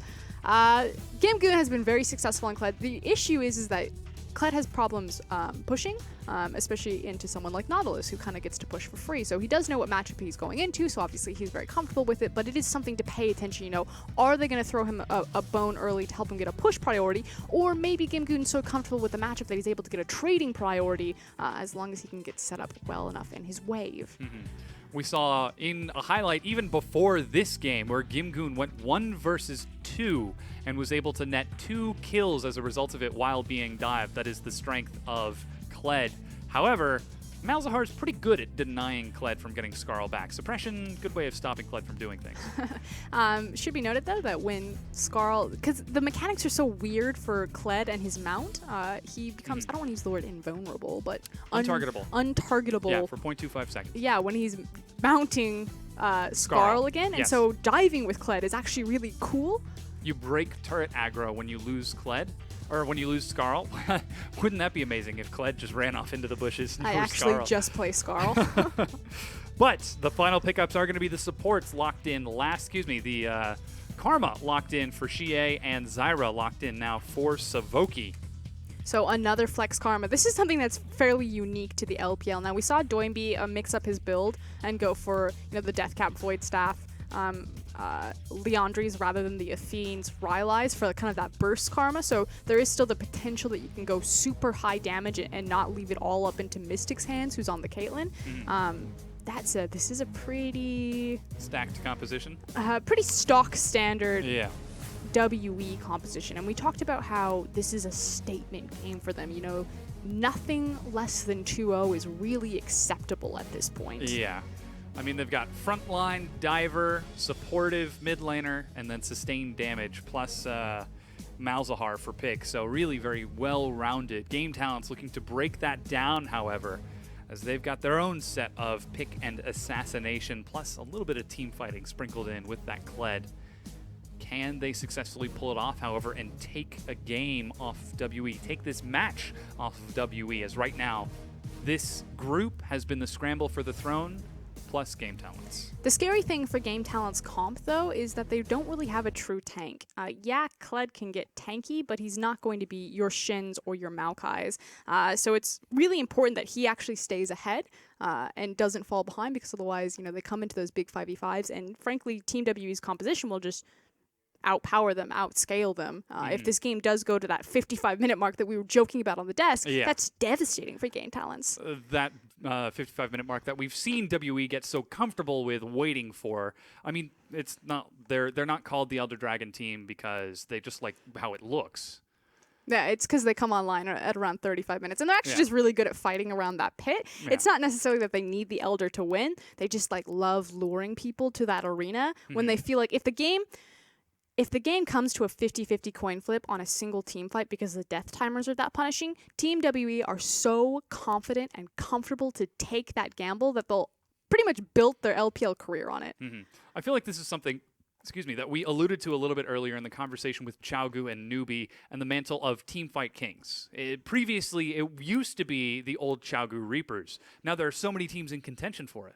Yeah, Team WE certainly get to stand up there, and it's because of this dude on your screen, 957. When 957 is performing on the Shins, on the Maokai's, on the Nautilus in this case, he really empowers and opens up Team WE's ability to 5v5. Unfortunately, because he's been struggling, particularly in his lane phase and falling down, it hasn't translated as well, and it's probably why they've actually been dropping a lot of these games that they normally wouldn't.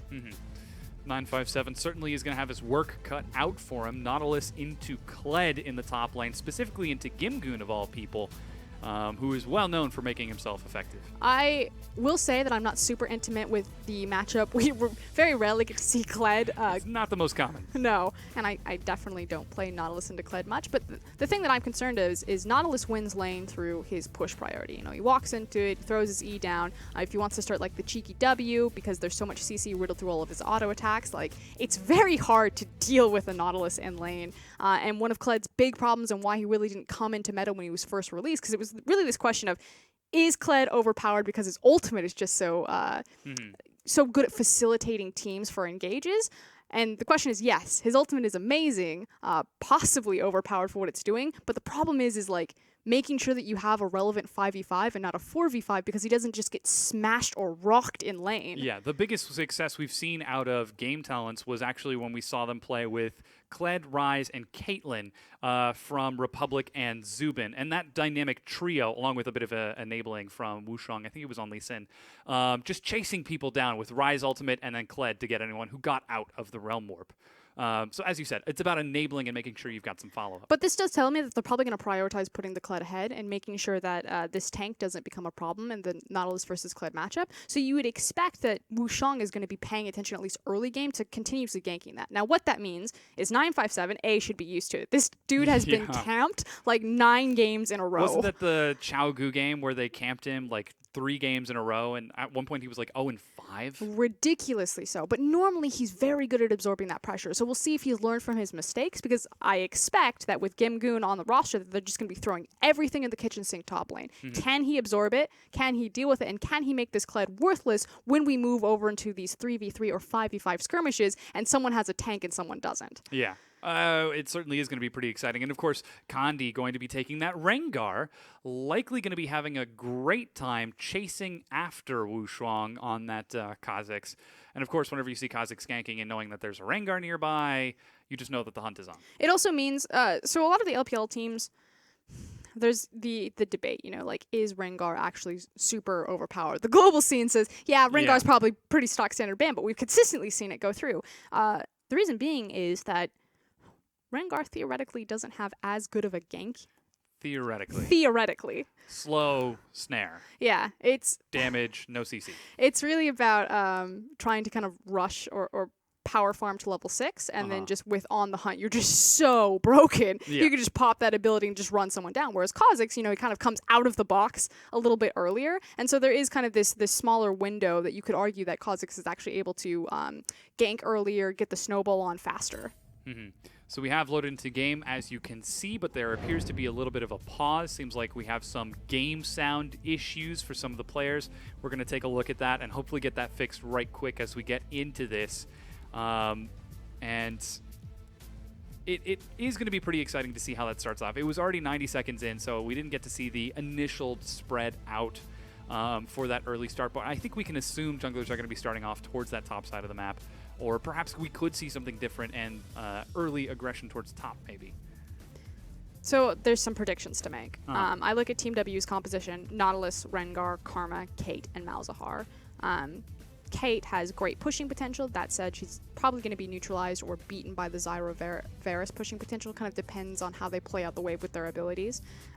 This is 7.1 Malzahar, so not 7.3. He hasn't been gutted just yet. Yeah. But I just have a feeling that Team WE are actually going to play at least the first 6 levels relatively slow until Kandi gets that ultimate, and then everything's going to explode. Whereas on the other side, there's just so much more onus on game talents to make things happen in that window of time. So as you can see, we have now finally loaded onto the Rift. Issues aside, this is WE taking on Game Talents.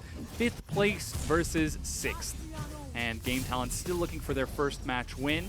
WE looking to get vengeance after being effectively dropped by EDG and then losing a very close set to Xiaogu.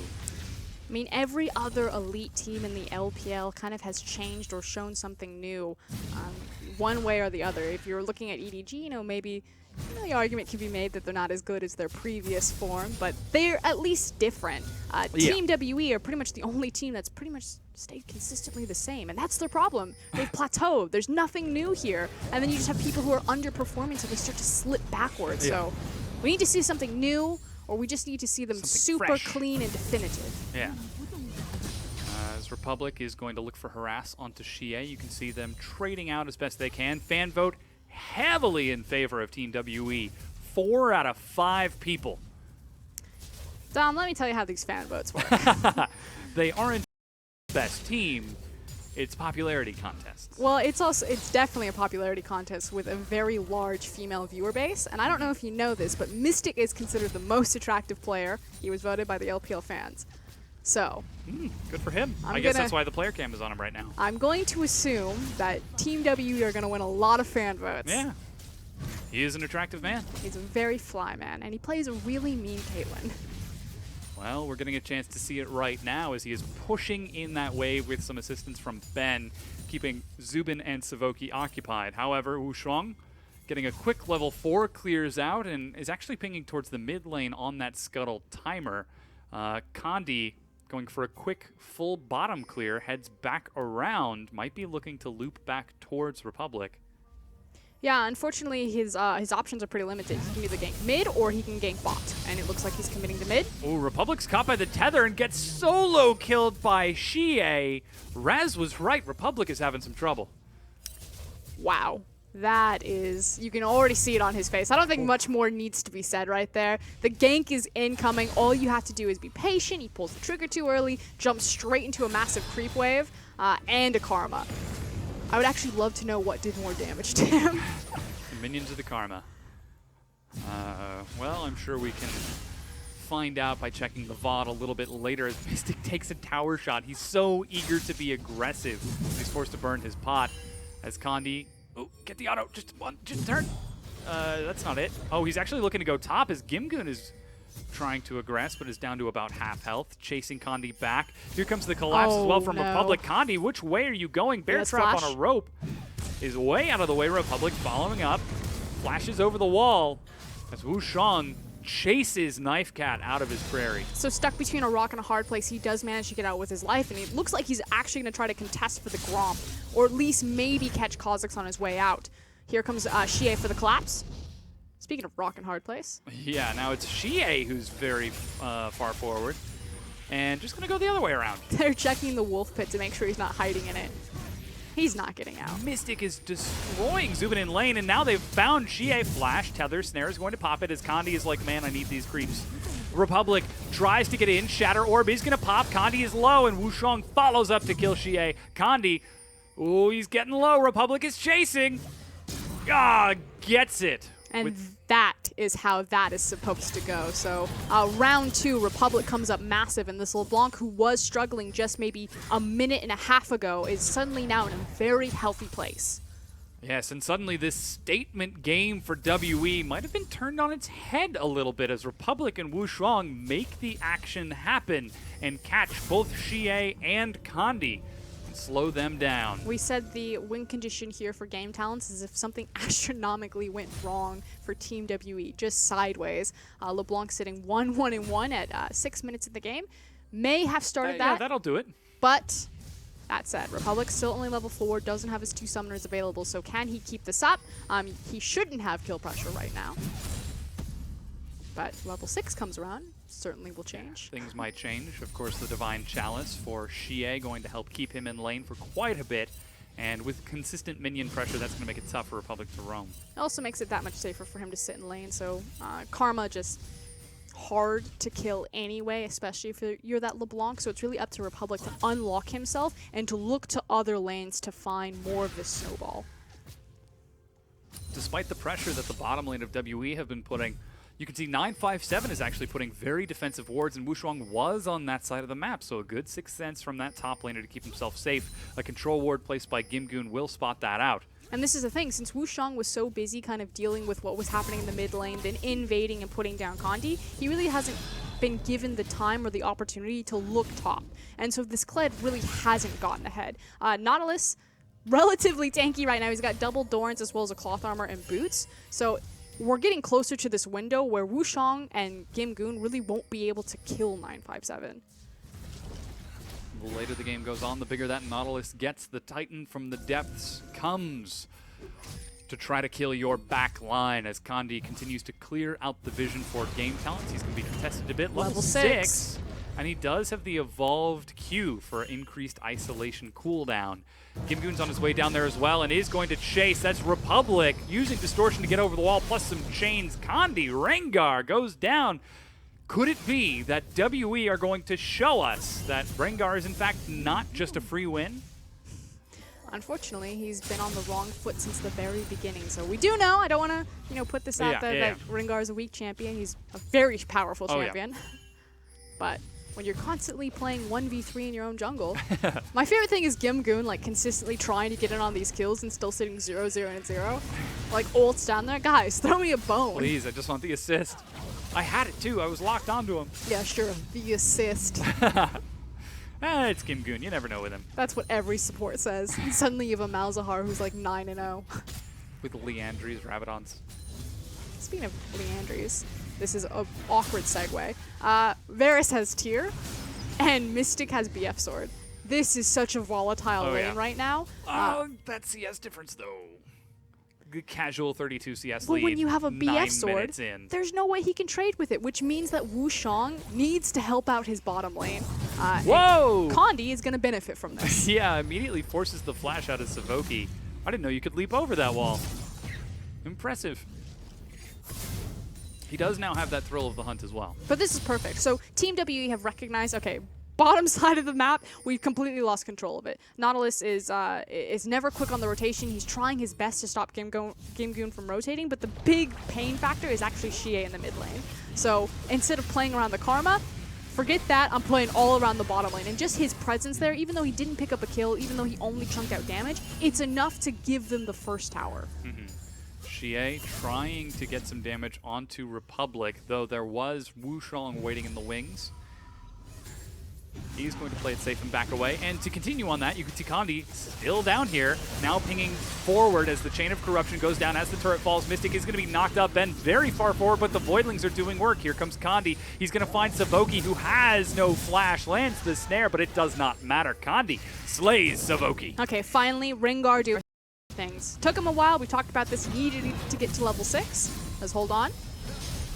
I certainly am. Good night. As Xie gets dropped by Republic, and Wushong gets the assist. So, bot lane still going right for Team WE. They pick up the tower. It's going to be more pocket gold for Ben and Mystic. Good thing is that both of them have their ultimates while they're unlocked from this bottom lane. So, not only do they, pick up the pressure point bottom, pick up the dragon, but now once those cooldowns come back up, they can actually make use of them in other lanes to help out this Karma and this Nautilus. In answer, though, WE are going to take that first Drake of the game, Infernal, on a Rengar, Caitlyn, Malzahar, Karma. So that's certainly going to help them scale further and further forward.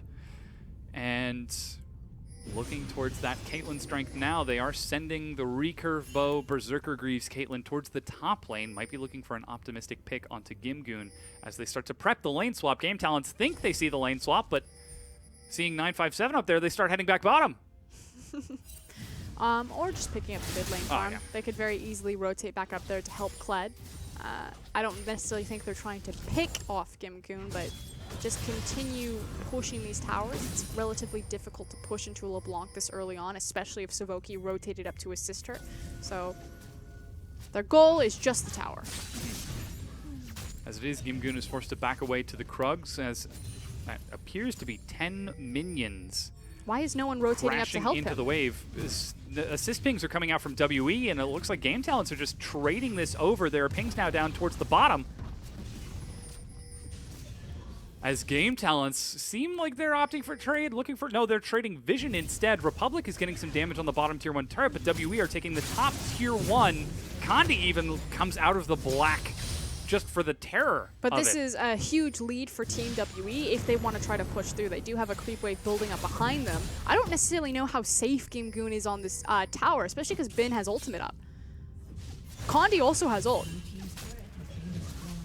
They don't see Savoki, that's what it is. Yeah, Kandi is there, Savoki is hiding there. They're going to trade the bottom tier 1, but there are directional pings now heading towards the top as Savoki is on his way up there along with Wushong. Red buff is stolen as the Tiamat proc is going to do what it can to clear these minions out, but Mystic is just slowly chipping away at the turret. Gets it down so low, but can't drop it. And that 10% HP left on the tower is the difference in tempo of the 10 seconds. Now Gimgoon about to get picked. Oh boy. Flash suppression, but Scarl is going to break He's it. They're alive! continuing to burn down. A huge heal keeps WE safe as 957 turns onto Wushong. He's going to get some help from Xie, who teleported on top of it. Knock up onto Republic. 957 backs away. Ace in the hole still on cooldown, but Mystic holds on to it. And WE back off. Technically, because Team WE didn't get any pocket gold out of that, and they expended more. They burned both teleports. Gimgoon still has his because they were ganking the top lane and the top side, so actually kind of a lot of wasted momentum and a lot of wasted resources from Team WE to not get the tower and not pick off Gimgoon. As it is, we get towards the 13-minute mark with 1,000 gold lead for WE, and the turret still standing with 276 health. So close, yet so far. It is a monument, a testament to Game Talent's inability to rotate fast enough. Yeah. Literally just by a 10-second window. Ben, he does have the Void Shift to keep him safe if there were to be a pick. Now he sees the Seedling spawned by Savoki as Game Talents were looking for an opportunistic pick, but did not find it. And nothing happens, so that doesn't seem quite impressive, but I want to underline that a lesser support would have face-checked into that. Oh yeah. Like, Ben, for his second professional series in the LPL has been incredibly impressive, especially when you consider the fact that he's filling the shoes of Zero, such a prominent and very dominant support in the LPL. Nothing but praises to sing about this guy, particularly on his Malzahar. Definitely liking what we're seeing so far, as he is making a bit of a name for himself. Does not have the Nether Grasp off of cooldown, so for now, Zubin and Savoki are going to be safe as they start to pressure back onto Zubin. He was like, man, I just went mid, I went top, I went bottom just to get away from this Caitlyn, and still she chases me. It was more so I was supposed to be top, I was supposed to be bottom. I was a little bit late, and I almost lost 2 towers for it, but I'm here now. Yeah, 44 CS down. As, whoa, boy, right on cooldown. Nethergrass catches Wushuang, and Mystic is going to get it. Gimgoon collapses, however, looking for Ben. Actually knocks him out of the chains of corruption to keep him safe. Gimgoon goes low and will die to Xie as Flash is used by Savoki. He's going to get the Stranglethorns for knockup, but dies as it goes out. And frankly, that's Game Talent just overreaching without knowing all of the information. Yes, they have a lot of vision, but it was kind of too little too late. They overextend their hand, and the bear trap just... Yep, collapses. Not Kled's bear trap, that is. It's but awkward because Kled's in the WE's. game. Yeah. Bad analogy, sorry. It was an appropriate analogy. Just had to clarify. But WE now looking for the mid-tier 1. There is no chance for Game Talents to stop this. Mystic going to get that solo goat at 2-0 and 1. It goes down. So Wushuang overextends, and it's pretty much just 1-2, good night. Lights out. And then from there, Gimgoon tries to advance into the back line, but Xie makes the rotation as well as 957. They collapse and they pick up another kill as well as the tower. So, the statement game for WE, off to a shaky start after a collapse from Wushuang and Republic, but utilizing their strengths in Mystic and Ben, they have found their way back into the lead. 4,000 gold ahead as we get to the 16-minute mark, and continuing to exert pressure. Now, 3 turrets up. But the easy part is over, and now it's about the hard part. It's breaking that inner tower. They are lucky that they've already done a lot of their work in their initial rotation top lane, because the top tower is only about 10% HP, but we wanted something clean. It's been rather methodical so far, but Team WE now kind of come into the hardest step that teams really struggle with. You know, once the outer towers break down and you have to color outside the lines, where do you go? They're starting to set some vision up as the Infernal Drake spawns. All 5 members of both teams, all 10 members of the game, are grouped up on this side of the map as 957 is going to start off the Scuttle Crab. And Game Talents are here. They're going to try to contest this as it's down to 2,000. Wushuang is right there. He's silenced, but that is going to be the hook onto Savoki through the chaos. 957 lands it as Savoki is chunked down. Gimgoon is doing what he can, but Kandi assassinates him. Gimgoon gets away as Republic gets in. A huge amount of AoE. Chain of Corruption keeps WE locked down. Xie so low is forced to back away, and he is now sitting in the pit without a flash, doing what he can, tries to get in on the Wushuang. The damage tick is not enough. Mystic gets in and cleans it up. Gimgoon gets Skarl and immediately loses him. Tries to turn it around as that's a triple kill. No, a quadra kill for Mystic. It looked so good for a second there. Okay, first key things. Savoki dies without using his ultimate. That's a huge blunder, huge error. Zyra's ult is way too key not to have it go down in a clumped up dragon fight like that. But Shubin almost pulls it back. Take a look at this. 957 grabs Savoki, and he's pretty much just permadead. But he has this window where he could throw the ultimate down, but Kha'Zix is like, see ya, mate. This is almost the turning point, though. The fact that Shubin finds a really great ultimate from the side, and then is just landing piercing arrow after piercing arrow, and there's kind of a miscommunication. Guys, I'm still alive in the pit. I can actually shield myself and draw up a lot of their time. Nice Hurricane proc from Mystic, picks him up the remainder of the kills, and suddenly what should have just been a double kill for Caitlyn becomes a quadra kill. Yeah. Things escalating very quickly for WE as they secure the dragon and the fight afterwards. Now 5,500 gold ahead. But that does not get them closer to the Nexus. Certainly Infernal Dragon helps. But it gives Mystic an Infinity Edge. Going into that fight, the only completed item that he had were his boots and a Hurricane. Suddenly... 2 items later. The 6-0 and 2, 66 CS ahead of his lane opponent, Caitlyn, a full level up. This is the problem. Team WE notoriously play 3-item power spike 80 carries. Sivir comes to mind. Caitlyn comes to mind. Ezreal's kind of like the odd man out in there, but even he's still like really dependent on kind of big mid-game power spikes.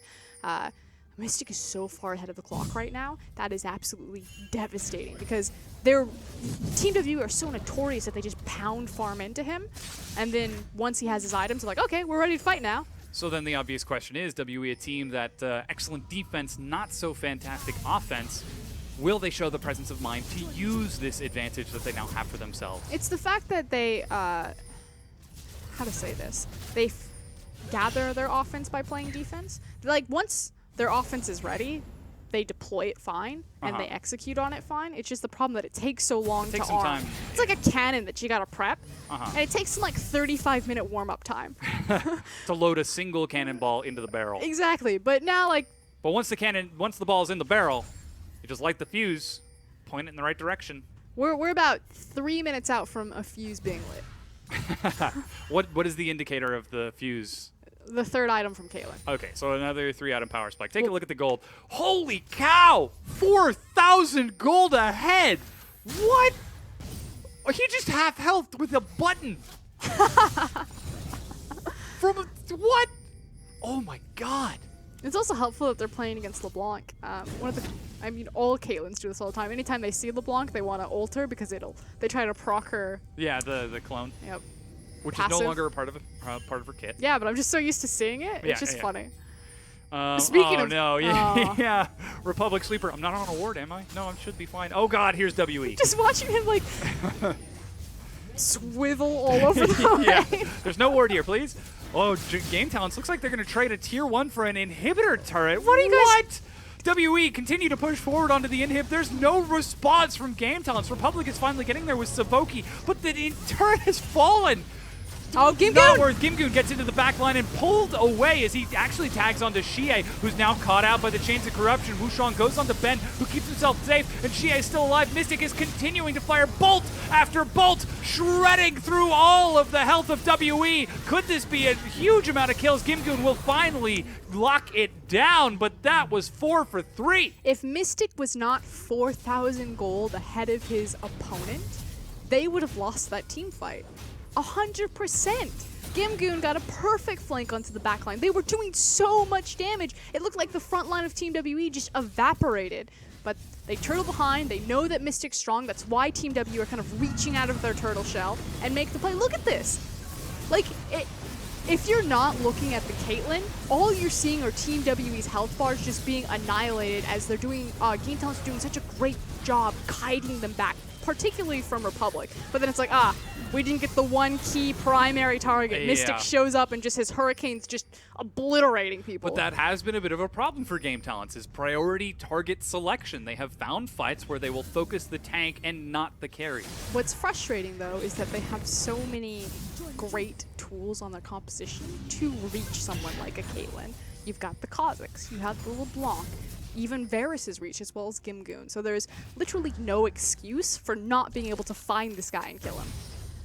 Oh, so you were actually right on the money. 3 minutes later, rapid fire cannon finished for Mystic. Cannon's loaded. And we're going to continue to just methodically rotate, pick up these structures. This is what we wanted to see from Team WE. We said, like, look at their face. They're, close to 10k gold ahead. There is no emotion. Yeah. There is no happiness. There's no smiles or giggles. They're just like, murder them. Yeah, compared to Doinby's expressions in the previous game, I feel like the juxtaposition itself is the most stark. Just another day in the office for WE. But that was the hope for them. This is a team that we projected to be the strongest of their groups. They lost, and oh no, I gotta hold that point as they charge right onto Ben and immediately turn it right back around as 957 teleports in, gets a huge 4-man knockup. Kandi goes for Zubin in the back before eating way too much damage, flashes, but dies regardless, and now Mystic tries to follow up, but they have lost their jungler for nothing.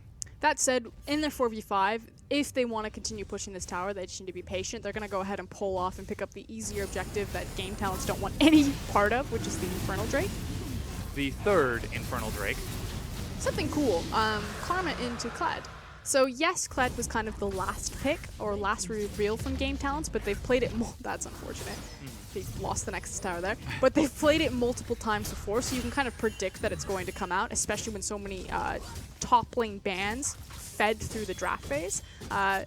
So having the Karma there as the flex pick,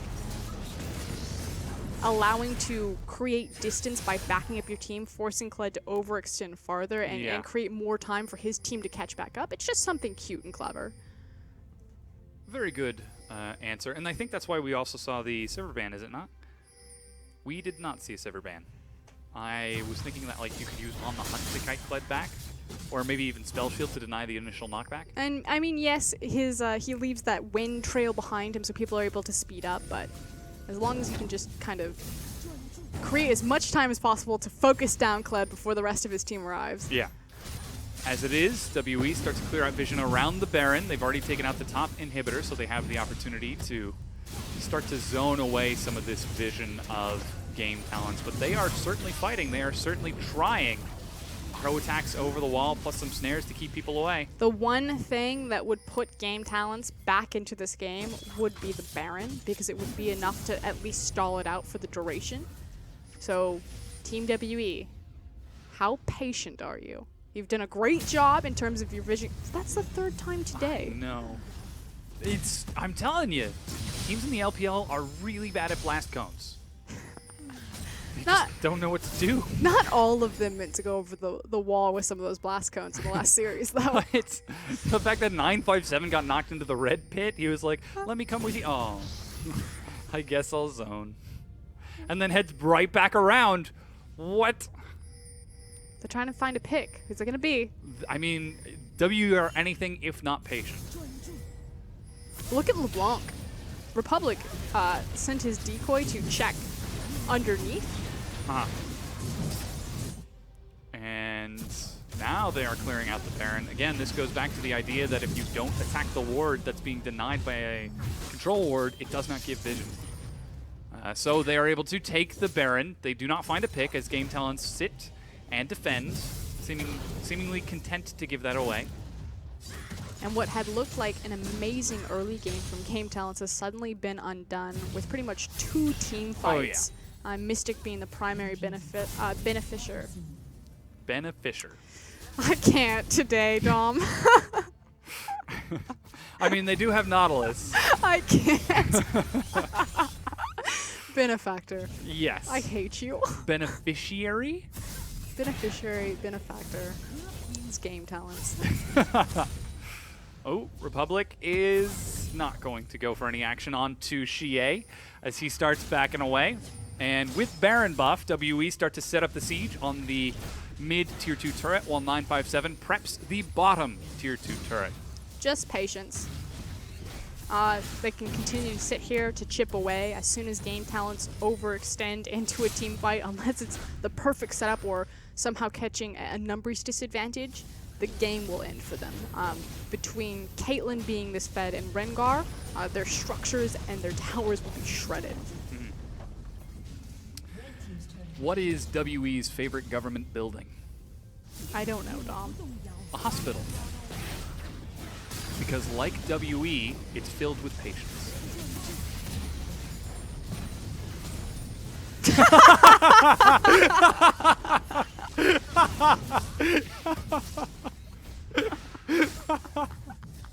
You couldn't hear it on the microphone, but Rusty just made the most disappointed Oh, thank you. They're pushing mid. They are.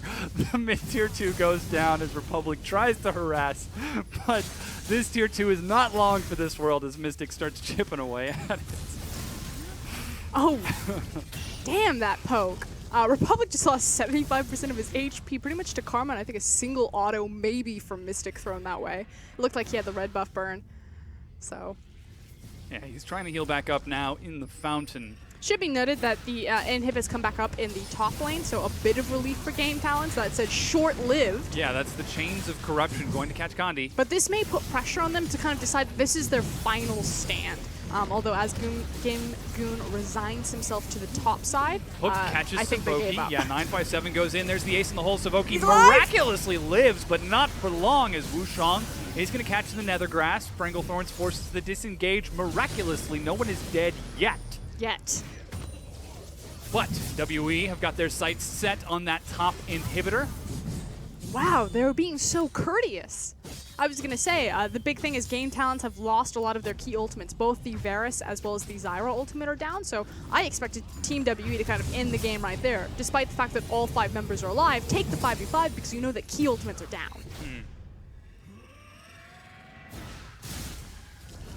Instead, they continue to go for the recall, play it safe, looking for that next Drake, even directional things. They've got 2 inhibs down, Baron is wearing off. They are up 11,000 golds and still follow the checklist.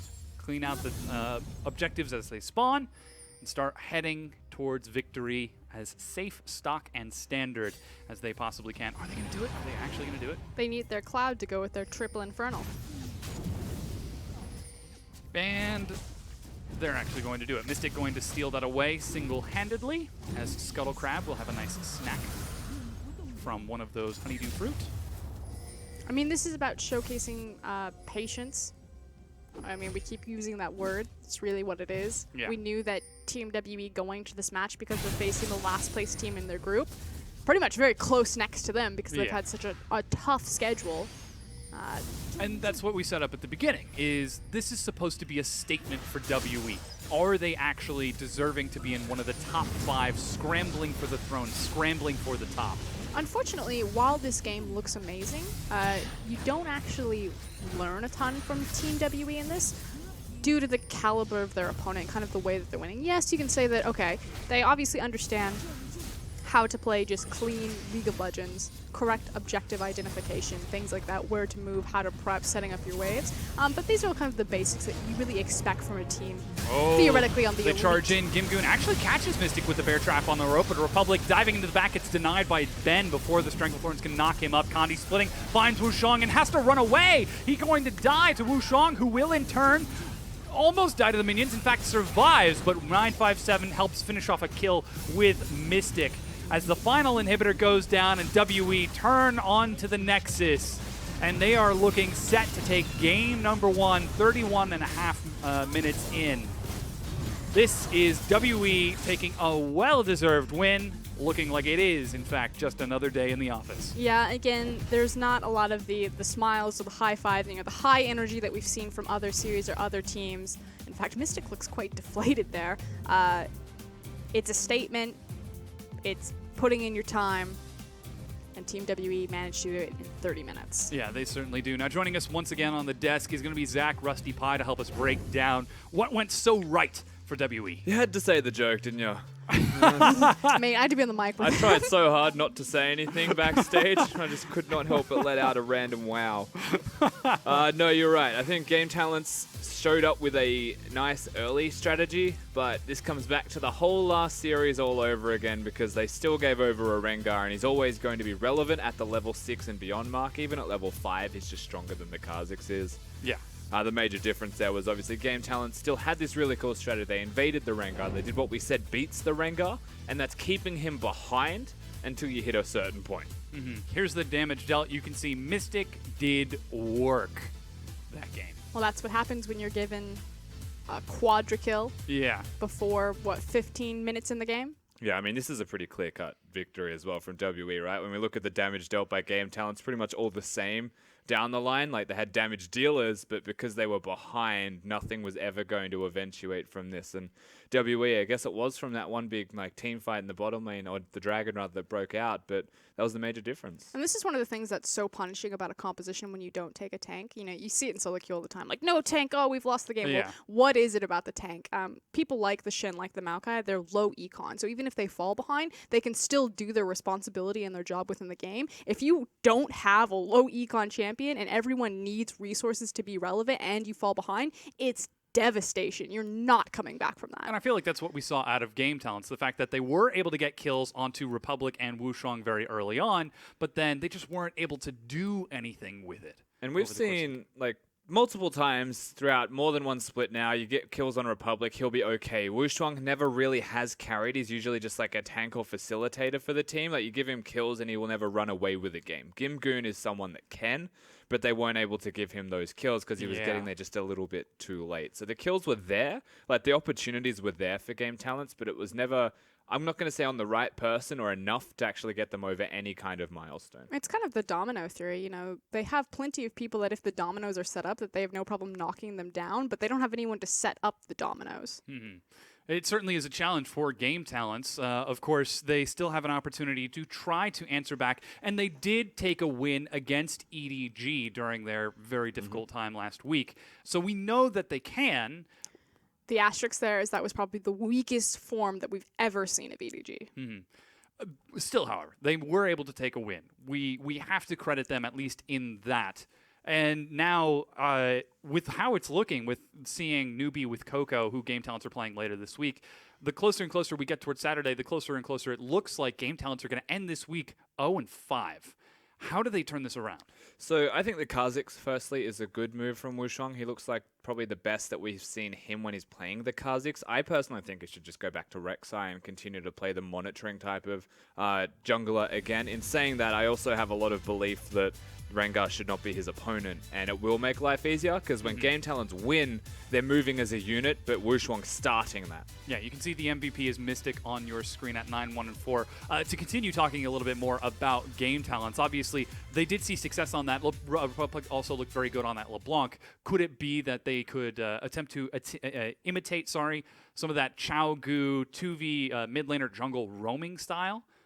I just don't think they're compatible in the same way that QG are as well. Firstly, there's an emotional dynamic to it. I also think that particular dynamic is between mid and top laners on Game Talents. The bottom lane's its own outright entity that will occasionally Tahm Kench ult into a fight, which is where I still want to bring it back to say the jungle's the most important factor in this, because if there's like two members that work well in different lanes and you're the pivot point between them both, like if you're underperforming or if you're not getting enough done, then you will start to struggle. Or if your communication's not there with Gimgoon, you need to give him kills and he gets there late. Like there's these small things that'll start to compound and mean a bigger deal as the games progress. Yeah, I was going to say what's interesting is that there's kind of like a public feud between Wushuang and Republic. They don't necessarily really like each other, or they had disagreements in the past. So to see them be kind of the primary point of teaming up in that primary pivot point is interesting. Could point to some potential growth for the team overall. We did see a few moments during the game where it looked like Game Talents actually had a good chance of winning a fight and possibly coming back in. Of course, excluding the 6-0-2 Caitlyn at that point. I think you pointed it out best. If you ignore the Caitlyn, Game Talents were winning. Yeah, but the problem was that when they tried to take that fight, and yes, it was good by a couple different members, particularly Varus, getting that good flanking ultimate, getting the good flanking arrows. But the fact that they were trying to take a 5v5 at that point in the game when it was like a BF sword completed Hurricane to like a tier and I think maybe a couple of long swords, it's still like collectively poor decision making because you don't have the item breakpoints to take that fight. Yeah, the thing is, we call Shubin a smart player, and he definitely played mechanically quite well in these fights, was ulting the right targets, it was bouncing, and he was hitting a lot of Qs. But if you build tier instead of going straight towards your armor penetration, you will lose to a Caitlyn in lane. Yeah, we saw a huge difference in CS. We're going to go ahead and take a quick break while we get game number 2 ready. Don't go anywhere. We'll be right back.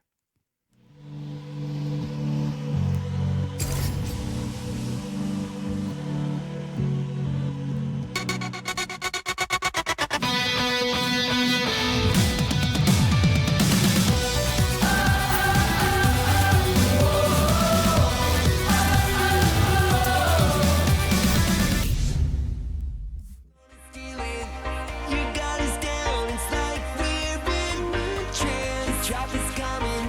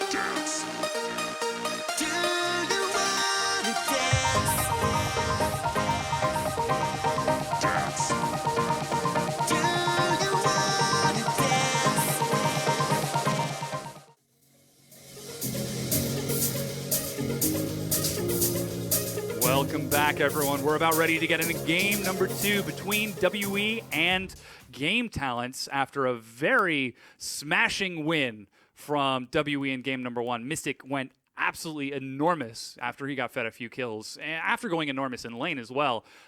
Things are looking a little dark for Game Talents fans. Yeah, this is so firstly for Team WE, this is game 1 of 2 out of what should be a smashing in their favor. This is the expectations of WE, and this is also the expectations for Game Talents. We're not looking at them even getting a game in this series. However, they often do this, and they often find games out of nowhere, and Team WE is one of the few teams you could see them getting it against. Yeah. If firstly they don't just randomly die in laning phase, and they draft and pick themselves much more comfortable matchups. Likewise, Game Talents have already kind of showcased that they have a blueprint, that they know how to exploit Team WE. They were doing a phenomenal job in the early game, despite giving away the Rengar pick, knowing, trying to put him down and behind. It was just, unfortunately, that bottom lane got out of control. Yeah, and the thing again with Rengar is, like, you can keep him down. The LPL teams, as you mentioned before, said that they don't think it's the be-all end-all for jungle picks and you can beat it with Kha'Zix. That is true, but if you don't beat it with Kha'Zix, your whole map loses. Yep. And so it's like, what Game Talents did early game was good, but it wasn't game-winning. And so they need to advance the good into the rest of the map and actually implant that good seed, so to speak, and then get the victory. Yeah. So to talk a little bit about Game Talents, however, they are making a roster swap. They are pulling Wu Shuang and putting in Xiao Yu. In addition, they are pulling Savoki from support and putting in Soulmate. So Game Talents have done the rotation in their support position quite a bit. There's also their recent new AD carryover, kind of the Pentaque of past. They've never really changed out their jungle pick, so there's no previous video or sample size to determine how this will fundamentally change the team, not having Wu Shuang there. We watched Xiao Yu play the last time they competed, I believe, in one of the games in the series, and he tower dove at level 4 and traded his life for the top laner, so they went 1-for-1, and that just kind of could be that it's nerves in his first ever competitive game in the LPL, but it also says to me that generally he's just an aggressive player, that all we know about him besides that one time he played was he's a solo queue player from the Chinese server. Yeah, it's so far he's played one game. I'm trying to see where it is. It was against Vici Gaming, where he went 2-5-3 on Rek'Sai. And here you can see Savoki being pulled out for Soulmate. So we'll definitely have to keep an eye on how that worked out. I think in the beginning of Game 1, we talked about the two big pillars of support for Game Talents was on Gimgoon and Savoki. But now they're pulling Savoki. Yeah, so now it's a question of how does it change the team. Unfortunately, the bottom lane from Game Talents got absolutely blasted last game, so hopefully they're thinking that maybe changing up Soulmate might change up Savoki or the champion pool that they're allowed to use down there. One of the big drawbacks to Savoki is you kind of had to wait for the meta to shift into him before he was relevant, and Game Talents have been known to do that in the past. They had 3 different supports on their roster, and when Savoki's Tahm Kench fell out of favor, they started throwing bones to City. Yeah, and I will say that as far as Savoki is concerned, he had a lot of Trundle, had a lot of Tahm Kench, he played Braum if it was okay, and then he had like 2 Blitzcrank games and a couple of other random champions, so he was a very limited player. Trundle's just on the cusp, as is Braum. Tahm Kench is the only one that's really valid at the moment, and so he's quite limited. A sprinkling of unique picks. Yeah, but he also has a unique play style, which revolves around the Bard or Tahm Kench way of thinking, which is like, I want to get around the map, be actively moving, but he's currently stuck in lanes where he's losing as well because he's picking Tahm Kench, because the meta against the Tahm Kench is pushing supports. So he's basically, like, I feel like as a support, he's been shifted out of the meta, even though his champions still are there. Well, we'll have to see if Soulmate can show us that he can handle the pressure that we're going to be expecting out of Mystic and Ben. This is something that's cool, though. When you came into the LPL in week 1 and you look at the support champion pool, it's really concerning. You're like, okay, you got PYL and Zero and Mako, and those are pretty much your long-standing players. Yeah, exactly. Yeah. Like long-standing support players left. We had the departure of Mata, and then all of a sudden you have all of these new guys flooding in. You got Ming, you got Soulmate now, Bin. So it's quite exciting to see new talent take the rift, and kind of this big question mark of how did they stack up? But that's what it is. It's a question mark, and until we see definitive performances from this guy, the support pool from the LPL looks pretty thin. Can we start to assess that a little bit early right now? Can we look at some of these younger supports and say that we're seeing good things? I mean, obviously, Ben coming in to replace Zero has been doing work. No, we can definitely see some positives and some good things out of the supports that are starting to take the place of other players. I think the one role that's missing to me is actually AD carries a fair bit as well. So as we do move further into the split, you would expect all the experienced members on the teams to aid the rookies and biofrost it, so to speak. Yeah. Prevent those nerves. Ming comes to mind. Yeah. Having to lane with Uzi must be daunting. I mean, even when I duo with you, Rusty, it's like, oh god, don't miss the minions. I missed that when he saw that. I see everything. Yes. Yeah, and Ming, trying to step up into a shot calling position when he does get to stand next to a veteran like Uzi, who has extensive experience shot calling himself in 2014, 2015. So I definitely think if there's a Biofrost award for the LPL, it would go to Ming so far. But you never know. Maybe Soulmate just comes out and just absolutely smashes. I mean, fingers crossed, right? Game Talents fans have got to be hoping for it, despite the fact that 4 out of fans in China were rooting for WE in that last one. But how could you not be fans of them? They say, I come back just now on their jerseys. Fight. They've changed, yeah. It was no one I am says come that. back just now. It now just says fight. It was one of the best T-shirts in Absolutely. the LPL. During the Dare to Dream period for Team WE as well. So when WE played against Game Talents, there was this very funny jersey battle where they'd face off against each other, and one would say, I'm come back just now. The other one said, Dare to Dream. It was back when Aluka was their top laner. That is amazing. So we do have a player with sound issues right now. We're taking a look at that once again. So this seems to be a repeat of the issue that happened in the previous game. So hopefully that should be resolved pretty soon if we can get the exact same fix in, or if it is the same problem even. So we can take a second and look back towards the draft phase that we saw in Game 1 and see if maybe we get adjustments in Game 2. The big glaring standout to me is the fact that Game Talents from Red side banned Shin, Maokai, and Poppy. Triple top lane ban, Yep. targeted at 957. I mean, you mentioned earlier that he has been looking weak lately. Yeah, but that's also how you end up against Saringar. Yeah, well. Yeah, so the thing is, like, Shen, Maokai, Poppy are good blue side bans. And that's the thing. So now they're on blue side, maybe they don't actually change their bans at all. But that also means that WE have to be the ones that step up and ban the Rengar. But then did they learn anything, Rusty? Yeah, the Rengar's pretty good and they can pick it themselves. It's like a child that falls and scabs his knee, and you pick it up, and what did we learn? No, it's like when a team goes for Baron, and it's a 50-50, but they get the Baron because they're really lucky, and they think that that's the right call, and then they continuously make that call instead of realizing what the correct setup for the Baron is. And then they realize that that was scrims, and they get into the LPL and they lose all of the Barons. This is an elaborate analogy. Nah, it's pretty much just scrim culture. The LPL's historically got a pretty poor scrim culture. It has been improving. EDG, as an example, scrim Koreans, because they prefer to have a much more, Rigorous? yeah, let's go rigorous scrim culture, whereas a lot of the LPL teams used to just use the LPL as their scrim, so to speak. It was their time for discovery of the meta, and that's why we were always quite slow at adapting to the meta.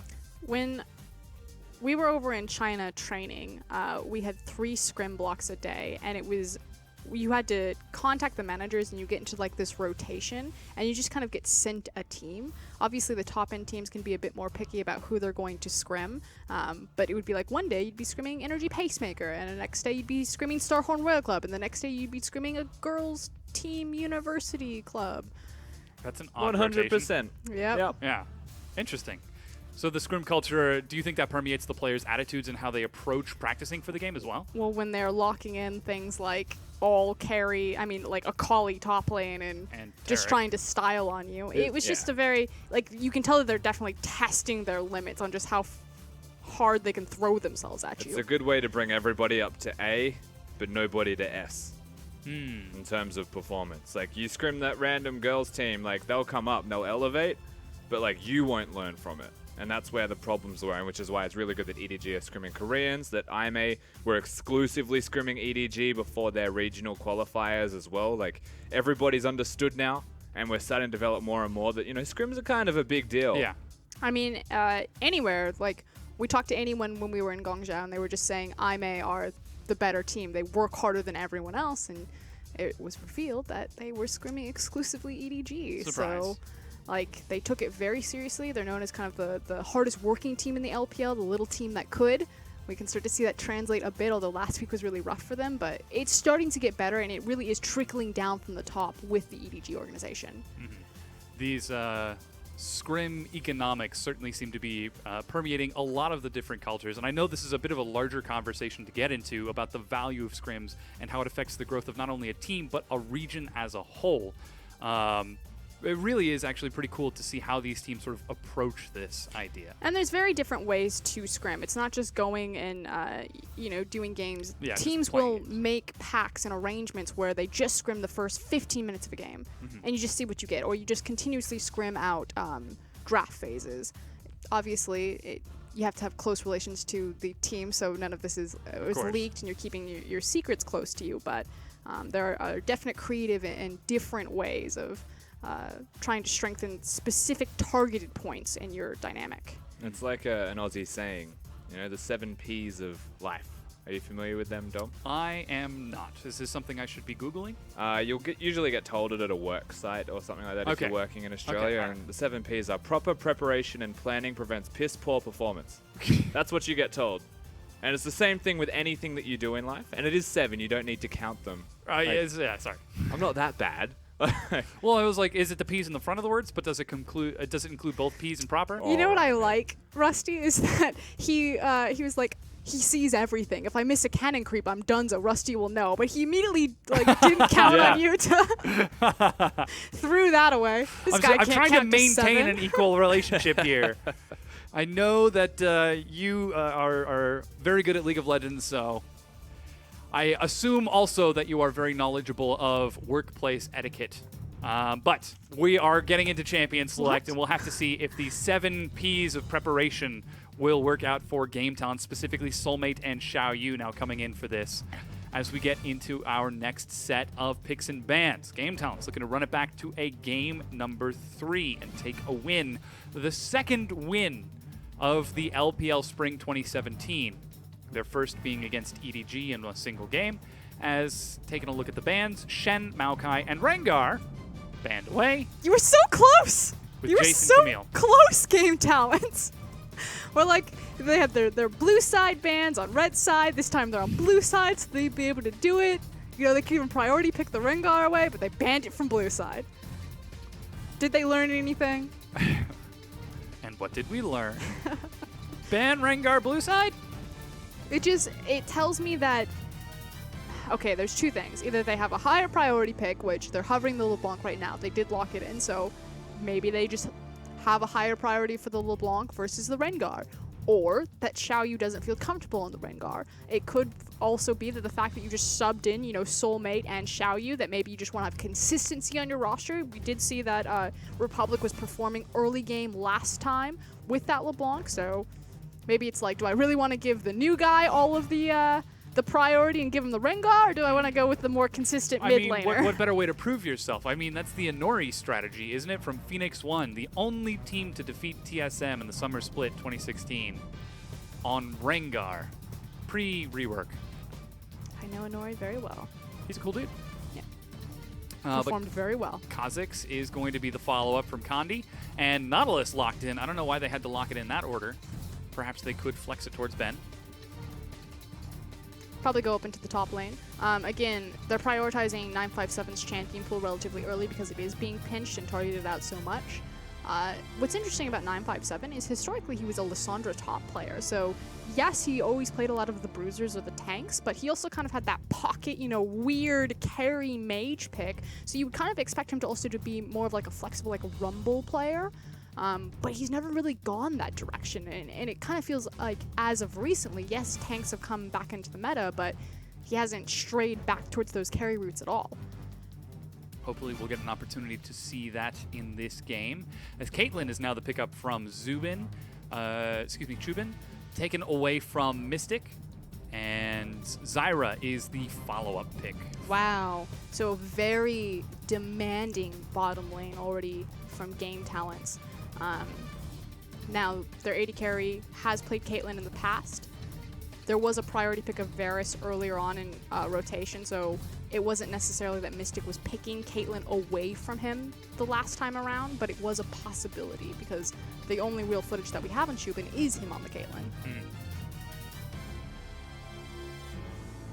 An opportunity for us to see if he can return to form in this, as Misfortune is now the pickup for from Ben. I can't believe Misfortune is being played as a support. You know what's worse is that we almost had Lux as well. Oh, yikes. Lasers and Misfortune. Now Lux is the counter to Misfortune support. Oh, really? Yeah. Just the next progression down the counter tier list? Yep. Her E outranges Misfortune's E. Yeah. And it's the mana cost and cooldowns. There are more windows to play with, and so if it comes to just, you just proc the E, you get Strut off, and then you lock her down with Binding and instantly kill her. Oof. Terrifying. We've already raced through the next set of bands, Thalise, Kennen, and Rise, to follow it up.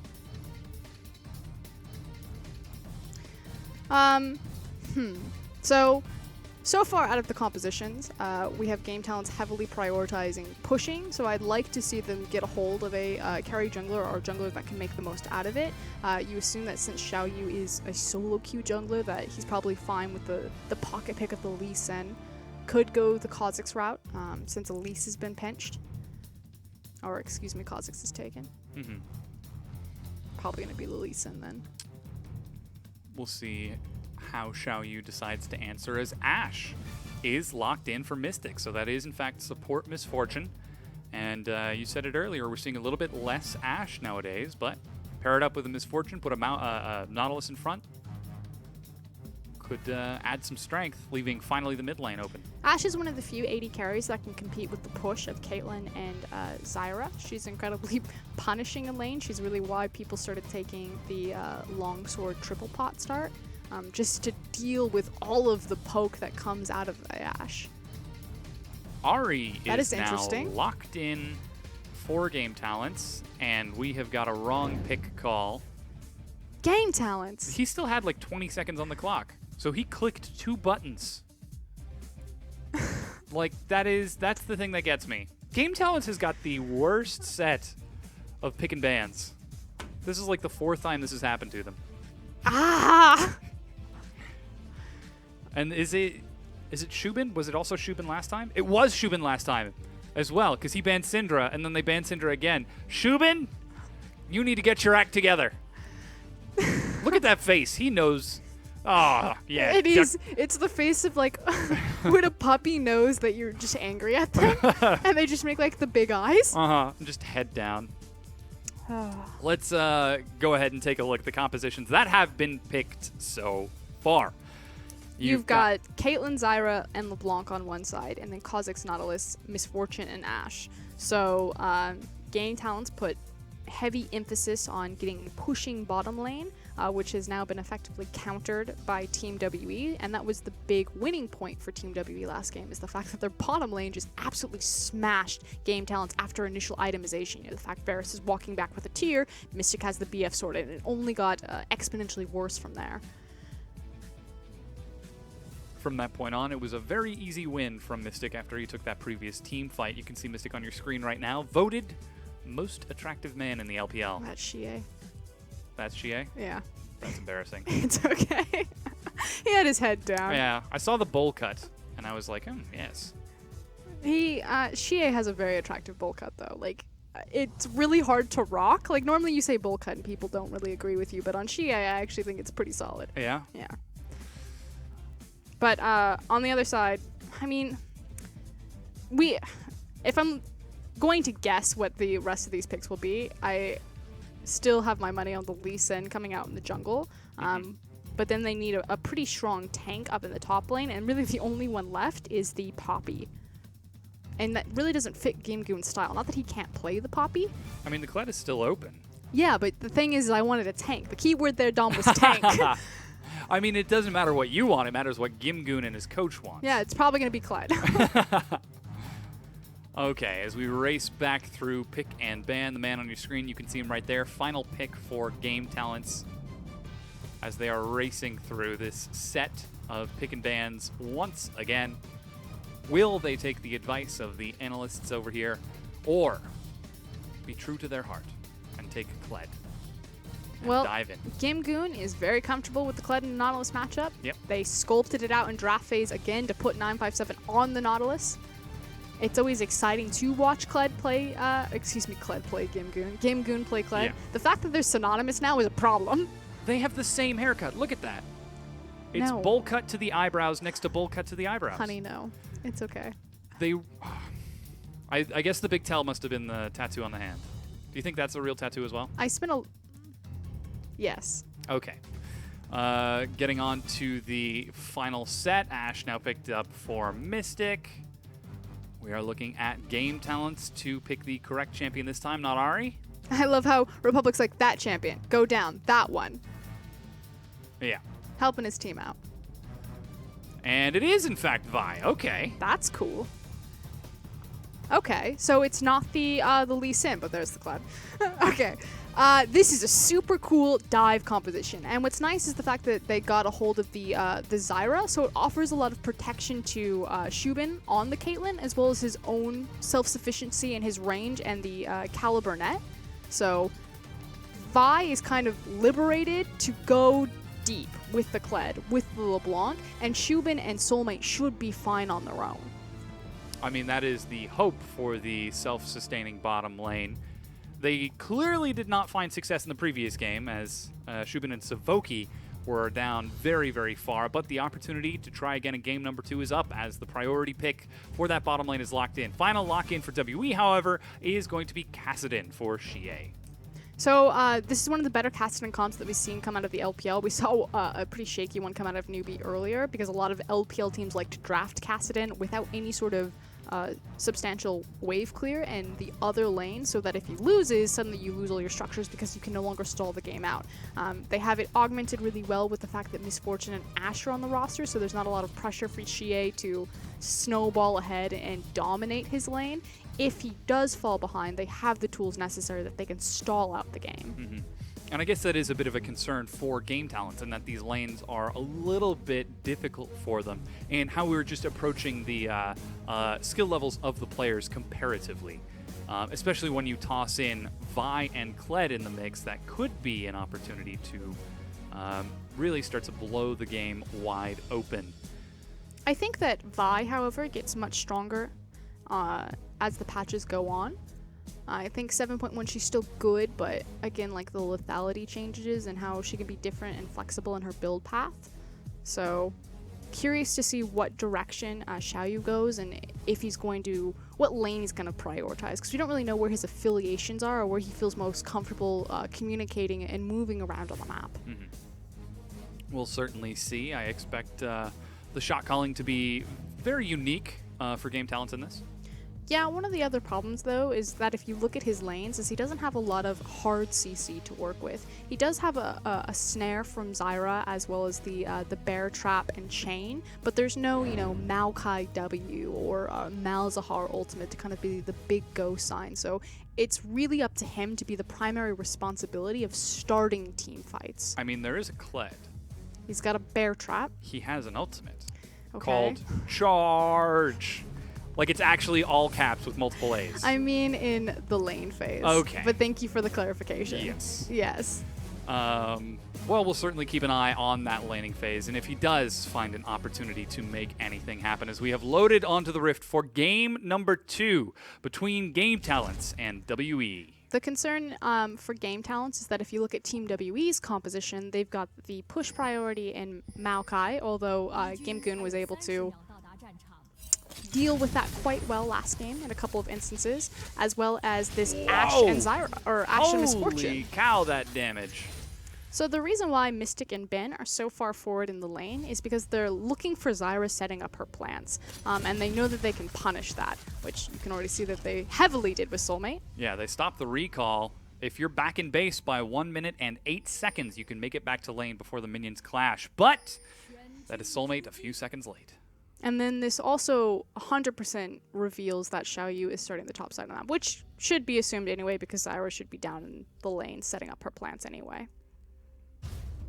And with that, Zyra's on her way down there. You can see Ben actually stayed to get the Make It Rain and deny that recall. Taking a look at summoners, looks like it's fairly standard. Xiaoyu with the Courage of the Colossus, easily procced with the press of one button. Going to be given a leash now by Gimgoon as Kandi gets the same on the top side. So which lane does Xiaoyu prioritize first? Does he just passively farm it out into level 6? Does he try for something cheeky to get game talents rolling again? They showcase that they can play the early game quite well if they get any sort of lead or advantage, particularly pivoting around Republic. And that's how Misfortune and Ashe work out. Shoving the lane out very quickly. Even if you're across from Zyra and Caitlyn. Of course, big thing though, and big part of the success is that they did pop those early plants so Zyra can get the immediate push level 1. Yeah, you can see the Warlords healing up Mystic as best he can as Soulmate pops his first potion, level 2, quickly approaching. Yeah, and speaking of potions, just to point out again that both AD carries went for the longsword pots. Again, it's pretty much stock standard these days, but is really come to, what's the word I'm looking for? It showed up because you have these caster supports as well as people like Ashe. Came into existence? I don't know, I can't speak tonight. Kandi is going to be able to secure the Scuttle Crab despite the proximity of Xiaoyu. Flash was actually just off of cooldown for Xiaoyu, so Kandi is able to snag that for himself. As Ben continues to help shove the wave for Mystic as they are looking for yet another advantage. Volley gets some damage onto Shubin. Getting a lot of attention down in this bottom lane. Oh, yeah. It has eked out a slight CS advantage for Mystic, but 3 CS isn't anything to write home about. Meanwhile, I want to see top lane because pots are being repeatedly popped up there. Yeah, 957 taking the Doran's Ring and a single potion to Gimgoon's Doran's Blade and 1 potion. So potion advantage means that 957 can trade health for CS if needed be and sit and sustain longer into the lane. Kha'Zix is actually back on this top side of the map. He is double buffed up and the lane is relatively neutral, although he's looking mid. Yeah, he's sneaking forward. If Republic goes for the distortion, you know Kandi's going to go in. Xie's looking tasty. And that's the Shadow Roar procced. And what? He got him with the Ignite. They actually traded. First Blood is actually going over to Republic. The Ignite takes down, kills the Kassadin. Best case scenario there for Republic. That said, Xie should be able to teleport, and we'll see if he's able to manipulate the wave earlier, or if it ekes him out any sort of advantage. But everyone has their flashes. Yep.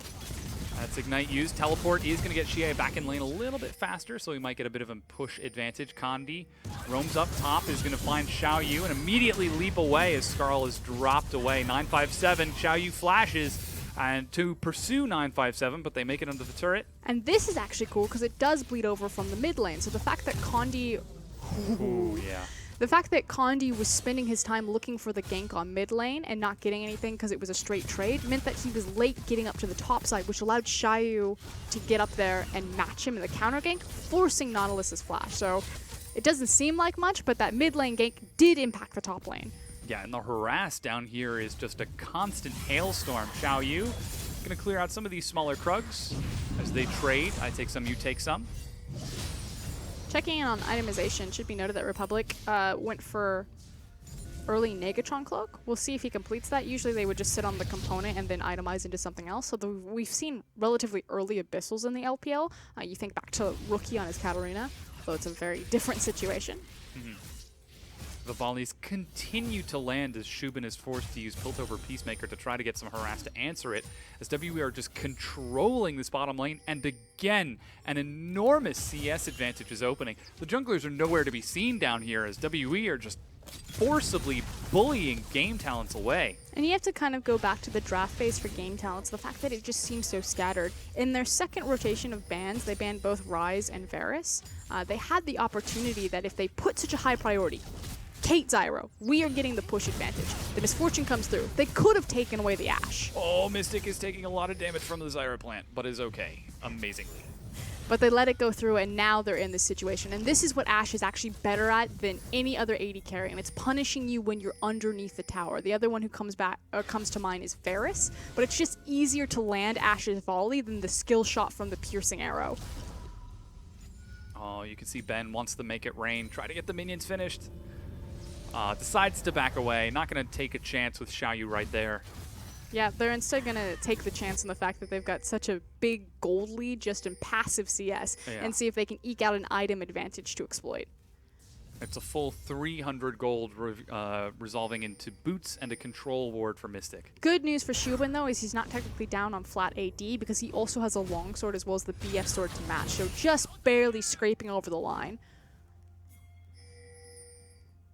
As it is, the advantage is still in favor of WE as they find themselves 700 gold ahead despite the first blood of Game Talents. A lot of it's been converted into the control wards and the bottom lane by a lot. I mean, like, All of it. so it's now a question of can those control wards be utilized for Condi to get into the lane. Now, he did just tick over into level 6. He's on the top side of the map right now, but he's on course to make a nice rotation bottom if he chooses. Yeah, decided to go for the evolved Q first of Case Their Fear as Xie, level 7, just trades it back with Republic, who lands 2 chains, and Xie, oh, that's Ignite used as well, plus the auto attack. Republic might follow this. Xiaoyu was waiting in the wings in the case that Xie would have looked for an outplay. What a bizarre trade. Xie took a lot of unnecessary damage from creeps. And yeah, LeBlanc can no longer just kind of drop all of her burst damage. You know, it takes a little bit longer for the maximum damage to come out, but I think he was just kind of unexpected how much damage that Xie would take over time and then realize, huh, I can kill that guy. Yeah, blue buffs are traded to opposite sides of the map. Let's see if Republic is going to get this. Xiaoyu sets it up, and yeah, Republic has it while Condi has the other one. Yep, and that's the big difference. See if he's able to abuse that at all. As now, Xiaoyu's trying to apply a little bit of pressure to Ben Mystic. Yeah, Ben gonna clear out that Zyra plant as Mystic catches these minions under turret. Still a solid 20 CS ahead, despite the potential pressure. As the arrow catches Shubin and they're gonna burst him down. He even takes a turret shot. Flash from Mystic Exhaust. He heals. Is it going to go first over? No, it's AD carry for AD carry. As Ben now turns on to Soulmate. He's got Flash, but Ben has Exhaust and Soulmate walks it off. But that is the best thing that you can hope for, the fact that the AD carry was able to trade back and pick up the kill. He did burn all of his summoners, but I think he got more than he gave there. Xie gets some damage onto Republic, eats a chain, and jumps back in, forcing Republic to distort out. Condi waiting in the wings along with 957, forces the disengage from Game Talents. Republic sensing that something was up. I want to quickly touch back onto bottom lane though. So Soulmate was actually level 5. Can you imagine if that was actually a 2v2 and Zyra had ultimate? It was a cute play from Mystic and Ben to try to catch them with the tower shot by clearing out the creeps with bullet time. But now that Zyra has ult flash, Mystic and Ben might actually be in a really unsafe spot in this lane. So kill pressure could go back to Game Talents here. Yeah, they are trying to push this wave up a little bit as they continue to harass Shubin. Berserker Greaves finished for Mystic, where it is 2 daggers and boots for Shubin. Such an efficient power spike, upgraded boots, especially Berserker Greaves. Such a cost-efficient item. Still not seeing anything too explosive in this match just yet, despite game number 1, the early explosive advantage for WE capitalizing on Condi and Xie. This time, we're not seeing that.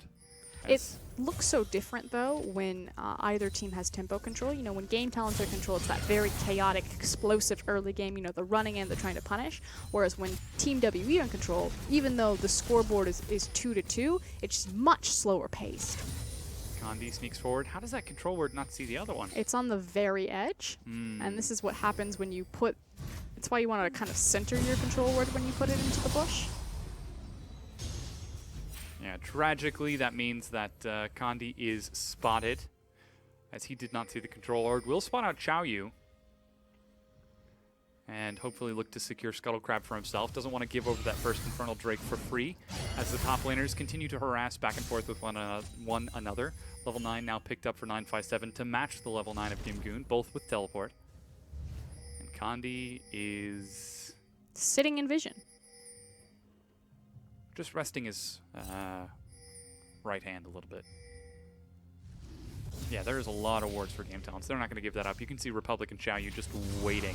Yeah, and it's the fact that there's 2 missing members, so Team WE not willing to show their hand without seeing Xiaoyu everyone. actually catches up with the Vault Breaker. Flash over the wall to follow. Ignite is used as well. And Mystic goes down to Republic. Condi, too slow.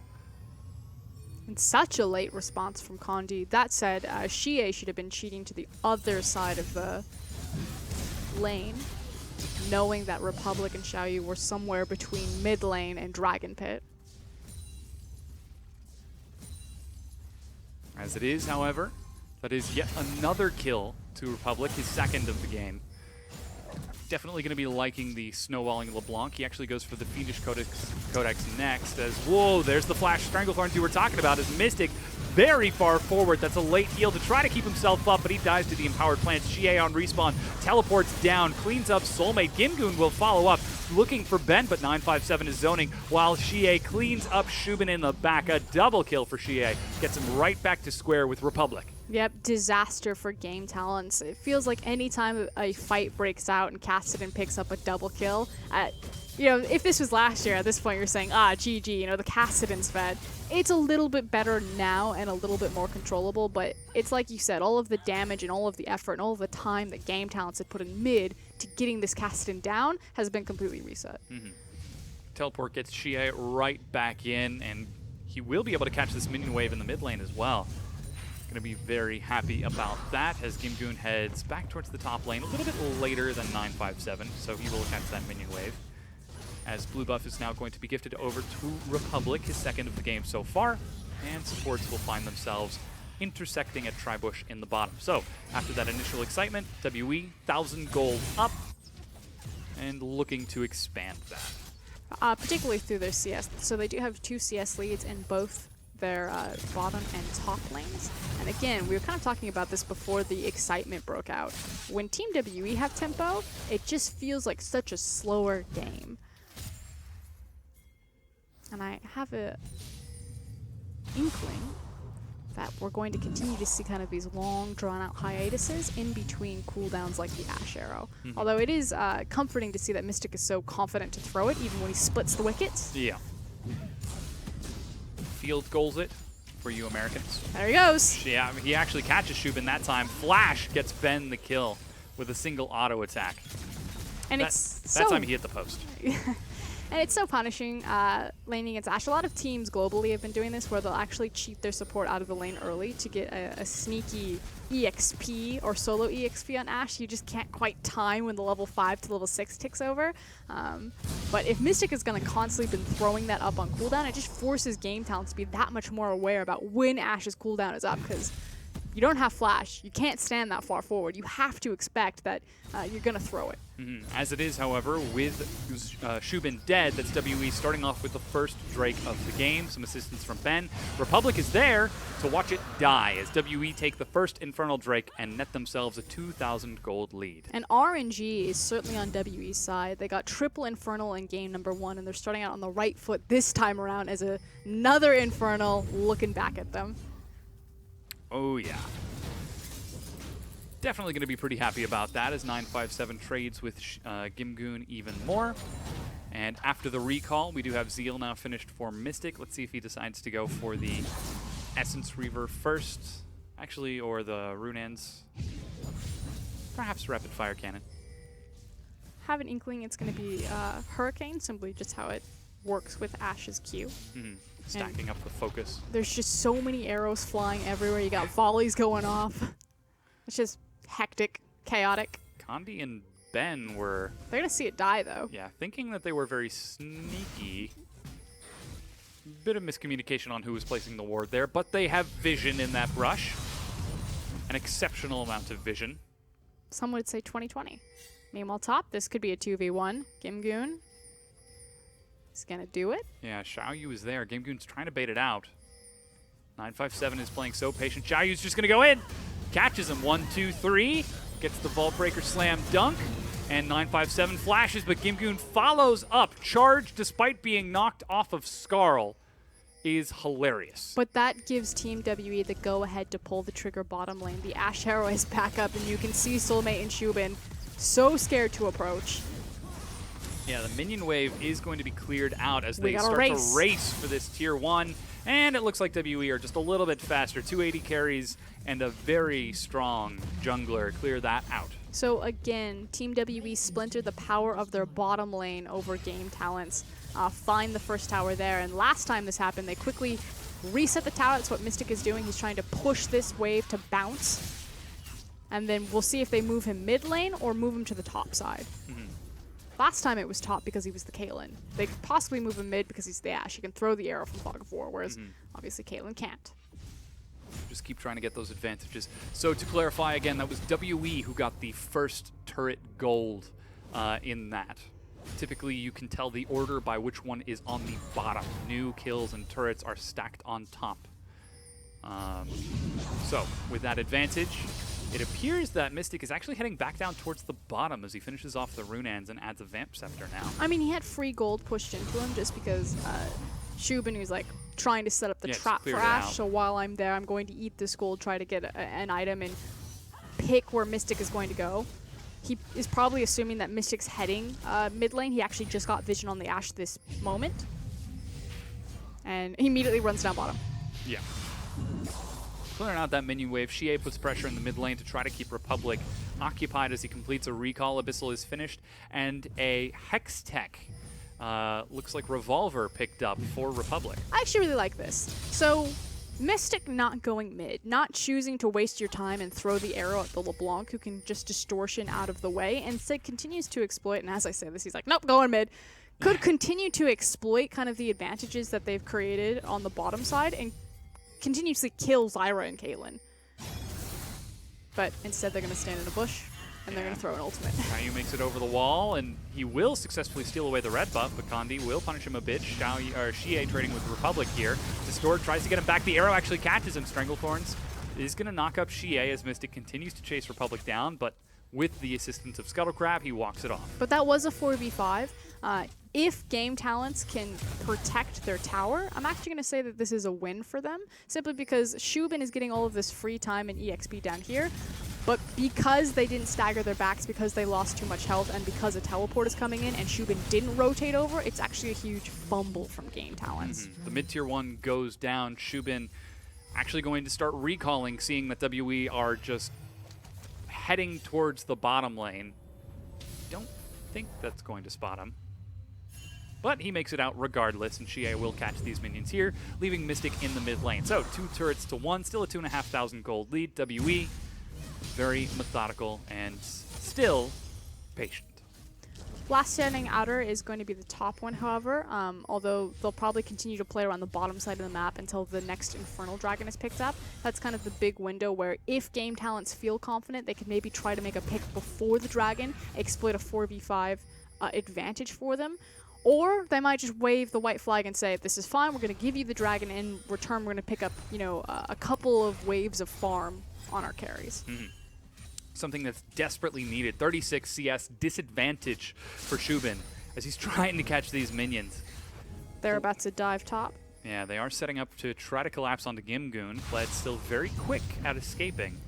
And Xie does not have his teleport, so that would be a 4v5. Instead, they are just going to invade, set up a lot of vision, and clean up the final tier 1 turret of the game. However, 30 seconds for Infernal Drake. Game Talents could try to use this window. It would be table scraps at this point, though, even if they got the Infernal Drake. And that's assuming that they're able to get it in the time that it takes Team WE to get the tower and mosey back down towards the pit. Xie eats 3 chains in total and continues to chase onto Republic, who distorts away and flashes because Kassadin has cooldowns and a blue buff. The top tier 1 goes down. He's also got a 2-item advantage right now in that the Roa and the Abyssal are completed, whereas only the Abyssal and I think a Hextech Revolver are completed for LeBlanc. As Kondi leaps over the Raptor camp, heading on over towards that Infernal Dragon as Xie continues to harass Xiaoyu. And that is a Kindle gem. Yeah, going for the Gunblade. Interesting. Indeed. However, this is Infernal Drake being started. Gimgoon is teleporting. He's got charge. to go in. Xiaoyu's got a good flank as well. Dragon is picked up. Charge is going to find Xie in the Soulmate. front, who leaps over the wall. Soulmate tries to get in as Xiaoyu is being shredded apart by Kandi. Meanwhile, Gimgoon is turned onto Ben, who dies along with Mystic, and now Kandi and 957 are doing what they can. Skarl runs for the hills, but this is WE trying to turn in there. Xie gets in, shields himself, and will trade 1 for 1. 957 goes down, and Gimgoon is ready. He just needs a few hits, and Gimgoon goes down, and the reset for Kandi. He gets the ace. No, so close for Game Talent. Best case scenario, they got 2 great flanks here, and this looks like disaster initially. The good thing is that Soulmate actually gets the ultimate off right as Zyra dies. So a lot of key cooldowns were actually used on a champion that pretty much did her job and was done. The flanks come in from Gimgoon as well as Xiaoyu, but the big guy to watch was Shubin until he decides to step a little bit too far forward on the Caitlyn and just gets denied. And then it's just the reset from Kandi. The fact that he flashes Gimgoon's auto attack, the triple shot, and then immediately uses next jump on LeBlanc. Getting that reset, having the presence of mind to be watching Gimgoon as the turret shot is fired while red buff is ticking away to get it immediately. However, WE win the fight, technically, 4 for 5. Oh no. Republic, you don't want this. He leaps over, suddenly sees, oh! and gets out of there. Sees 2 people and runs for the hills. WE, however, continue to push forward. Now that some of this vision is being cleared out, the arrow is fired and flashed by Soulmate. Not gonna take any chances. Big cooldown down for Team WE. They need to fix their mid lane wave. Gimgoon tries to force a fight as he gets into the front. Republic on the flank. It's 957 doing a lot to soak this. Hook is going to catch Gimgoon as they burn through his health. That's the Stranglethorns to disengage, but Kandi has been able to sneak forward. He has the leap ready and is looking for these resets. Tries to go onto Shubin. Gets him low. That's number 1. Manages to land a slow onto Soulmate, but just leaps away instead. WE still have got a lot of health, and Baron is on the map. And again, this is the other thing. When you have a tank on your composition, even if your health bars get chunked like that, it's still safe to look towards the Baron because you have someone like this, the Nautilus, to be the front man. If this is on Game Talent's composition, they can't do it. Yeah. As it is, the Baron is started and finished. 23.5 minutes for WE. And despite not being anywhere near as snowballed as last game, they are still in control of this second game. It's still been relatively clean, though, and they're still playing the same type of game. So this is not Team WE, exploiting their advantages off of team fights. This is them just playing a really stock standard structure snowball type of game. They continue to press these structures and neutral objectives with double Infernal and a 1-turret lead, continuing to put Game Talents as far back as they possibly can. And, this was the conversation that we set up from the beginning. Game number 1 was a clean demonstration of what we had hoped to expect from WE in a very strong, smashing game. Game number 2, it seems like we're seeing a little bit of a similar vein. Not quite as, you're smashed, but, they're still playing a tactical macro match. Yeah, I would agree with that. And unfortunately, kind of the window for Game Talents to find a lot of counterplay is closing a bit. They're kind of stuck in a power trough while they're waiting for Shubin. So at this point, Game Talents' win condition has changed from, taking that 5v5 with the last Infernal Drake to, okay, now we just need to stall out long enough, wait for Shubin to hit this third item, and then try the next dragon. Mm-hmm. The concern is, do they have that much time? WE have got the Baron. They will look to use it. Their sieging composition isn't strong, but their dive composition is very strong. So it may just be a matter of giving up kind of these outer towers and defending the inhib towers. But Team WA actually kind of lollygagging a bit on, putting all of their resources into one lane and throwing down at these structures. You saw Mystic waiting just outside of Vision in the mid lane. Luckily, Game Talent's well aware of the Ashe from long range strategy, set up a few wards and had vision of that, so they were sitting nice and safe under their tier 2, not taking any chances in getting caught. 957 has prepped a minion wave in the bottom lane, and WE swing themselves right on down before Game Talents can get there. I think they've already lost their footing on this one since Team WE had the inside track. You give this one up and you just make sure that they don't crack the inhib line. As long as they can keep that up, I'm going to call this Baron survivable. They are slowly but surely pressing further and further forward. Plenty of vision now on that bottom side of the map as WE looking now for their next dragon in 40 seconds. That is going to be a Cloud Drake. Still another, looks like about 50 seconds left on that Baron buff. So they have a small window of opportunity if they choose to use it. And more important, Game Talents have revealed themselves from their Xie cave and managed to allowed get a kill on the soulmate. this to happen where they get caught from behind. Yeah, Knockup is going to find Xiaoyu.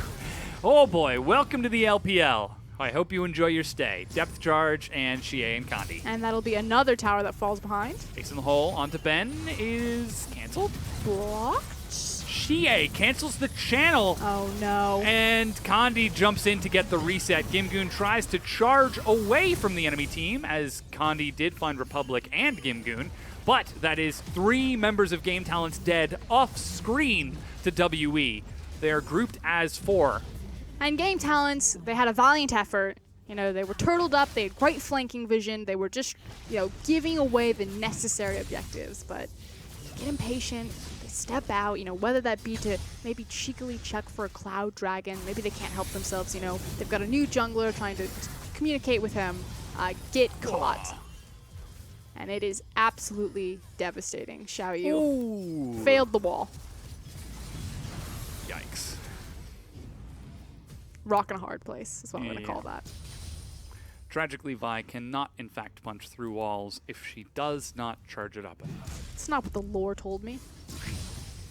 Punch first, ask questions later. We actually haven't seen her in combat in the lore. All right, that's neither here nor there. Let's not talk about lore, because that is a deep, deep hole. But on the bright side, Game Talents, their hero, their savior, Gimgoon, has managed to acquire another tower. He is 4-1-2 right now. He's actually been doing work. A big Kled. Yeah. Unfortunately, if he speeds his team into them, all of them will shatter and die. Yes, you don't want that. So Game Talent's win condition was to survive the Baron. It looked great until like the 99% mark to that, and then they lost an inhib. You're like, it's survivable, especially because it's the mid inhib and not the bottom one, so that they at least have an opportunity or a window where they can play around kind of the next Baron contention. But they need Shubin to get some sort of penetration or some sort of kill threat on the front and back line from Team WE. Yeah, he is just having some difficulty getting anything. He has been denied so much gold, not only in the laning phase, but just around the map. The fact that there's a Kassadin and a Kha'Zix and a Nautilus, if one ward falls and you get flanked, you're in for a bad time. But we talked about how Game Talent's composition is supposed to work. The fact that you're able to free up and allow Kled, Vi, and LeBlanc to engage because you do have the Caitlyn and the Zyra. That all you really need is Zyra to place the ultimate in front of Kate, and dissuade any of Team WE from reaching back there. Unfortunately, Soulmate has been pretty much obliterated at the start of these fights. He did a good job in the last Dragon fight, making sure the ultimate went down before he died, but it's been pretty rough playing the Zyra. It certainly has. Getting burst down in both games. Checking my notes here, I see that before we started the game, I actually wrote that Game Talents, they have a very demanding bottom lane in this Caitlyn and Zyra. It seems like this bottom lane has not gotten really anything. I mean, I think, again, if you go back to draft phase, the fact that they prioritized Caitlyn Zyra so early on in their draft, and then unfortunately kind of just lost. If you put all of your chips on getting at least one pushing lane or one winning lane bottom side, and then it just gets countered out because you don't ban correctly in second rotation, it feels bad. Oh no. Ooh, Republic. Just a little bit too soon. Unlucky. Leaps away, lands a chain though, and gets under the turret. However, WE, they see that Baron is up in 100 seconds and immediately rush down. Gimgoon looking for the flank is going to find Ben and turns immediately onto Mystic. Exhaust denies the damage as there's a chase now from Xiaoyu as they dive forward. Mystic kites it out as best he can. Somehow is still alive. Ignite dropped by Republic will finally be able to get the one kill, but the rest of Game Talents have fallen just to kill Mystic. And the bot lane, as you mentioned, left standing. Yeah, and Miss Fortune serves a very similar purpose to Zyra in Team WE's composition in that she pretty much just dissuades you from reaching into the back line. Opens up the bullet time, and it doesn't seem like much, but she's doing pretty ridiculous damage and a lot of penetration shred with that Black Cleaver. Shubin now trying to help Soulmate keep this inhibitor turret standing. Baron's up in 50 seconds. With Mystic dead, they are going to have a pretty difficult time cracking the inhib against that Zyra and Caitlyn. So, WE decide to back away instead and just be a little bit more patient. But you can already see what the next attempt was. Wow, Gandhi actually had a control ward, and he's like, nah, screw you guys. Sold Sells it and fills up his item or his item slots with armor and MR. Xie has a Magi's Soul Stealer. At 30 minutes, that's brave. It is indeed. It's fine. I mean, he's a huge Kassadin. He's got 3 completed items as well as the Magi's and a needlessly large rod. He is by no means in a painful position. Definitely having a pretty good time. We saw how he was able to assassinate Soulmate in just about 1 combo. So many assist pings coming out of Game Talents. As they know Baron is coming up and they know that WE have their eyes on it. The arrow catches Republic despite the distortion. They open up. Make It Rain is doing what they can as Xiaoyu dives onto Mystic into the back. Gimgoon's trying to get in there as well, but Xiaoyu dies as Gimgoon is forced to zone in the front. Guardian Angel pops, and down will go Gimgoon. Xie chases Shubin away. That's a lot of crowd control. Stranglethorns is going to do some damage, but Gandhi continues chasing, and it looks like WE killing 4, losing none, bringing the minions right downtown, are set to close this game out. Soulmate dies, and that, Frostgurin, is the ace. And suddenly that Magi's doesn't look so silly as it's now healthy and padded on Xie, but just really unlucky for Republic. The fact that the arrow catches him and pretty much bin 100 to 0 him with just the assistance of the hard CC. Well played from Team WE. Well played indeed. The question was, can they perform? Can they make the statement? Do they deserve to be in this top 5 scramble for the throne? And the answer so far seems to be yes. Now joining us once again on the analyst desk is Zach Rusty Pie. Welcome back. What up? That was definitely a lot better from Team WE, I will say. The game was significantly quicker, but it also comes down to a decision based off the draft from Game Talents, and I admire them for going the direction that they did when you actually look at the draft phase, and I have my notes literally just says dive. I even wrote in caps, because they had a Vi and a Kled, and Gimgoon played out of his mind as best he possibly could in a losing situation for a champion that's not meant to be good in that situation, so you have to give them some kudos, but if you start losing with that comp, you lose hard. Oh, yeah. I mean, the thing that we talked about before the game actually started was, for Game Talents, they've got the 2 support pillars in Gimgoon and Savoki. Well, in bringing in Soulmate on that Zyra, it seemed like he was actually doing a pretty good job of keeping Shubin safe whenever he got the opportunity to. Yeah, I think he did a perfectly fine job, of course, getting caught out once or twice needlessly, but that's not to be unexpected. Again, when we're looking at the team composition, there will be times where you will see them get caught out, but they're simply just trying to utilize their team comp, set up vision for a pick with the dive, so to speak. With that chase, however, that is going to be WE taking a very clean 2-0, taking a look at the damage Mystic actually did. Not that much this time around, really there just for the utility to enable the rest of his team to set up. Yeah, but he hit really nice arrows. There's actually a joke where Mystic doesn't hit arrows and he misses a lot, but I think he only split the wickets on 1. You keep using that phrase. What? Split the wickets. She's accustomed to Australia. It's quite Yeah, good. I know. I've only been here for like a month. To me, it's like field goal. You pass between the 2 posts. Touchdown. He did it, but the guy that I really want to talk about is Ben. Again, we say this all the time, filling 0 shoes. He comes out on them. He's played a slew of champions. Meta-specific champions, like he's not out of meta. Question is, like, if we change back into kind of tanky supports, will he be as effective? But right now, the vision game looks good. He looks like he's communicating well with the team. Looks like he's synergizing well with Mystic. Just beautiful. Looks like an upgrade, actually. Yeah, I mean, realistically speaking, like if Braum comes back into the meta, I for one welcome Zero back to being on the team. But from what we're seeing right now, he is honestly outstanding. I'm very impressed with Ben. He did 3,000 more damage than his AD carry as a support, and it speaks volumes towards how he's able to use his spell rotations. He was a big part of winning that laning phase, and Mystic seeing this almost unfound levels of lane aggression. He's trying Yeah. so hard to Oh win my lane. gosh. It actually feels a little bit like we're watching Deft and Mako Yep. now, like trying their absolute hardest to not just win lane, but create a higher CS difference between the lane opponents. That's how they want to win. It's not always about being at that perfect CS value. It's about ensuring the difference between you and the enemy AD carry is that substantial that it's game over. Yeah, the fact that they were sitting at like 150, 200 health for just about the entire Yep. first 5 or 6 levels, and the junglers didn't come bottom at all. They were just pulled towards the top. They were busy fighting each other. Yeah. They had other things on their mind at the moment. But again, the other big question was Xiaoyu coming in to replace Wu Shuang. He seemed to have some difficulty performing as well, though he did follow Republic's directions rather well with his diving. I mean, we saw the damage in Delta Champions. He did 4.2k, the lowest damage in the game. So that kind of speaks. He never really got to do what their composition was set up to do, or be the Vi and dive the backline successfully. And it's not only his fault. The fact is that pretty much every single lane started to lose around mid-game, and so there's not a lot of tools to work with. But that said, he didn't facilitate the best that he could have. I mean, as far as damage to champions is concerned, Vi is one of the champions that'll do no damage even in wins because she's assassinating you. Like, her R will go on and it knocks you to the side and it kills that one person. That one person is a squishy. So you do like maybe 2,000 damage at most in every single fight if you're fed. If you're not fed, you're pressing R, you're knocking somebody up, you're giving them an uppercut, and then you're dead.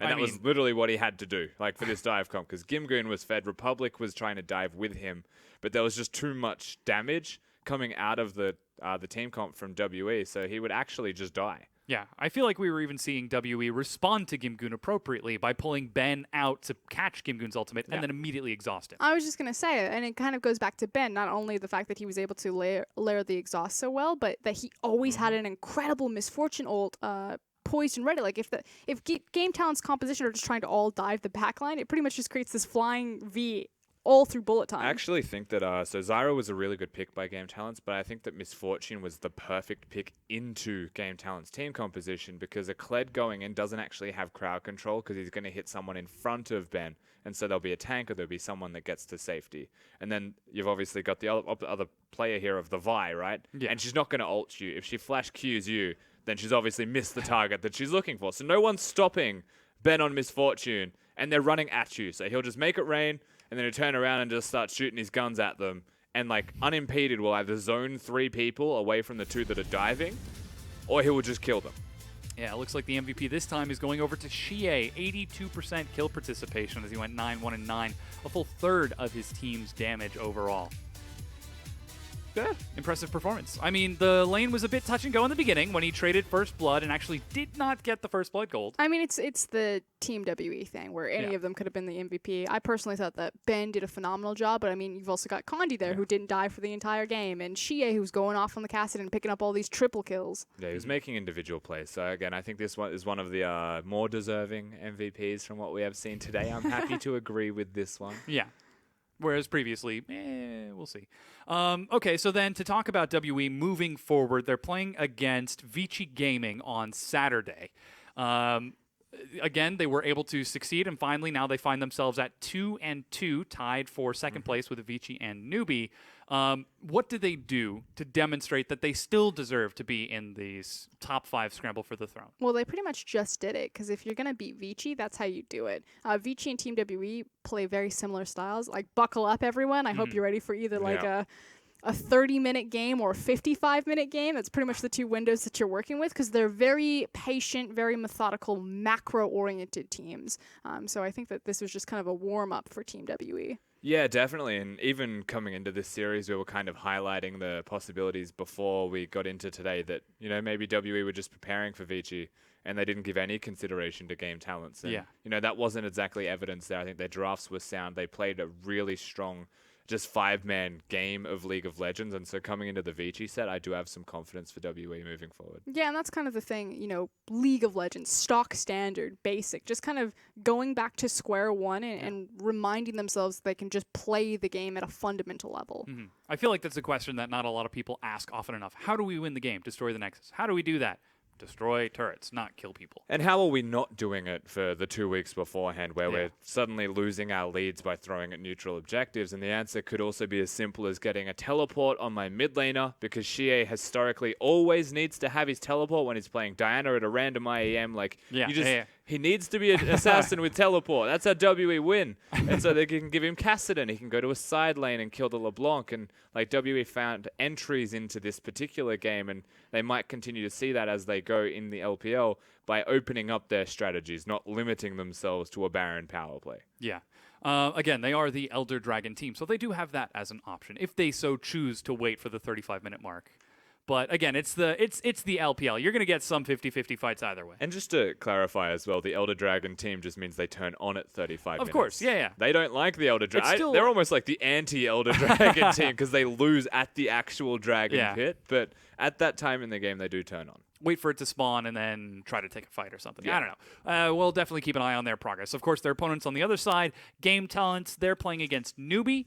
And after NewBee's win today over Gu, it seems like Game Talents are in a bit of a pickle in this matchup. Yeah, right now our scramble for the throne has kind of turned into a rock, paper, scissors tournament, and that there's no definitive best. You know, like WE, they beat NewBee, but NewBee beats Gu beat EDG. Like, we don't really know where it is. And VG's like, hey, we're still in this race. Game Talents, at some point you're going to tap out, and it's kind of about whose day can you ruin and what can you learn and how far can you grow. We've seen this in the LPL repeatedly, that just because teams look like they're destined for, you know, the promotion tournament, although it's very early to call at this point still, that they won't give up on their roster, that they'll retain their members, that they'll continue to invest in the future and developing talent. We can see that, you know, they're bringing in Soulmate, they're bringing in Shubin, so and that's the important thing to me as well. Bright spots there. They, at the very least, can make the best roster that they can as they move forwards. If they keep losing, so be it. But once they work out their recipe for success, like, how can we beat these teams in the toughest group that we've found ourselves in? Just happened upon it. Like, how can we actually win? Yeah, here's the current standings for the group. You can see Group B, the games we played today. Gu still tied for first with EDG, but hot on their heels are Vici, WE, and NewBee, all at 2-2, and Game Talents still at 0-4. Yeah, unfortunately, Game Talents is looking across at Group A, waiting for cross-conference to prove that they're just in the harder group, that given the opportunity, they could make it happen. I mean, with how chaotic things are going in Group A, if ever there was a time to get some wins, that would be it. LGD, OMG versus Game Talents, even IMA versus Game Talents. That's all very interesting matchups. Look, Snake are inconsistent at the moment. IG have strong points and weak points. RNG, you just never know what's going to show up on Summoner's Rift with them as well. So, like, there is opportunities for Game Talents to get wins against all of the opponents in the opposing group. It's about how much of the Group A shows up. You know, it's interesting, kind of like the different metas that have been created between the two different groups. So you have one group, Group B, which is a little bit more oriented on macro. You've got EDG, you have Vici, you have Team WE, and even QG to an extent, all in the same group. Whereas the other group have Snake, LGD, IG. They're like the wild card group. Sporadic, I guess, is the... Yes. You just never know what you're going to get. Exactly. They're a box of chocolates. Exactly. Or a car full of clowns, as we discussed you wanna earlier go there, at the top of the day. Again, if you want to know what exactly we are talking about, check out the top of the show where we explain what the story for this week is. In Group B, it is the Scramble for the Throne, and Group A, a little bit more sporadic. We're going to go ahead and wrap up today. So on behalf of myself, my co-casters, my co-analysts, and the whole broadcast production crew, thanks for watching. Be sure to come back tomorrow for more LPL action. Thanks.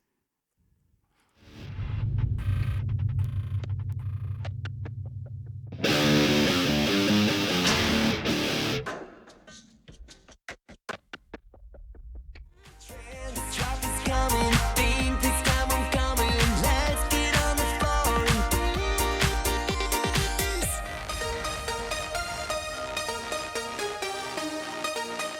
Let's get on the floor and dance.